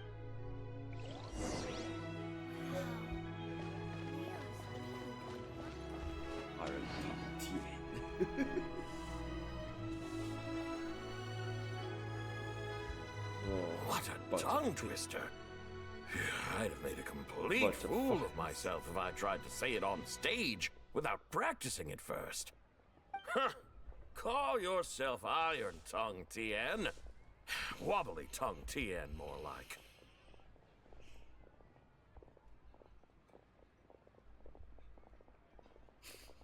Wobbly tongue. I used to have that problem a lot. But if you just take your time to grasp the meaning and commit it to memory, you'll be able to say it smoothly in no time. You're right, Miss Yoon. I'll give it another try. Hey, Yunchin! Fancy seeing you here! What are you two talking about? Ah, Traveler and Paimon, we meet again. And who, may I ask, is this? You may call me the White Horse Adeptus. The White Horse Adeptus? She's not really unadapted. I see. Well, it certainly looks like a lot of fun. Oh, funny you mention it. This type of thing is actually something I'm quite familiar with. Once, to perform through the eyes of a dragon, I decided to imagine that I was Rex Lapis himself. It was the only way to truly inhabit his mindset and understand his resolve to quell those demons. Sounds like you just wanted an excuse to feel all big and powerful. Hey, that's... You just don't understand how inspiration works. You're one to talk. Paimon's traveled all over with the Traveler, and she's seen things that would make your jaw drop. All right, then. Since you claim to be so knowledgeable, why don't you prove it by reciting an ancient poem? An ancient poem? Which one? Ha! See? You mean to tell me you've never even heard of the ancient poem called An Ancient Poem? What kind of a title is that? Quit teasing, Paimon. We only just found out about that ourselves. It's ancient poem, ancient poem. When we first saw it, we couldn't figure out what it all meant. So in the meantime, we decided to just refer to it as an ancient poem. Ancient poem, the ancient However, poem. thanks to the painstaking work of the scholars who were tasked with decoding it, it seems like that's exactly what it was. Or rather, an ode offered in veneration of the moon and the White Horse Adeptus. Oh yeah! Didn't Keqing mention that before? It's got something to do with Longon, right? That is correct. The Ministry of Civil Affairs has issued a notice stating that, although it is true that the moon may disappear tonight, we should be in no danger. In other words, there's nothing to fear. But if you're worried, we can always take a leaf from the Book of the Ancients. By reciting this poem, I mean, and calling for the White Horse Adeptus' aid. If we do that, I'm certain she'll protect our moon and keep us safe. Look, seriously? Paimon has to get a look at this.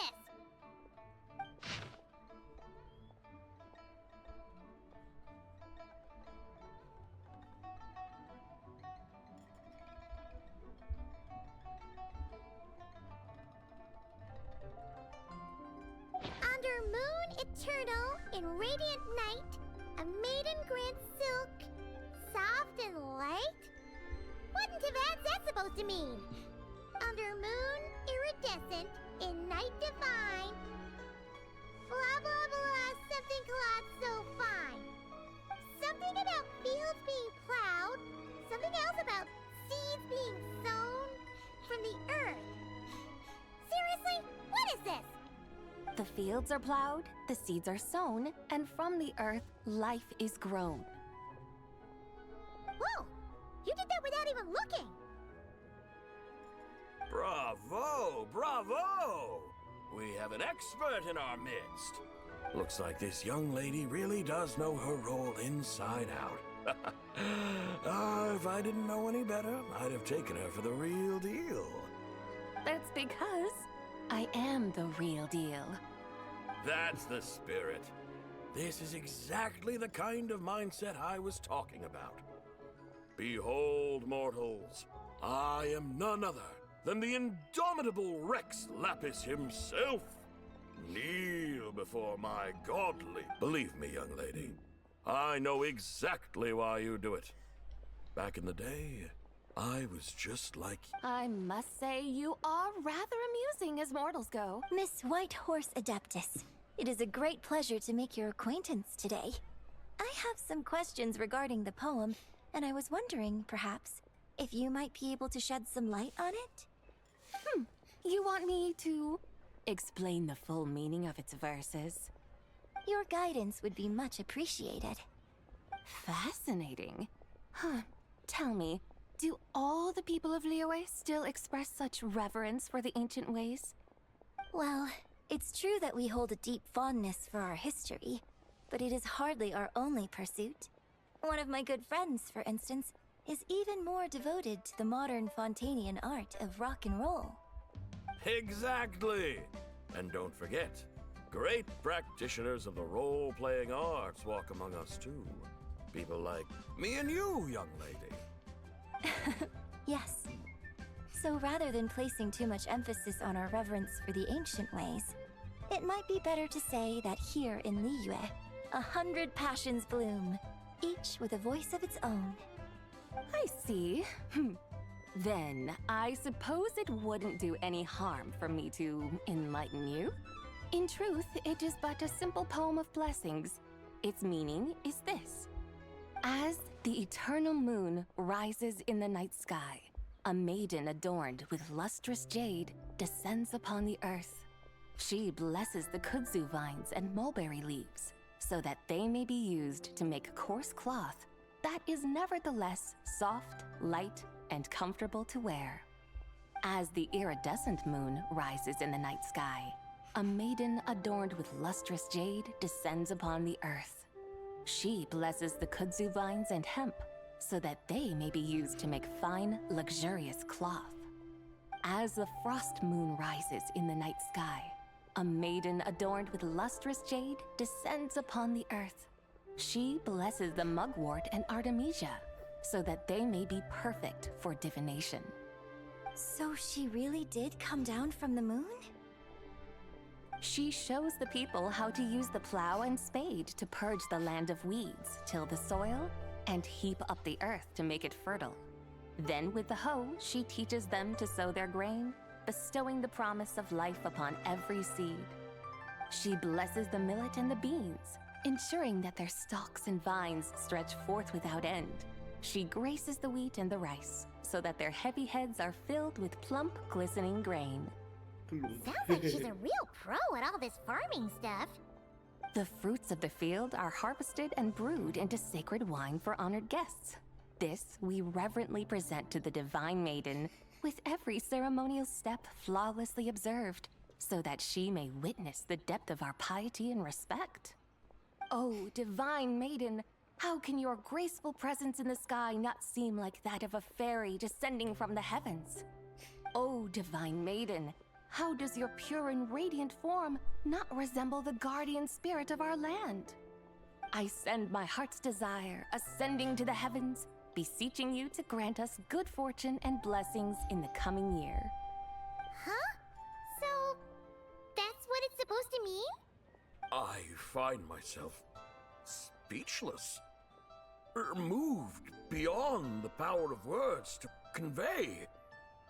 Oh, young lady, you have shown me the heights to which a true role player might aspire. A truly remarkable performance.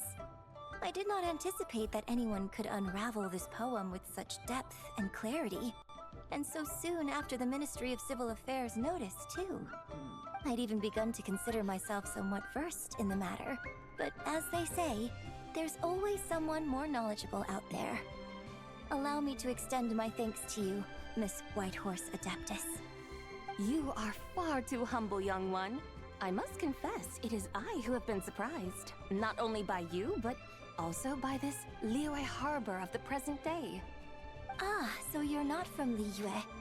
And what, may I ask, has surprised you about it? Oh, it's nothing really.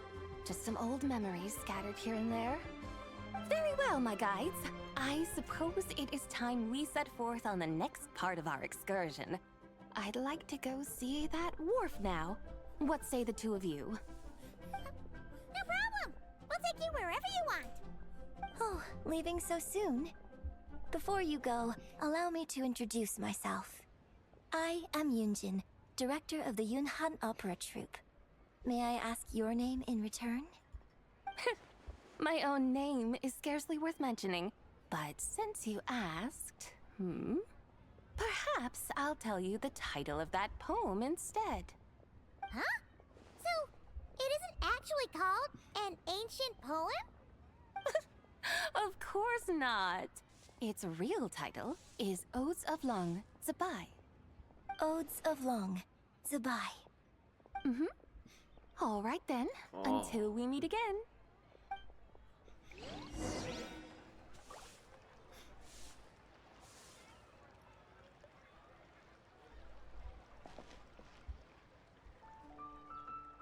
shop lantern.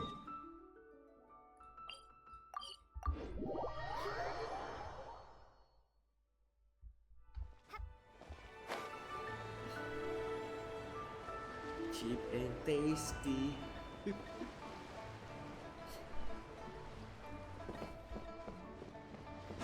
Oh, no touching the horns this time. Don't touch the horns. Get freak out. Freak accident. Hey, Ganyu! I almost forgot to mention. On my recent trip to Notcry, I came across something really fascinating in the Frost Moon Scion's library. I found records in their collection of another divine envoy living on the moon. A divine envoy on the moon? You don't think it could have been referring to the White Horse Adeptus too, do you? No way to say for sure. Still, the similarities between our legends are intriguing, to say the least. Isn't it amazing? Especially when you consider how far apart we are. It truly is. We might live in different lands, but when we look up at the night sky, we all see the same moon and stars. Right? It's like we're all bound together, no matter where we are. When you think of it like that, it's almost as if our friends from other nations will be right here celebrating with us. Isn't that a wonderful thought? No wonder you were so excited to go see the giant lantern when you first got back. Sounds like you're a real fan of the White Horse Adeptus, huh? I guess you could say that. Just a pity she's so elusive. Even Granny's never met her, you know? Maybe she really is just a legend after all. Hey, Yanfei and Ganyu! Trust, Paimon. The White Horse Adeptus is as real can be. Huh? Oh, look! It's the Traveler and Paimon! Feels like I haven't seen you two in, like, forever. Happy Lantern Rite. It's so good to see you. Hey, you two. Happy Lantern Rite. Did I hear you right just now, Paimon? Does that mean you've actually seen the White Horse Adeptus? She has indeed. And now, so have you. And you are? Why, who else?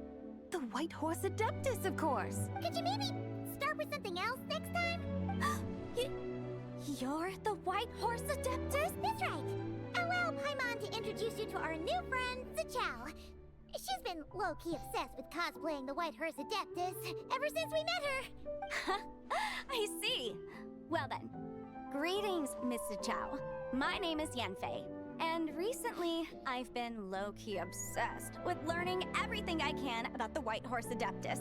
I'm sure the two of you will get along like a house on fire.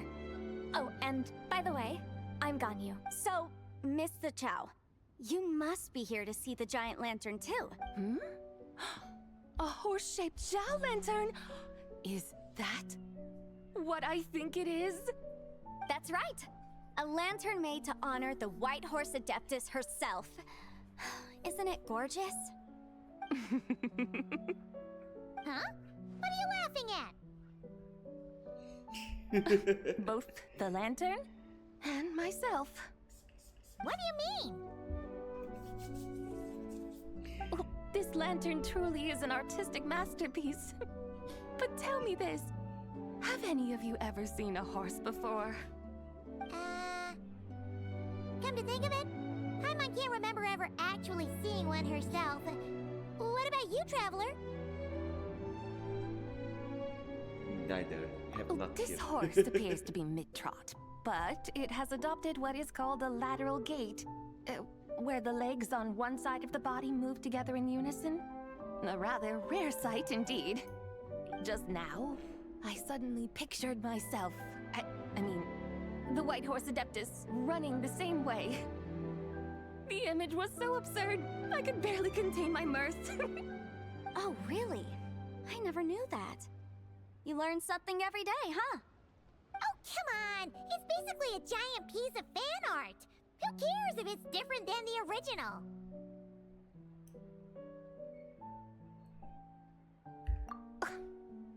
I was merely laughing at my own ignorance.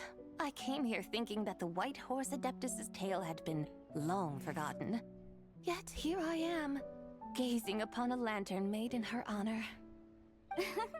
Well, you couldn't have been more mistaken. There are so many tales about the White Horse Adeptus, I'm starting to lose count. Just off the top of my head... Just so you know, Yanfei, we've heard it all like a million times before. Uh-huh. But there's one thing I can guarantee that you haven't. Huh? You mean like a new chapter of her stories come to light? Mm-hmm. And I heard it from Ganyu just yesterday. Hey, why don't you share it with the others? Sure, no problem. Where to begin? Do you guys still remember what Liyue's Moon Chase Festival is about? Of course! It's a festival held in honor of the Stove God! That's right. But it took a really long time for the Stove God Festival to become what it is today. Oh yeah, the event In is its called Moonlight earliest form, Merriment. it was actually an adeptal ritual known as the Moon Chase Rite. This is the event that wasn't took place during Lantern Rite. It's during the first anniversary of GI. Paimon remembers Madame Ping mentioning that before, but she never explained exactly Oh yeah, what yeah. it was. That was also a disaster, but it doesn't even count as a Lantern Rite. That was a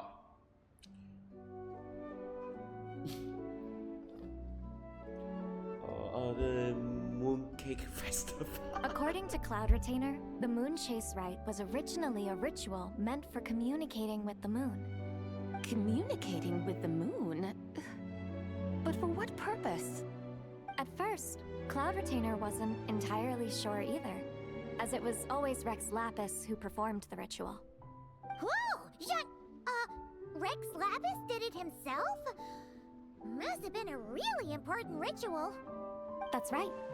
Unfortunately, despite numerous attempts, they never actually received any response from the moon, which is why they eventually stopped performing it. But then, just yesterday, Keqing took a picture of the moon being obscured by a dark hole to Cloud Retainer and asked if it had anything to do with the Moon Chase Rite. The moment Cloud Retainer saw it, it suddenly dawned on her that the rite might have been an attempt to reach the White Horse Adeptus all along. Does that mean Xiangling's been trying to bring back the White Horse Adeptus all this time? So how about that? Bet you never thought there might even be a link between the White Horse Adeptus and the Moon Chase Festival.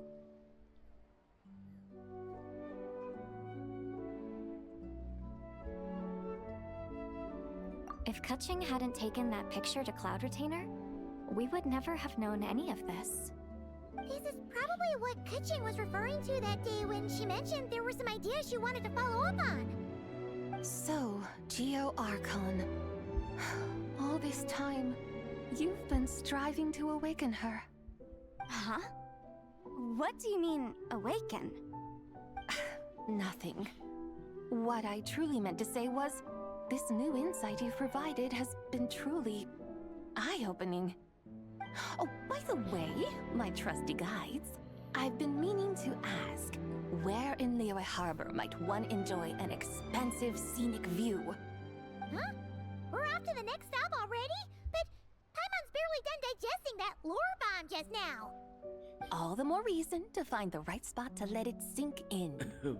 Oh, so that's what you're up to. A tour of Liyue Harbor? In that case, if you're looking for a spot with a panoramic view, I'd recommend Yujing Terrace. That's a great idea.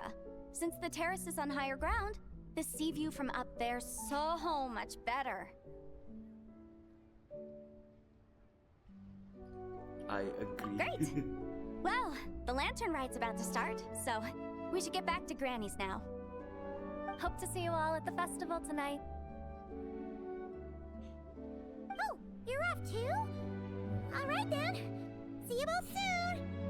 See you soon.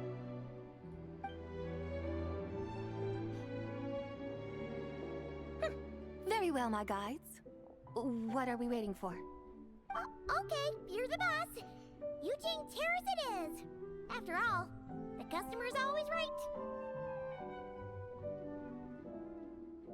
Something else you needed to do? Oh, Paimon likes that idea. And what, may I ask, is a photo? function that lets you record moments in the blink of an eye. Except, you've gotta try not to actually blink. Oh? What must I do in preparation then? Nothing.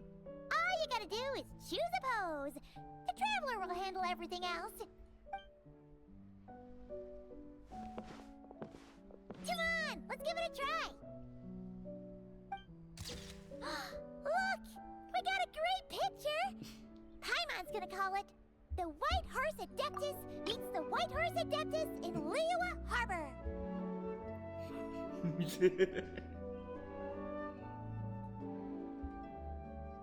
Huh. They've even discovered a way to preserve moments in time.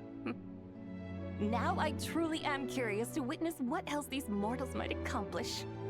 Very well, let us proceed. Eugene Terrace lies in that direction, does it not? Hey, wait for us!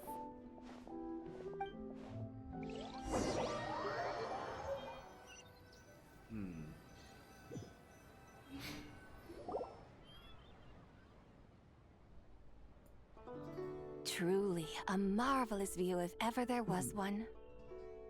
It seems the charm of this Liyue harbor is only heightened by the sun's dying light. And soon, people will start releasing their Xiao lanterns to mark the most important day of the year. Practically everyone will be with their friends and family, eating a big meal, chatting, and even setting off fireworks. Trust Paimon, it'll look even more amazing then. What do you say? Want to stay to see that? No need. Let us bring this weary day to a close. Weary day? You mean you didn't enjoy your tour? I had imagined you would arrange for me to witness some grand spectacle. Perhaps the descent of divine beings, the manifestation of the sacred before mortal eyes, or the appearance of a selfless hero come to aid the helpless and downtrodden. Or, should that not come to pass, then at the very least, spend a little more coin. For that, it seems, is how one finds true enjoyment.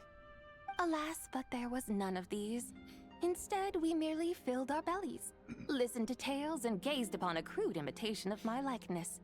And now the sun begins its descent. What a day of quiet tedium.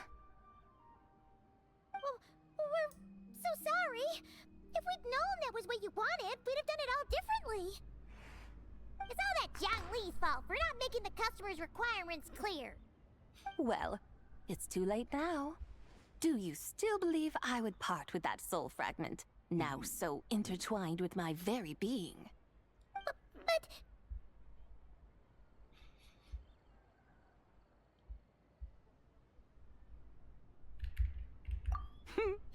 I knew you were the more astute of the pair. Huh? You were just trying to scare Paimon? It seems the realm of the Geo-Archon has a way of making one more stony-faced. So, you were just pulling Paimon's leg? Of course. I was merely engaging in a little banter with the two of you. Long ago, I shared tales with various mortals who chanced upon my mountain abode. Never did I imagine that those stories would endure. It seems I greatly underestimated them. Perhaps, as your Geolord said, a few pieces of ancient Langan's magnificent jade have truly become part of the very foundation of this land. So, you've decided to help us? Again, that goes without saying. I made up my mind some time ago now. When I beheld a rather intriguing scene as I set foot in this city, I saw porters passing through the alleys, setting down heavy wooden crates from their weary shoulders. Peddlers pushing carts as the kites and lanterns upon them rustled gently in the breeze. I saw cooks cooking, actors acting, scholars reading, soldiers marching, children playing, elders resting, officials officiating, and the common folk absorbed in this or that. Some, it seems, have already found that which stirs their hearts, while others continue to fret, troubled by uncertain futures. Yet, In this gentle and serene order, each holds fast to their anticipation, not only for the celebrations to come, but also for the first light of the morrow. Scenes I once yearned to behold now unfold before me, no longer in Langan, but in Liyue Harbor, thousands of years on. How wondrous is this mortal realm?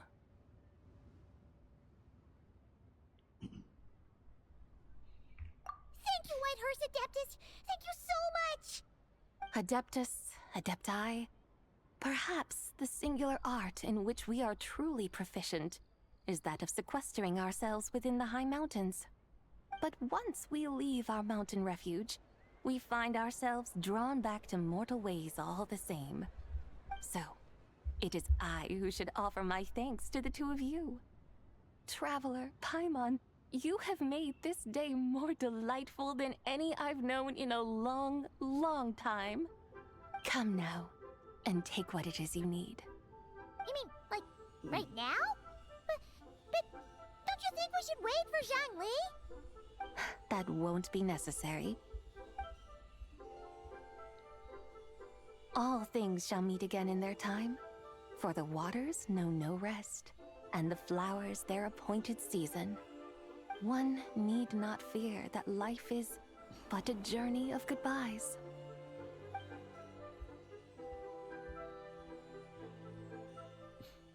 Is she gone?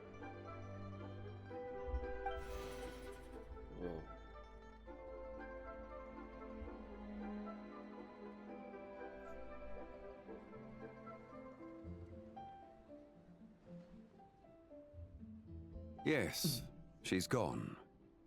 A deadly self is formed from the body's impure vapors, so naturally it cannot survive long in this world. Had it not been sustained by the remnant of Zibai's soul, it would have faded away a long time past. Now that the remnant is gone, it has severed its ties to the mortal world. Xiangling! When did you get here? A while ago. I would have thought you'd at least want to say goodbye. Though mountains endure, the ceaseless waters will, at last, wear away their sharp edges. Thus must I meet the marks wrought upon her by the ruler of time with great caution.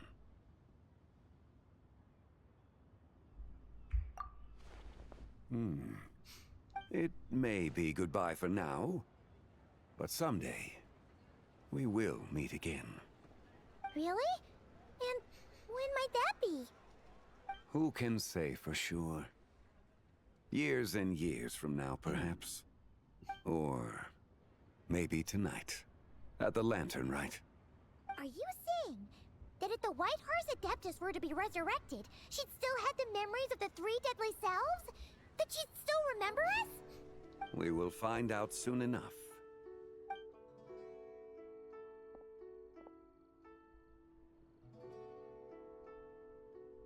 It is time. The rite is about to begin.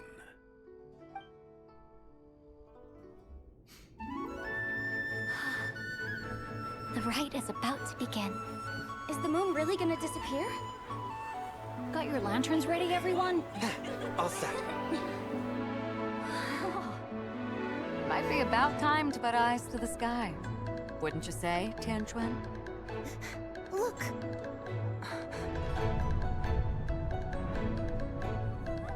When the sun's out, eat the sun. When the moon's out, eat the moon! Whoa, is this a lunar eclipse? Under moon eternal, in radiant night, a maiden grants silk, soft and light. Under moon iridescent, in night divine, a maiden grants fiber for cloth For so you. fine. Under moon of frost, in night so great, a maiden grants tools to divine our fate.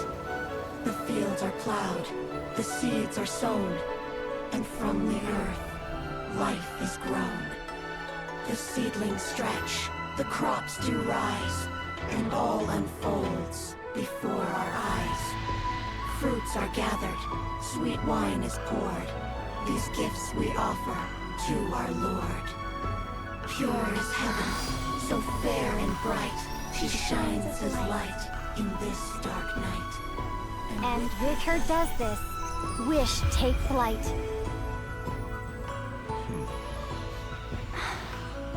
Devoted soul, scattered and unbound. Let this lantern guide you home. By its light be found.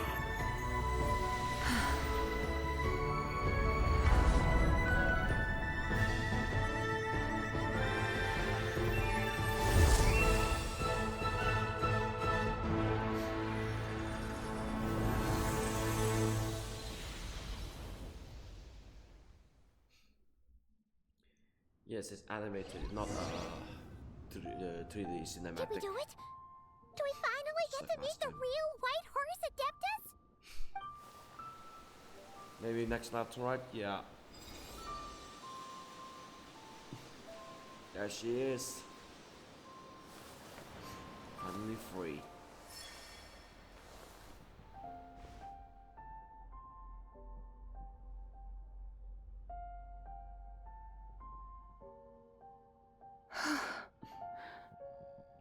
This place. Where am I? A familiar land, now known by the name of Liyue. Liyue? The peaks adorn the clouded moon. Then, who might you be? Oh no! She seems to have lost all her memories after all. And those countless lights in the sky. What are they? These lights, each like a dwelling in glad accord, usher in this day of joyous rebirth. And whose rebirth might that be? That of my old friend, Zibai. Zibai? Yeah, that's you! Don't you remember anything at all? That's... me? Oh, yes. The envoy of the Lunar Palace. My name is Zibai, indeed. Then you must be... the Lord of Geo, Heaven's Star. Many years have passed since we last saw one another. Zibai, my friend. Welcome home. Home? But why does this place, this Liyue, feel at once so strange and yet so familiar?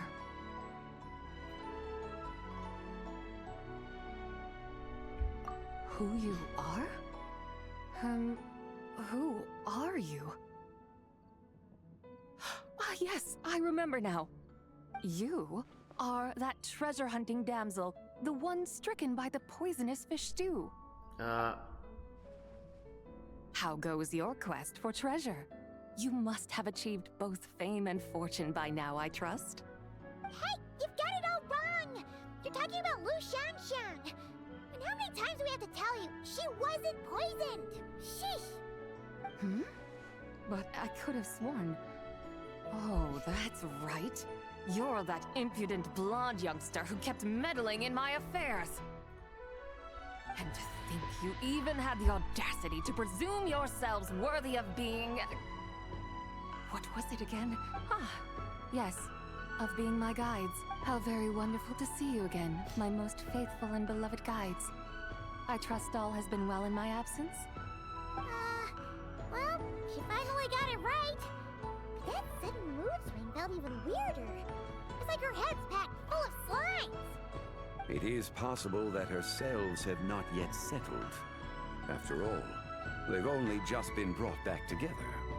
It may be some time before she fully recovers. Huh? You mean, kinda like she's still half asleep?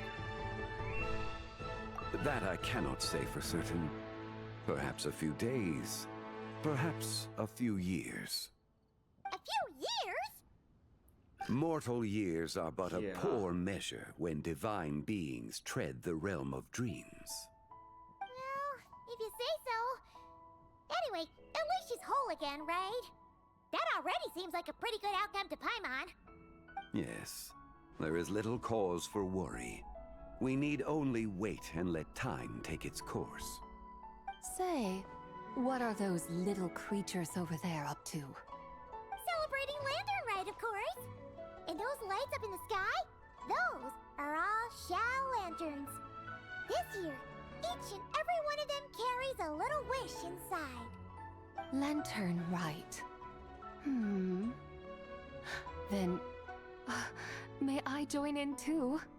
Of course! Why else do you think we've been running around like headless chickens these past few days? Tell you what, Traveler, why don't we take the White Horse Adeptus out to celebrate? Who knows? Maybe seeing some familiar faces might help her find her feet? Hey, Xiangling! You've got some time on your hands now, right? Why don't you come along with us? By no means a bad idea, Paimon. Oh, it's a bye. Before Paimon forgets. When we meet the others later, remember to wish them a happy Lantern Rite. Happy, Lantern Rite? Happy Lantern Rite! Yes, happy Lantern Rite indeed. Well then, let's go!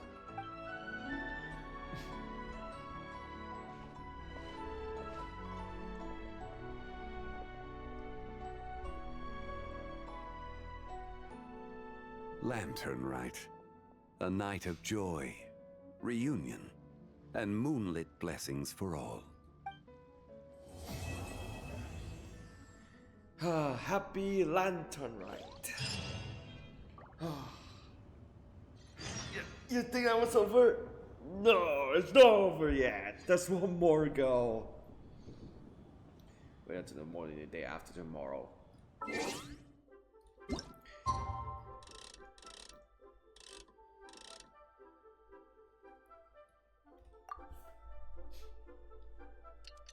Guess we'll have to spend another half an hour or more.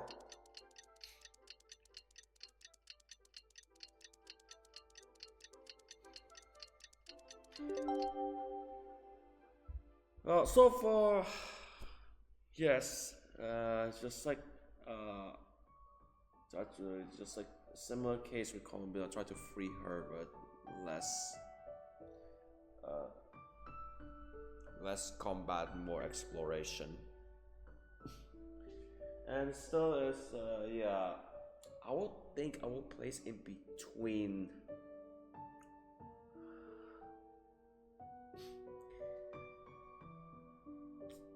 Well, the previous Lantern Rite. Not between between number 3 and 4. Yes. Paimon wonders how the White Horse Adeptus is getting along. Maybe we should check in on her? We can ask Xiangling where she is. A few years, perhaps. A few years we could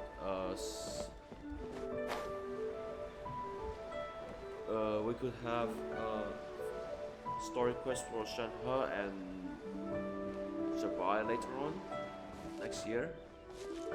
2 years, I don't know.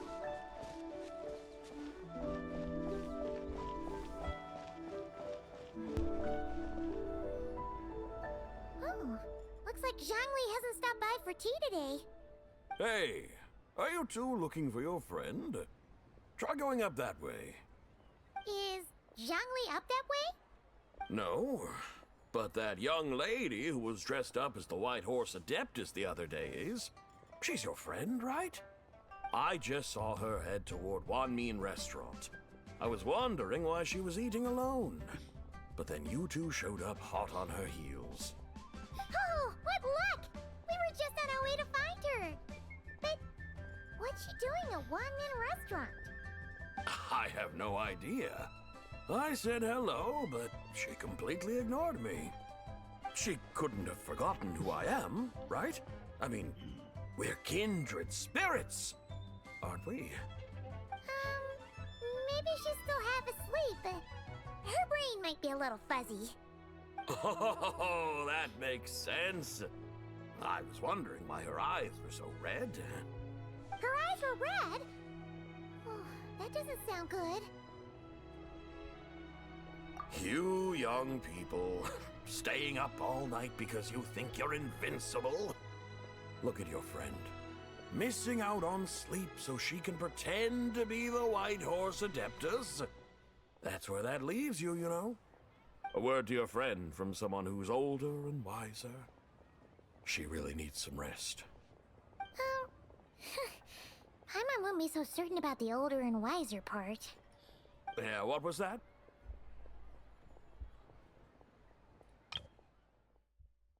Older and wiser.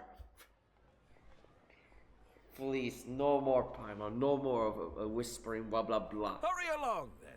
Oh, and don't forget to come back and check out my Rex Lapis cosplay when you're done. Oh, no. Like, come on.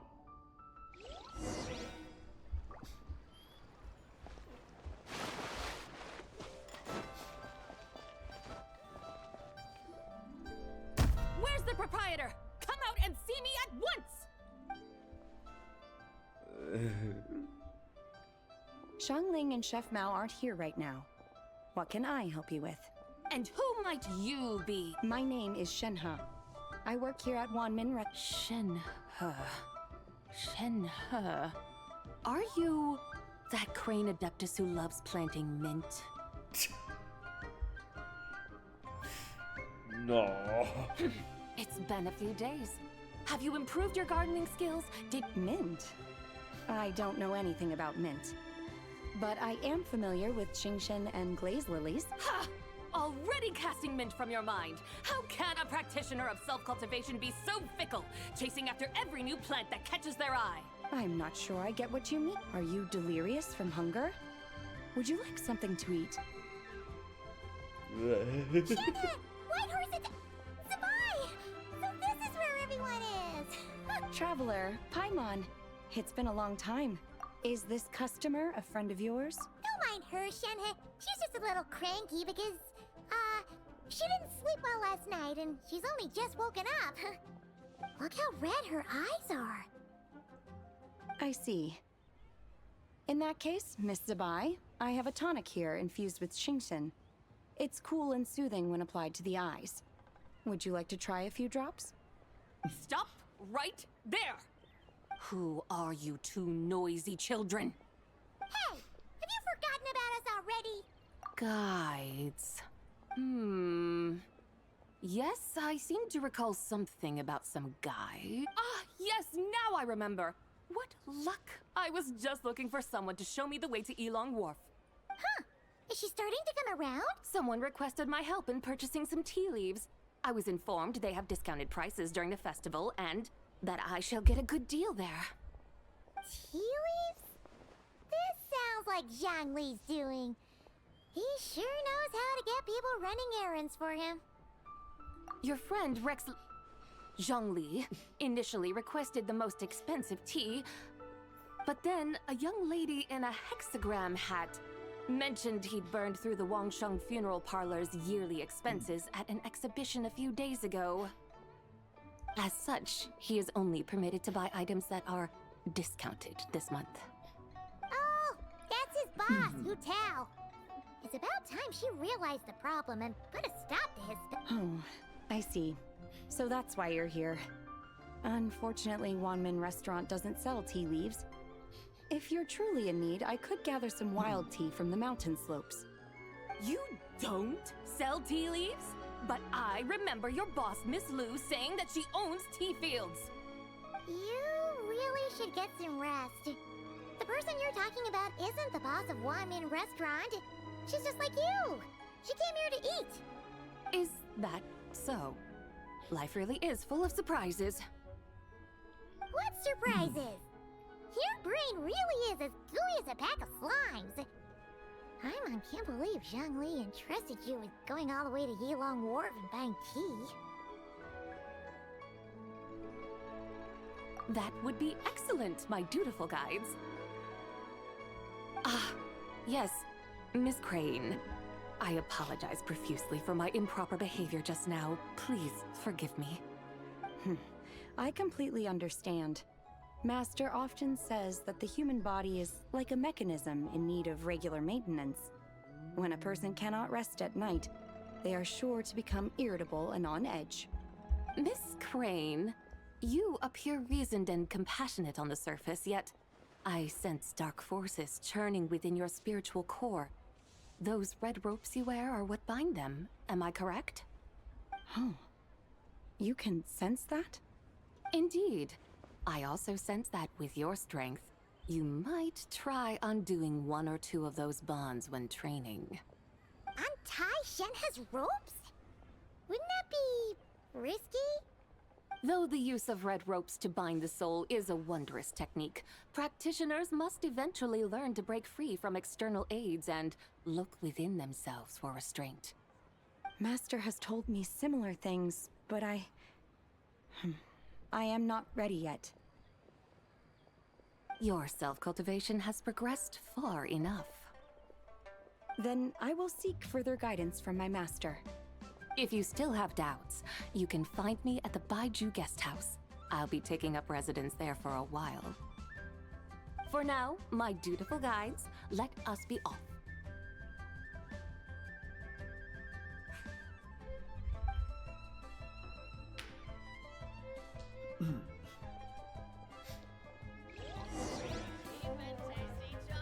Yilong Wolf.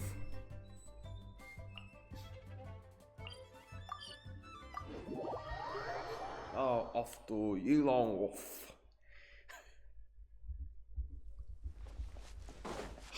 It's been a while.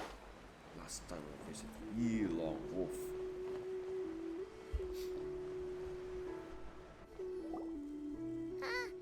Are we going to Yilong Wharf? How do we end up on this mountain? Is that small town over there not Yilong Wharf? I sense a familiar scent wafting through the air. You're right! Except for the smell part. Paimon doesn't smell anything. That is because this scent is the essence of jade, which can nourish the spirit. Oh, yeah! Chenyu Vale does have a lot of jade, but Paimon didn't think jade smelled like, you know, anything. Naturally. This has reminded me of something. Hmm? And what's that? A few simple tricks for mastering one's power.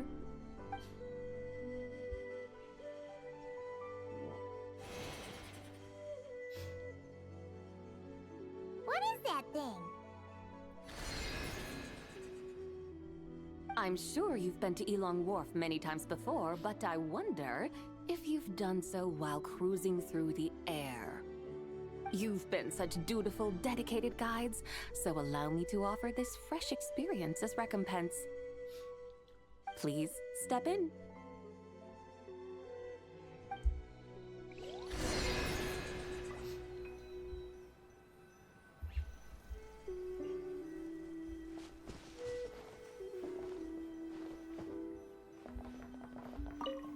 Parade.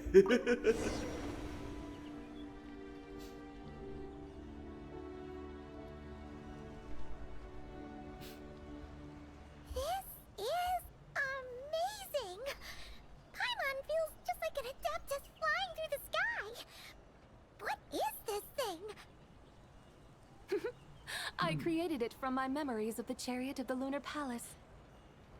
Many years have passed since I last laid eyes upon it, so there may be some discrepancies. Nonetheless, it is functionally much the same. A lunar chariot? Wow! Paimon never imagined she'd get to ride in one! So, Sabai, does that mean you used to work on the moon? Work. That's an interesting way to phrase it, though I suppose you are correct. I was once an angel, a member of a race tasked with guiding humanity. Then, graced by serendipity, I became a moon envoy. Huh? What's a moon envoy? Some kind of super important angel? As you would understand it, a moon envoy is a job title. Any angel, or non-angel, can become a moon envoy. Does that mean you're not the only one? Of course not. Though my memories are still hazy, I vaguely remember some of my colleagues. There was one who liked to take on the form of an ibis. An ibis? Could it be... Can all moon envoys turn into animals? Does that mean Rauma could take that job? She can turn into a deer, and moon chanters are some sort of lunar envoy anyway, right? Moon chanter? I have no idea what those are. Oh, okay then.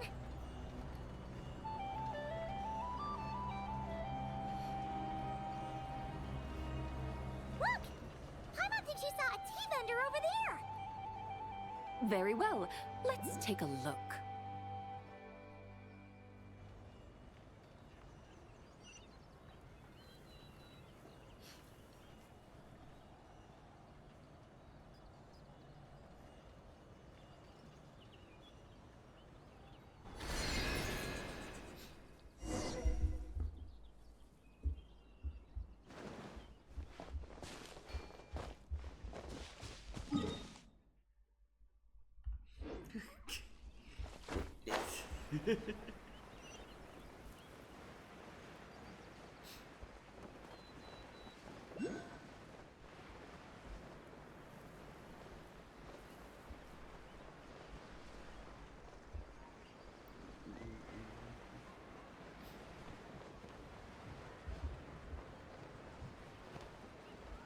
Oh, this is tea shop. Welcome. Please have a look around. We only sell teas of the finest quality, sourced directly from Xiangling Village. Right now, we're offering a special discount for Lantern Rite. Look over there! Discounted tea!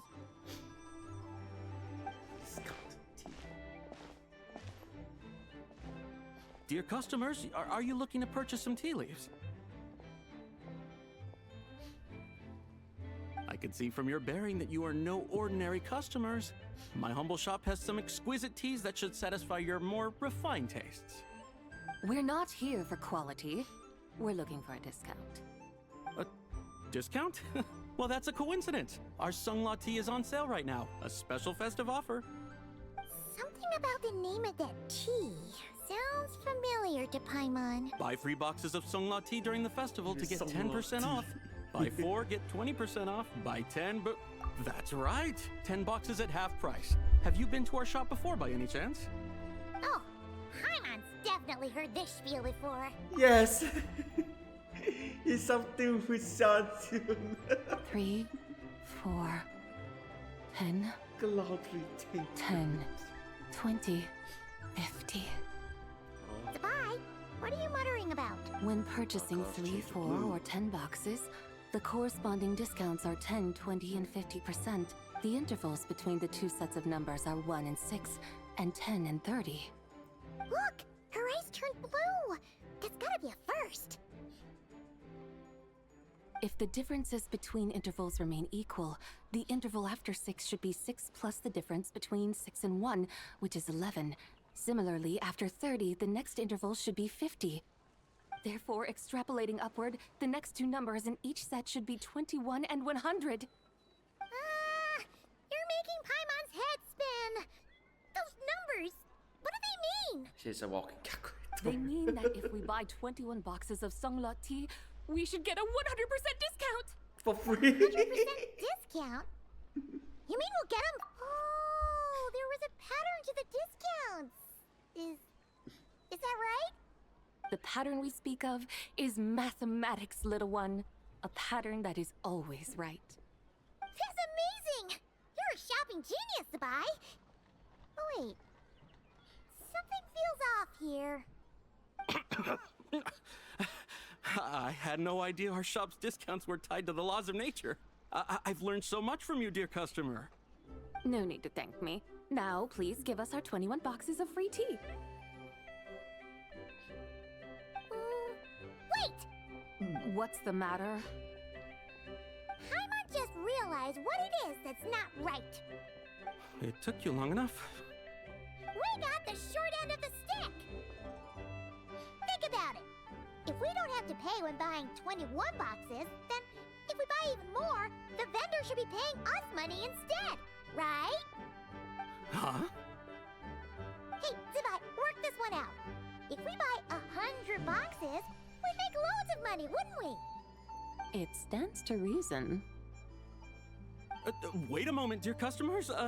Don't you think you're haggling a little too hard? You are the one dictating the discounts. We're simply extrapolating the numerical patterns within. As such, we are hardly haggling. You have a point. However, that's right.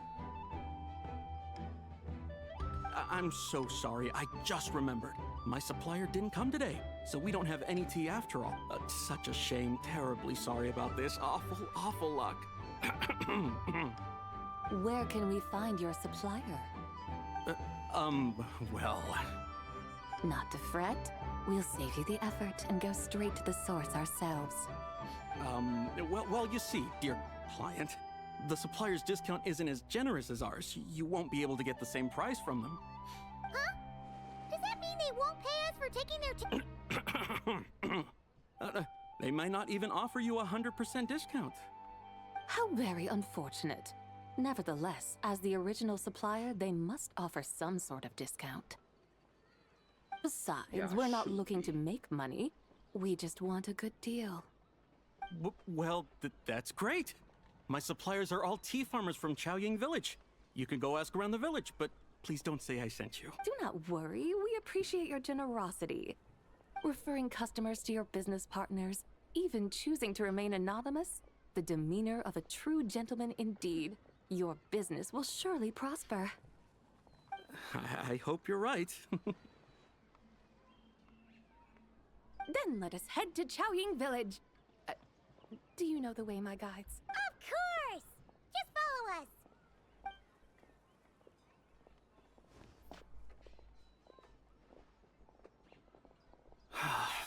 What otherworldly beings were those? Thank the heavens I managed to send them on their way. I should hurry home and pray to the White Horse Adeptus. May she bless me such that I never encounter such customers again. You're dealing with one. Meg. Chenyu village.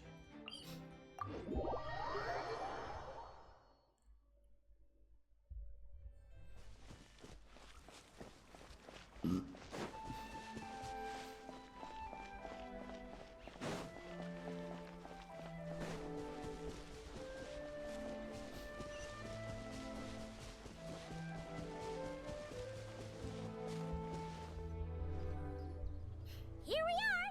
Xiangling village! The mountains and waters are beautiful pristine. village. They embody the beauty of heaven and earth. It's a good-looking place, all right. Just But basically it's hard tea to enjoy village. the scenery when Paimon can't stop thinking about all that tea-buying Mora we're missing out on. Should fate dictate, Mora will find its way to you sooner or later. Well, Morak certainly finds us often enough. He even sought us out in person this Lantern Rite. For now, let's look around and see if any tea farmers are selling their crop. We'll be able to see more clearly from up high. Let's take to the sky and enjoy the beautiful scenery while we're at it.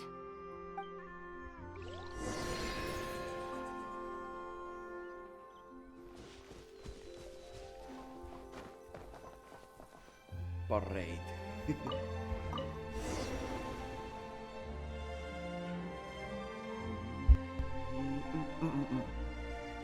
Wow! Xiaoyan Village looks beautiful from up here. Indeed, the houses here are quite different from those in Liyue Harbor. They follow the natural contours of the mountains, forming unique, elegant structures. Yeah, it's super beautiful. The white walls and dark tiles frame the emerald waves of the terraced fields, while the curved eaves and tall gateways juxtapose each other with grace. It's almost too beautiful to be true. The crowing of roosters and barking of dogs, the calls of farmers working the fields, a vibrant pastoral chorus overflowing with earthly vitality. Yeah, it's incredibly beautiful. Have you studied the linguistic arts by some chance? Huh? Your vocabulary for beauty seems rather constrained. Paimon knows how to say pretty as well. I see. Now then, let's take a look around and see if we can find any farmers selling tea. Look!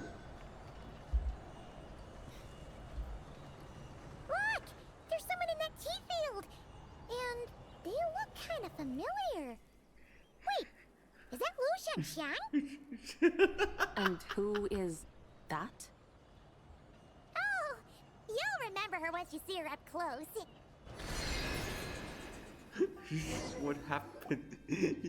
You're going to be bad. Hey there, Lu Shanxiang! It really is you! Trying to pay your debts. Huh? Paimon, Traveler, and the White Horse Adeptus. Fancy seeing you here. The White Horse Adeptus has a name now. You can call her Zabai. And you are...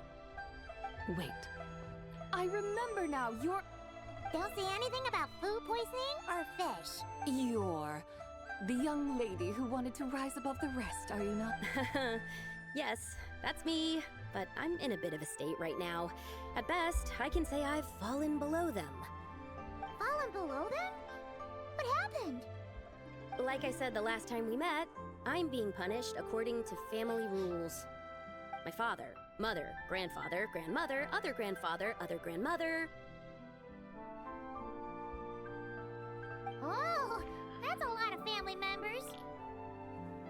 Yeah, and on the night of Lantern Rite, they held a family meeting to discuss my situation. So, they do care about you. There's no doubt they care. But they think that since I caused all that trouble in Liyue Harbor, it shows I can't be trusted on my own. They decided to ground me. Ground you? Yeah, though they're not confining me to my room. Instead, I have to personally nurture a tea seedling until it grows big enough to be sold at Aw, a tiny little tea baby. Do they want you to experience what it's like to be a parent? It's supposed to cultivate my character and temperament. They say this will help me calm down and reflect on my issues. What happened in Liyue Harbor really wasn't your fault. Oh well, at least this punishment doesn't sound too harsh. So, how long will it take for the little tea baby to grow? Actually, I don't know. I've never grown a tea tree before. It usually takes 2 or 3 years. 2 or 3 years? Yes, the tea in this garden requires 2 or 3 years to mature. That long? Zabai, you're not making this up, are you? How do you know so much about growing tea? When the plants thrive and grow, that is the meaning of my name. I can tell at a glance when their season of ripening will come. Do I really have to waste 2 or 3 years here? Why is this happening to me? I'd only just found my direction in life. Yes, during the night of Lantern Rite, I heard many people reciting poems from Long Gone in praise of the moon. In that moment, I suddenly felt a great sense of pride. I mean, I helped excavate cultural artifacts from Long Gone, so I contributed to the revival of these poems too, right? So I decided to stay with the archaeological team. I want to unearth even more history. I see. And are you sure that's what you want to do? If you don't achieve anything significant in the years to come, will you still enjoy it? Yes, because archaeology gives me that boom shakalaka feeling. Wait, did Xiangling teach you that? That's right. I was asking her for advice. She said that if something gives you that boom shakalaka feeling, then it has to be worth pursuing. I immediately thought about how, when I'm excavating in the ruins, I always feel like there's a ghost standing beside me, and not in a spooky way. It feels like my great-great-great-great-great-grandmother patting me on the shoulder and saying, "Keep going. You're about to rediscover some grand ancestral knowledge." Right? It feels like I've made some kind of connection with my ancestors. Isn't that amazing? Since you've made up your mind, you should give it your all. And I'd love to, but I'm still grounded. Run away, summon up a little boom shakalaka, and leave the tea garden behind. Flee this village. Bad idea. Might be going a bit far. You don't want to lead others astray, Zabai. Yeah! Tell them about your great-great-great-great-great-grandmother. She must be the most super-duper ancestor to have ever risen above the rest, right? I'd be better off telling them about the White Horse Adeptus. After all, she's the supreme riser above the rest who saved my great-great-great-great-great-grandmother. Then it's settled. Tell your family that your decision has my blessing. Thank you, Tsubai, but I don't think cosplay is going to work on them. They won't listen. They don't need to listen. You need only follow the rules they've set out. What do you mean? As I'm sure you know, some ancient texts refer to the White Horse Adeptus as the Daughter of Time. My family history contains such records, but what of it? If the White Horse Adeptus were to manipulate time to make your tea seedling grow overnight, then you'd be free, correct? Is that how it works? If the White Horse Adeptus were to really get involved, my grandfather would let me leave right away. But who really believes that she'd show up and help? It's not as if you have any other options. Why not try calling out for help? It won't cost you any more. Guess I might as well. I've got no better ideas anyway. White Horse Adeptus, if you can hear me, please save me from my predicament.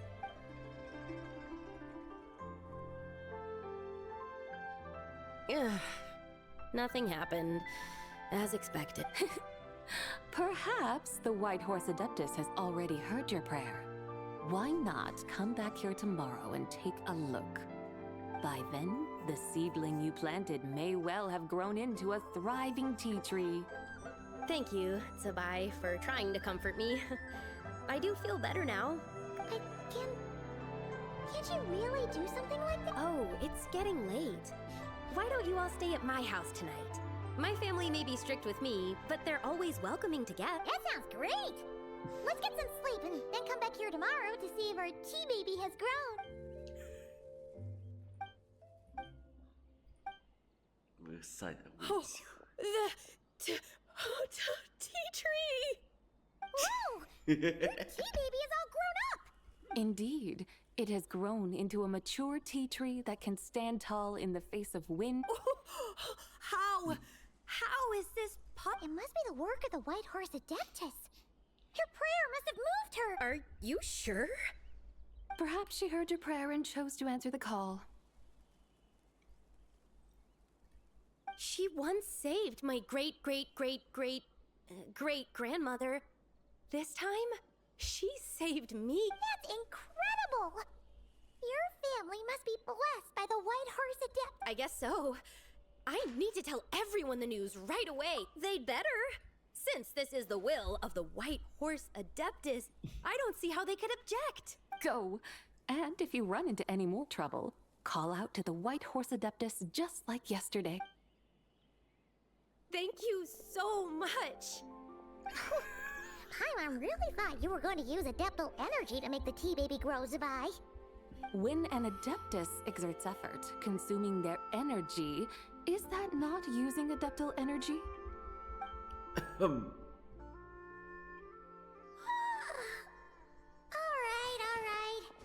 What are we doing out here in the middle of the night? We're here to help Lu Xiangling fulfill her wish, of course. Can you really make the tea baby grow? It won't be easy, but there are ways.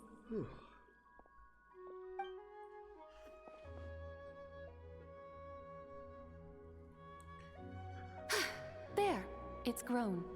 Hey! You just transplanted a tea tree from over there! So, there's a mature tea tree here now, yeah? Oh, yeah, but... And am I not the White Horse? Yeah! Is this tea tree then not a manifestation of the White Horse Adeptus's will? You're... not wrong.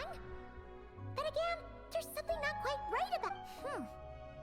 Maybe this'll become another mystical Adepti tale recorded in their family history. That would be marvelous.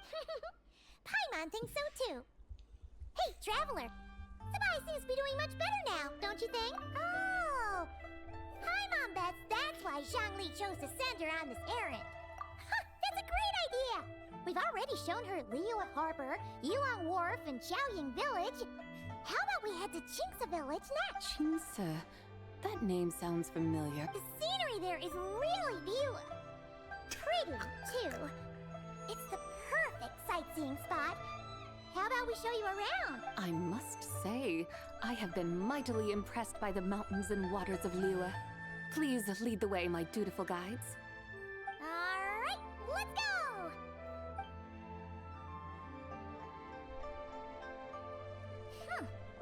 Paimon can't help feeling like we've forgotten something. Pay it no mind. I've already forgotten more than you will ever know. Alright. If we forgot something, it can't have been that important to begin with. Qingce Village? Here! Teleport to Qingce Village. It's around the corner here.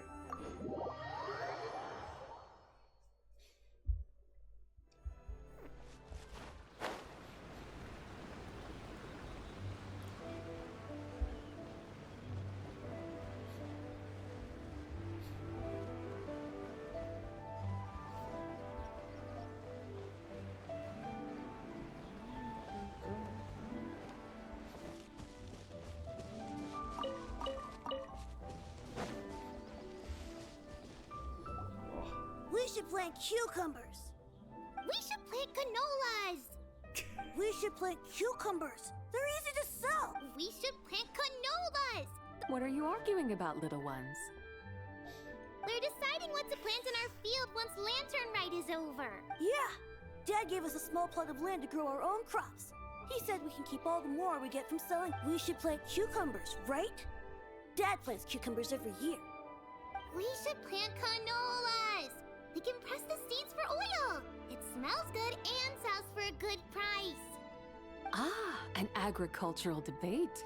This should be easy to sort out. Granny, are you a farmer? Could you tell us what to do? Granny? What did you just call me, you rapscallion? Hey, calm down. Her eyes are gonna turn red again. It's just... my granny smells really nice, and you smell nice too, so... Sorry. How about we call you Auntie instead? Auntie? Oh, alright. Big Sis Sabai, can you help us decide whether we should grow cucumbers or canolas in our field? You little rascals! Using priceless land like this just for cucumbers and canolas? What a waste of heaven's gifts! Huh? What should we plant instead? With the coming of spring, when all things awaken, the fields should be sown with the 5 grains. What are those? The 5 grains are life's staples, the heart of the people's table. I notice the people here mostly eat rice, so that is where you should be. Based on the local climate and soil, seedlings planted in mid to late spring should produce mature grain within 2 or 3 months. When autumn comes, you can plant a second crop, with time still to harvest it before the first frost. The rice you harvest can be sold at market or kept in your stores. It's a far better choice than cucumbers or canolas. Oh, but Big Sister Sabai, I like canolas. That's no issue. It is unsuitable for continuous cropping in any case. You can rotate it with rice to max. After the second rice harvest, around wintertime will be the perfect opportunity to sow their seed. And when they mature in mid to late spring, you shall be just in time to sow the first rice crop of the year in turn. This way, your field will sustain balance. Rice and canola in a harmonious... Wow! That means we'll have crops to harvest all year round! Wait a minute! If rice and canola take up the whole year, what about my cucumbers? A firefly dares rival the brilliance of the moon? In what twisted universe should cucumbers vie for land with rice? Big Sis Zubai! You're going to hurt Lil Beast! Auntie hates cucumbers!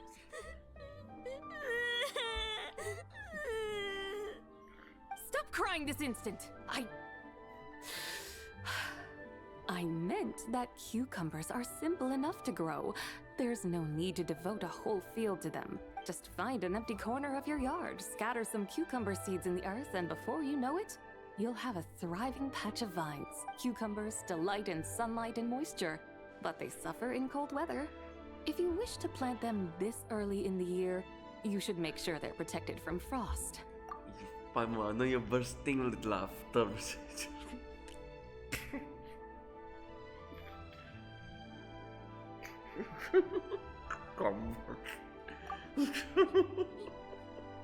Wow. Is it really that simple? Let's hurry home and get started right. Are you really in that much of a rush? Well, thanks, Big Sis Zubai, who's fierce but really good at farming. We gotta go! Thanks, Big Sis Zubai. See you around! Paimon never imagined you'd know so much about farming. What's so strange about that? The people of Langan called me the god of soil and grain. Are the fields not made of soil? Is rice not one of the 5 grain? Huh, that's true.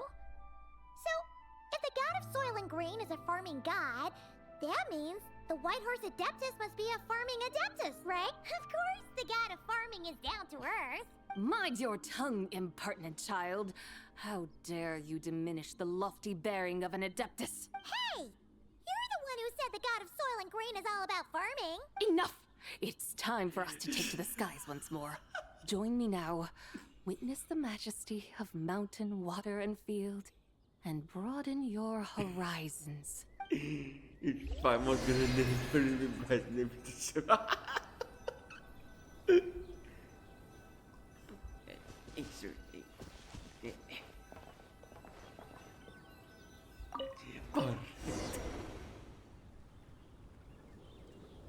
Wow! The terraces look so pretty from up here. The mountains tower like pagodas, the hills coiling at their feet like shells. Layers built upon layers, rising and falling in harmony. A truly unique and mesmerizing sight. Thinking about it, you have a special connection to this place, you know. A special connection? Yeah! There's a local legend about a white horse leaping from a pure spring to follow Rex Lapis into battle. Don't you remember? You must have been living in seclusion around here. That does sound somewhat familiar. Oh, and if we keep going up this way, we'll reach a super duper spooky spot. Don't! You might have a connection to that place too. There's an ancient array that seals away the remains of a fallen god. A god's remains? After being there, The people almost. of Liyue has turned that story into an Without opera almost dies. called The Sanctification of Tao Do. Does that ring any bells? Tao Do. Huh. The 7 and 8 gates array. That's right, that's right! You do remember! Puna, the god of the underworld, who could pacify the forces of life and death. Huh? So, Tao Do had another name? Let's go take a look.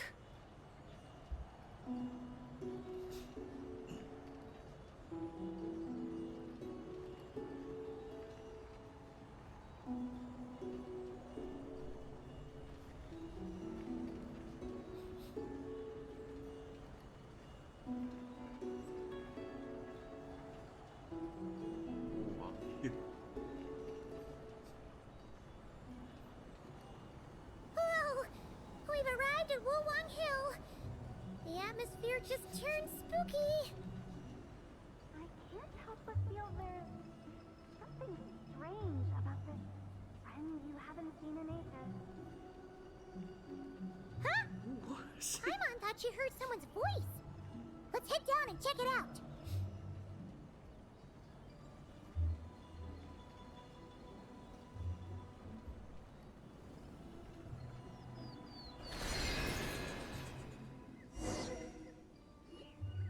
I can't help but feel there's something strange about this friend you haven't seen in ages. Strange? Whatever do you mean? Her strangeness defies description. This Miss Zabai is a full-blown enigma, don't you think?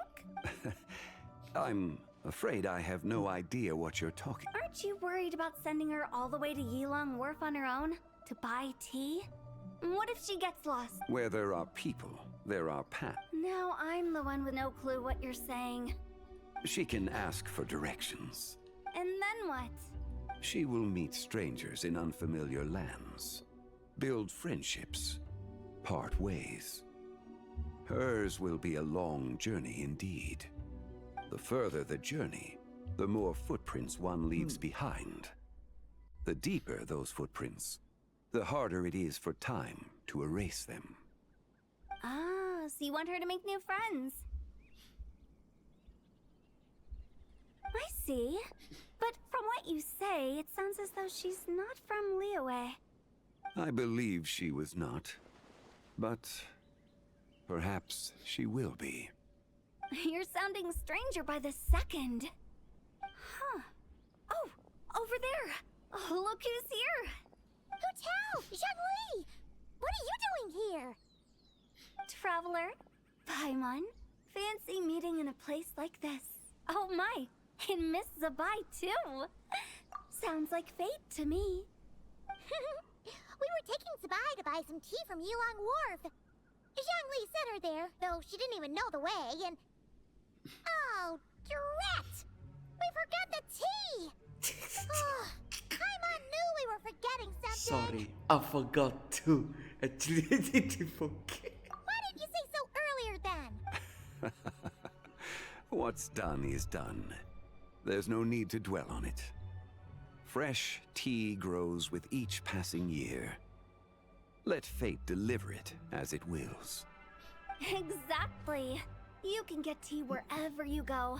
You're hardly running low now, are you? Paimon feels a lot better now that you've said that. Still, I'm a little confused. If you were buying tea, how did you end up all the way out here? We're taking Spy on a sightseeing tour. We started at Liyue Harbor, stopped in at Yilong Wharf, went sightseeing around Xiangling Village, made our way to Qingce Village, and now we're here. Wow, that is quite the itinerary. Yeah, actually, Paimon thinks it's about time we headed back.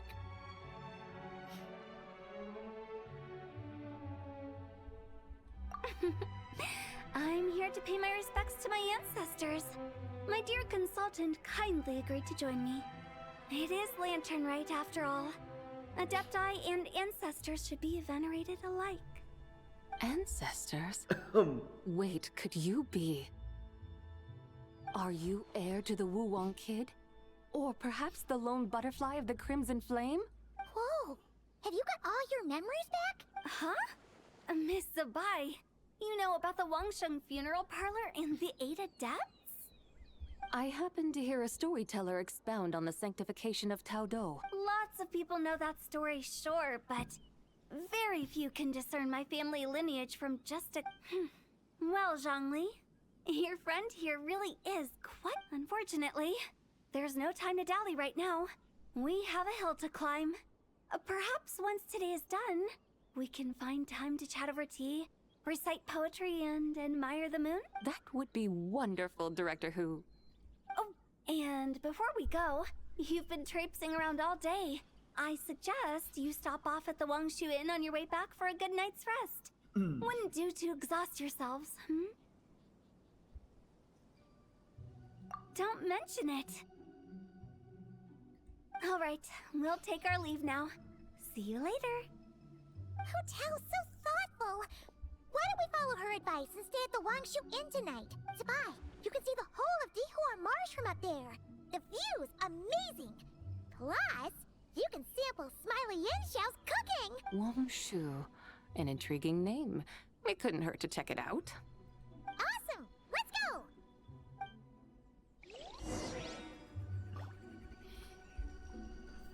Wangshu Inn. Probably the last. The Hua March. Excuse me. The Hua March.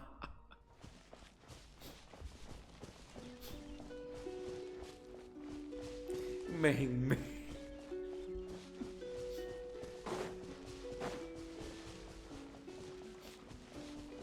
And Chao Shi.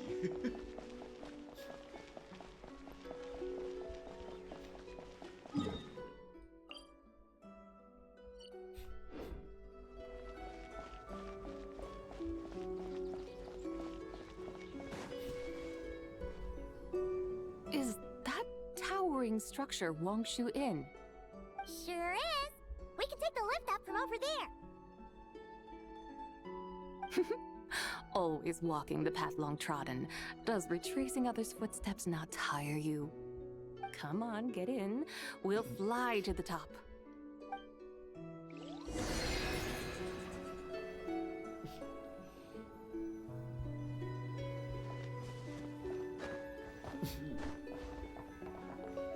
Parade.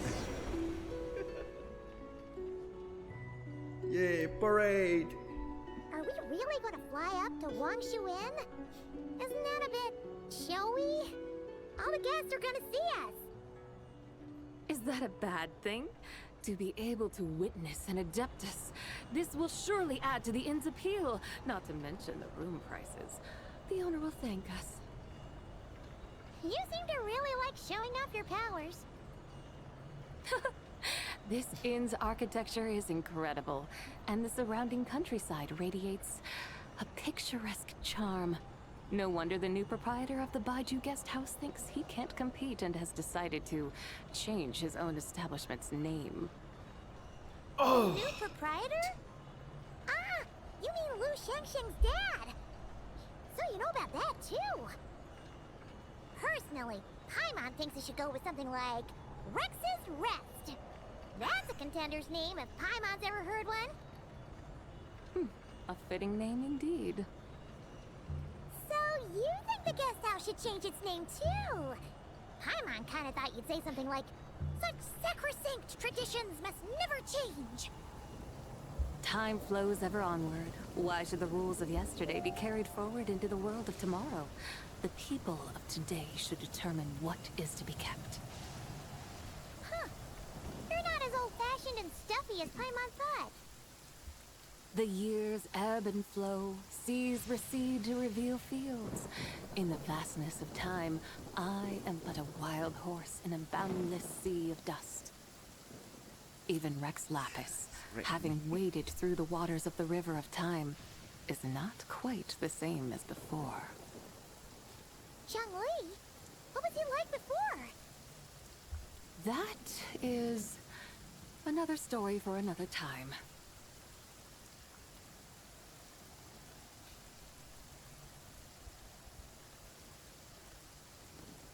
What would they would be like? There's nothing. We there have was not a arrived. chat. Right. Nice place to stop. Should I put on a be quiet sign, not close sign? Ah, God help me.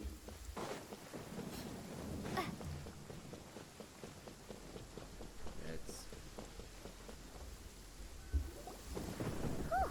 This is the first time Paimon's ever flown up to Wangshu Inn on a chariot. Everything's so different when you're up high. Wangshu. Like moon lanterns and shell lanterns. Might it all be a coincidence? What's a coincidence? Do you not know what Wangshu means? the moon. Not bad. You're clearly much sharper than your diminutive companion. Wangshu can refer to the moon, but its original meaning is actually... Oh. The goddess who rides the bright moon's chariot. And you must be the conqueror of demons. Xiao! Paimon was wondering if we'd disturbed you by flying down from the sky. Not at all. I sensed an unusual presence long before you arrived. Though I didn't expect it to be you in a flying chariot. Ah, a witness at last. I was starting to think we should fly a bit lower. It would be awfully dull if no one ends up marveling at my lofty bearing. No need. This is already showy enough. I'm not one to do good from the shadows, as Rex Lapis is wont to do. Then you must be... Oh, nay, I'm only cosplaying as the White Horse Adeptus, in truth. Cosplaying? What's that? Supposed to be disguised. Ignore her nonsense. She's a genuine article, the one and only completely authentic White Horse Adeptus. It's just... Xiao, did Zhongli say anything about her being a teensy bit... not quite right? Mental instability, perhaps? No, not like did that. Did Xiangling tell you that? No, this is my own speculation. Well, you pretty much hit the nail on the head. It's like her brain's filled with a bunch of slimes right now. All gloopy and messy. There's a hot-tempered pyro slime, a math-obsessed hydro slime, and a mischievous little animal slime. But don't tell her Paimon said that, or she'll come and tell us all off. You white-haired rascal! Do you think I can't hear you? Uh-oh! We're in for it now! White Horse Adeptus. You must be weary from your journey. Why not take a rest? Oh, yes! You must be hungry, right, Sabai? How about we get some food? The chef here is incredible!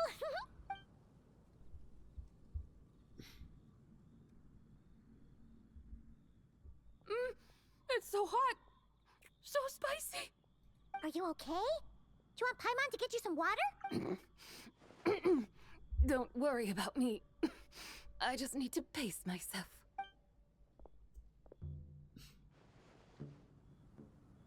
So, regarding your friend and her condition, does even the Lord of Geo have no solution? Xiangling said we should wait and she'll get better on her own. But who knows how long that's gonna take? Is that why her personalities change so easily? Paimon thinks that has something to do with her 3 deadly selves. Zhongli told us that the deadly selves are impure, affecting living things that get too close. The White Horse Adeptus's remnant spirit was attached to the deadly selves for a long time. It makes sense that her temperament and memories would have been influenced by them. But Paimon still doesn't really understand what the 3 deadly selves actually are. Paimon, as you do not practice self-cultivation, I cannot help you fully understand. But you can think of them simply as emotions and desires. The act of severing the 3 deadly selves is a means of exercising wicked desires and cultivating one's true self. I believe other nations have similar practices. In Sumeru, it is known as shattering Atmagraha.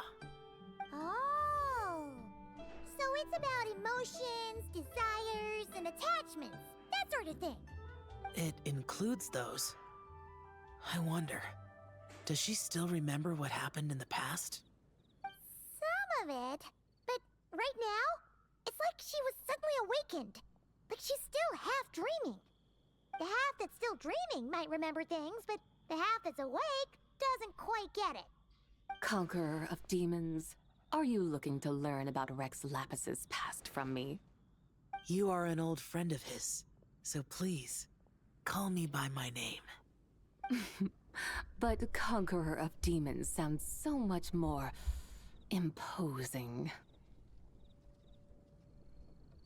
In days of yore, he was the Lord of Geo, Heaven's Star. Huh? You said the same thing the day you came back. But what does it mean? I'm afraid I can't remember. Hey, did you really forget? Or are you just pretending so you don't have to tell? Why not ask Rex Lapis himself? Whether I've forgotten might be up for debate, but I am certain he remembers.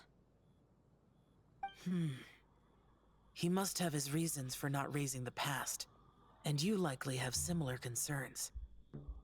I shouldn't have asked. An answer that suits your style, General Olatus. Now that we're on the subject, though, I suddenly remembered something. Which is? In the distant past, there was a feast, which I attended. I faintly recall the Lord of Geo also being present that day. Oh! And then? What happened? Among the dishes served, there was one that could be found in every household throughout Langan at the start of spring. A dish called Flavor of Spring. I suddenly remembered the recipe for this dish. Is that it? Yes! Since it's Lantern Rite here in Liyue, why don't I make some for you to try? That sounds good.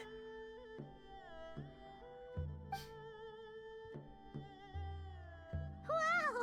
It might not have been the story Paimon was hoping for, but this looks delicious!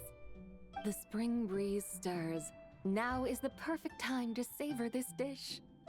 My dutiful guides have gone to great trouble to show me around Liyue, and even the Conqueror of Demons has graced us with his presence. I feel deeply honored. This Flavor of Spring is my way of expressing my gratitude. There's no need for such grand words. I have Giffey. What's this? Ah. Hey! It's that broken jade token from the antiques exhibition! Yeah, that's right. I lost it, yes. Indeed. This was once an Adeptal treasure of mine. I'm amazed it ended up in your hands. Alas, it serves little purpose now in its fractured state. Please, keep it as a memento. Oh, that's a shame. Can't we fix it? This is the way of the world. Once jade is broken, it can never be made whole. Then, what about forging a new one? That is a good point. That it has ended up in your hands must be a message from fate. I could try to craft it into a little trinket for you. One that might prove useful on your journey. Ooh, what sort of trinket? It's just a passing thought, one that will require the right opportunity. I'll think about it more when the time comes. Now that we've had our fill, we should get some rest. Tomorrow we return to Liyue Harbor, where I'll have need of your guidance once more.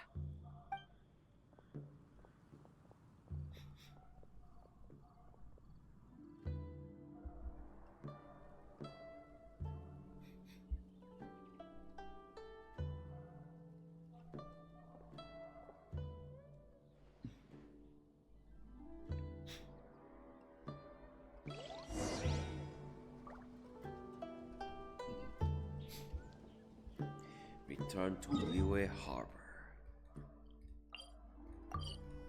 Say Happy Lantern Rite. How long has it been? 3 hours. We'll be for about 2 hours. Chi-Chi, the Lantern Rite is almost over. Do you remember how to make a Xiao lantern? Morning, split bamboo, traveler. Get silk, make Paimon. You've got it all mixed up again. You're here again. Yow! Looking good in that new outfit, huh? Oh yeah, not mentioning your just new outfit. Paimon! Dr. Baiju gave this to me as a gift. How does it suit me? Thank you. Wow!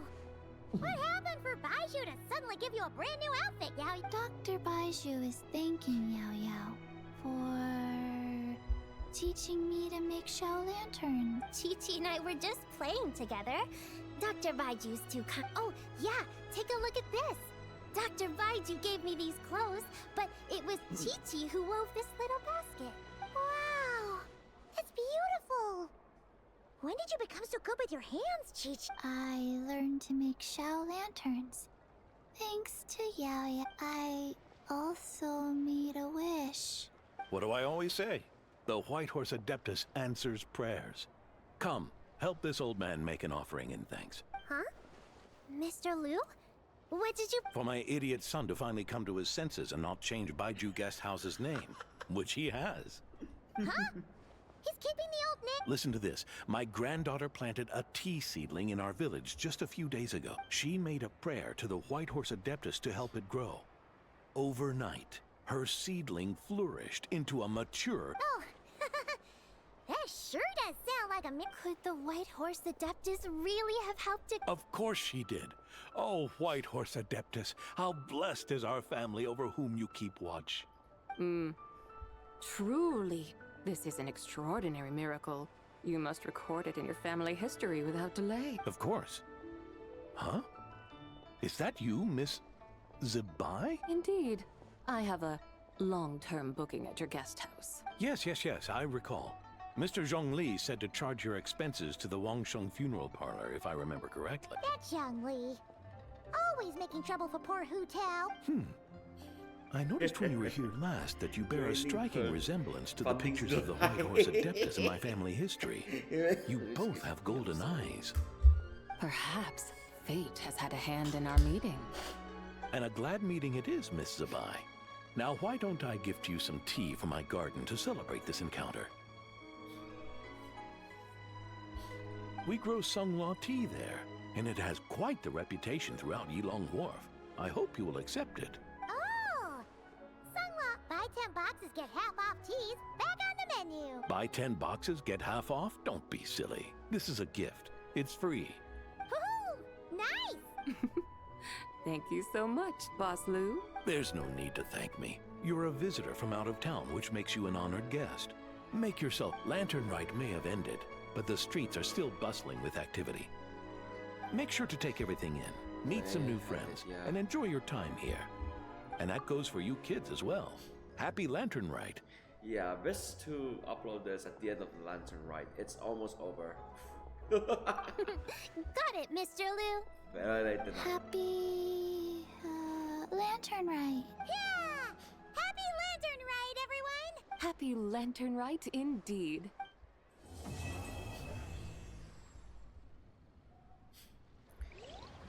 It's over. Next up on plan, I have to cut this one down. Next up. Yeah, it's gonna be a short one. Given the speech experience featuring Nubilet's brand new outfit.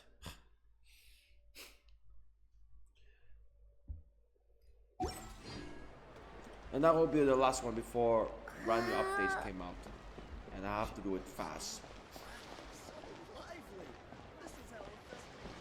Hey, Manmu, was that? Was that the? What is this?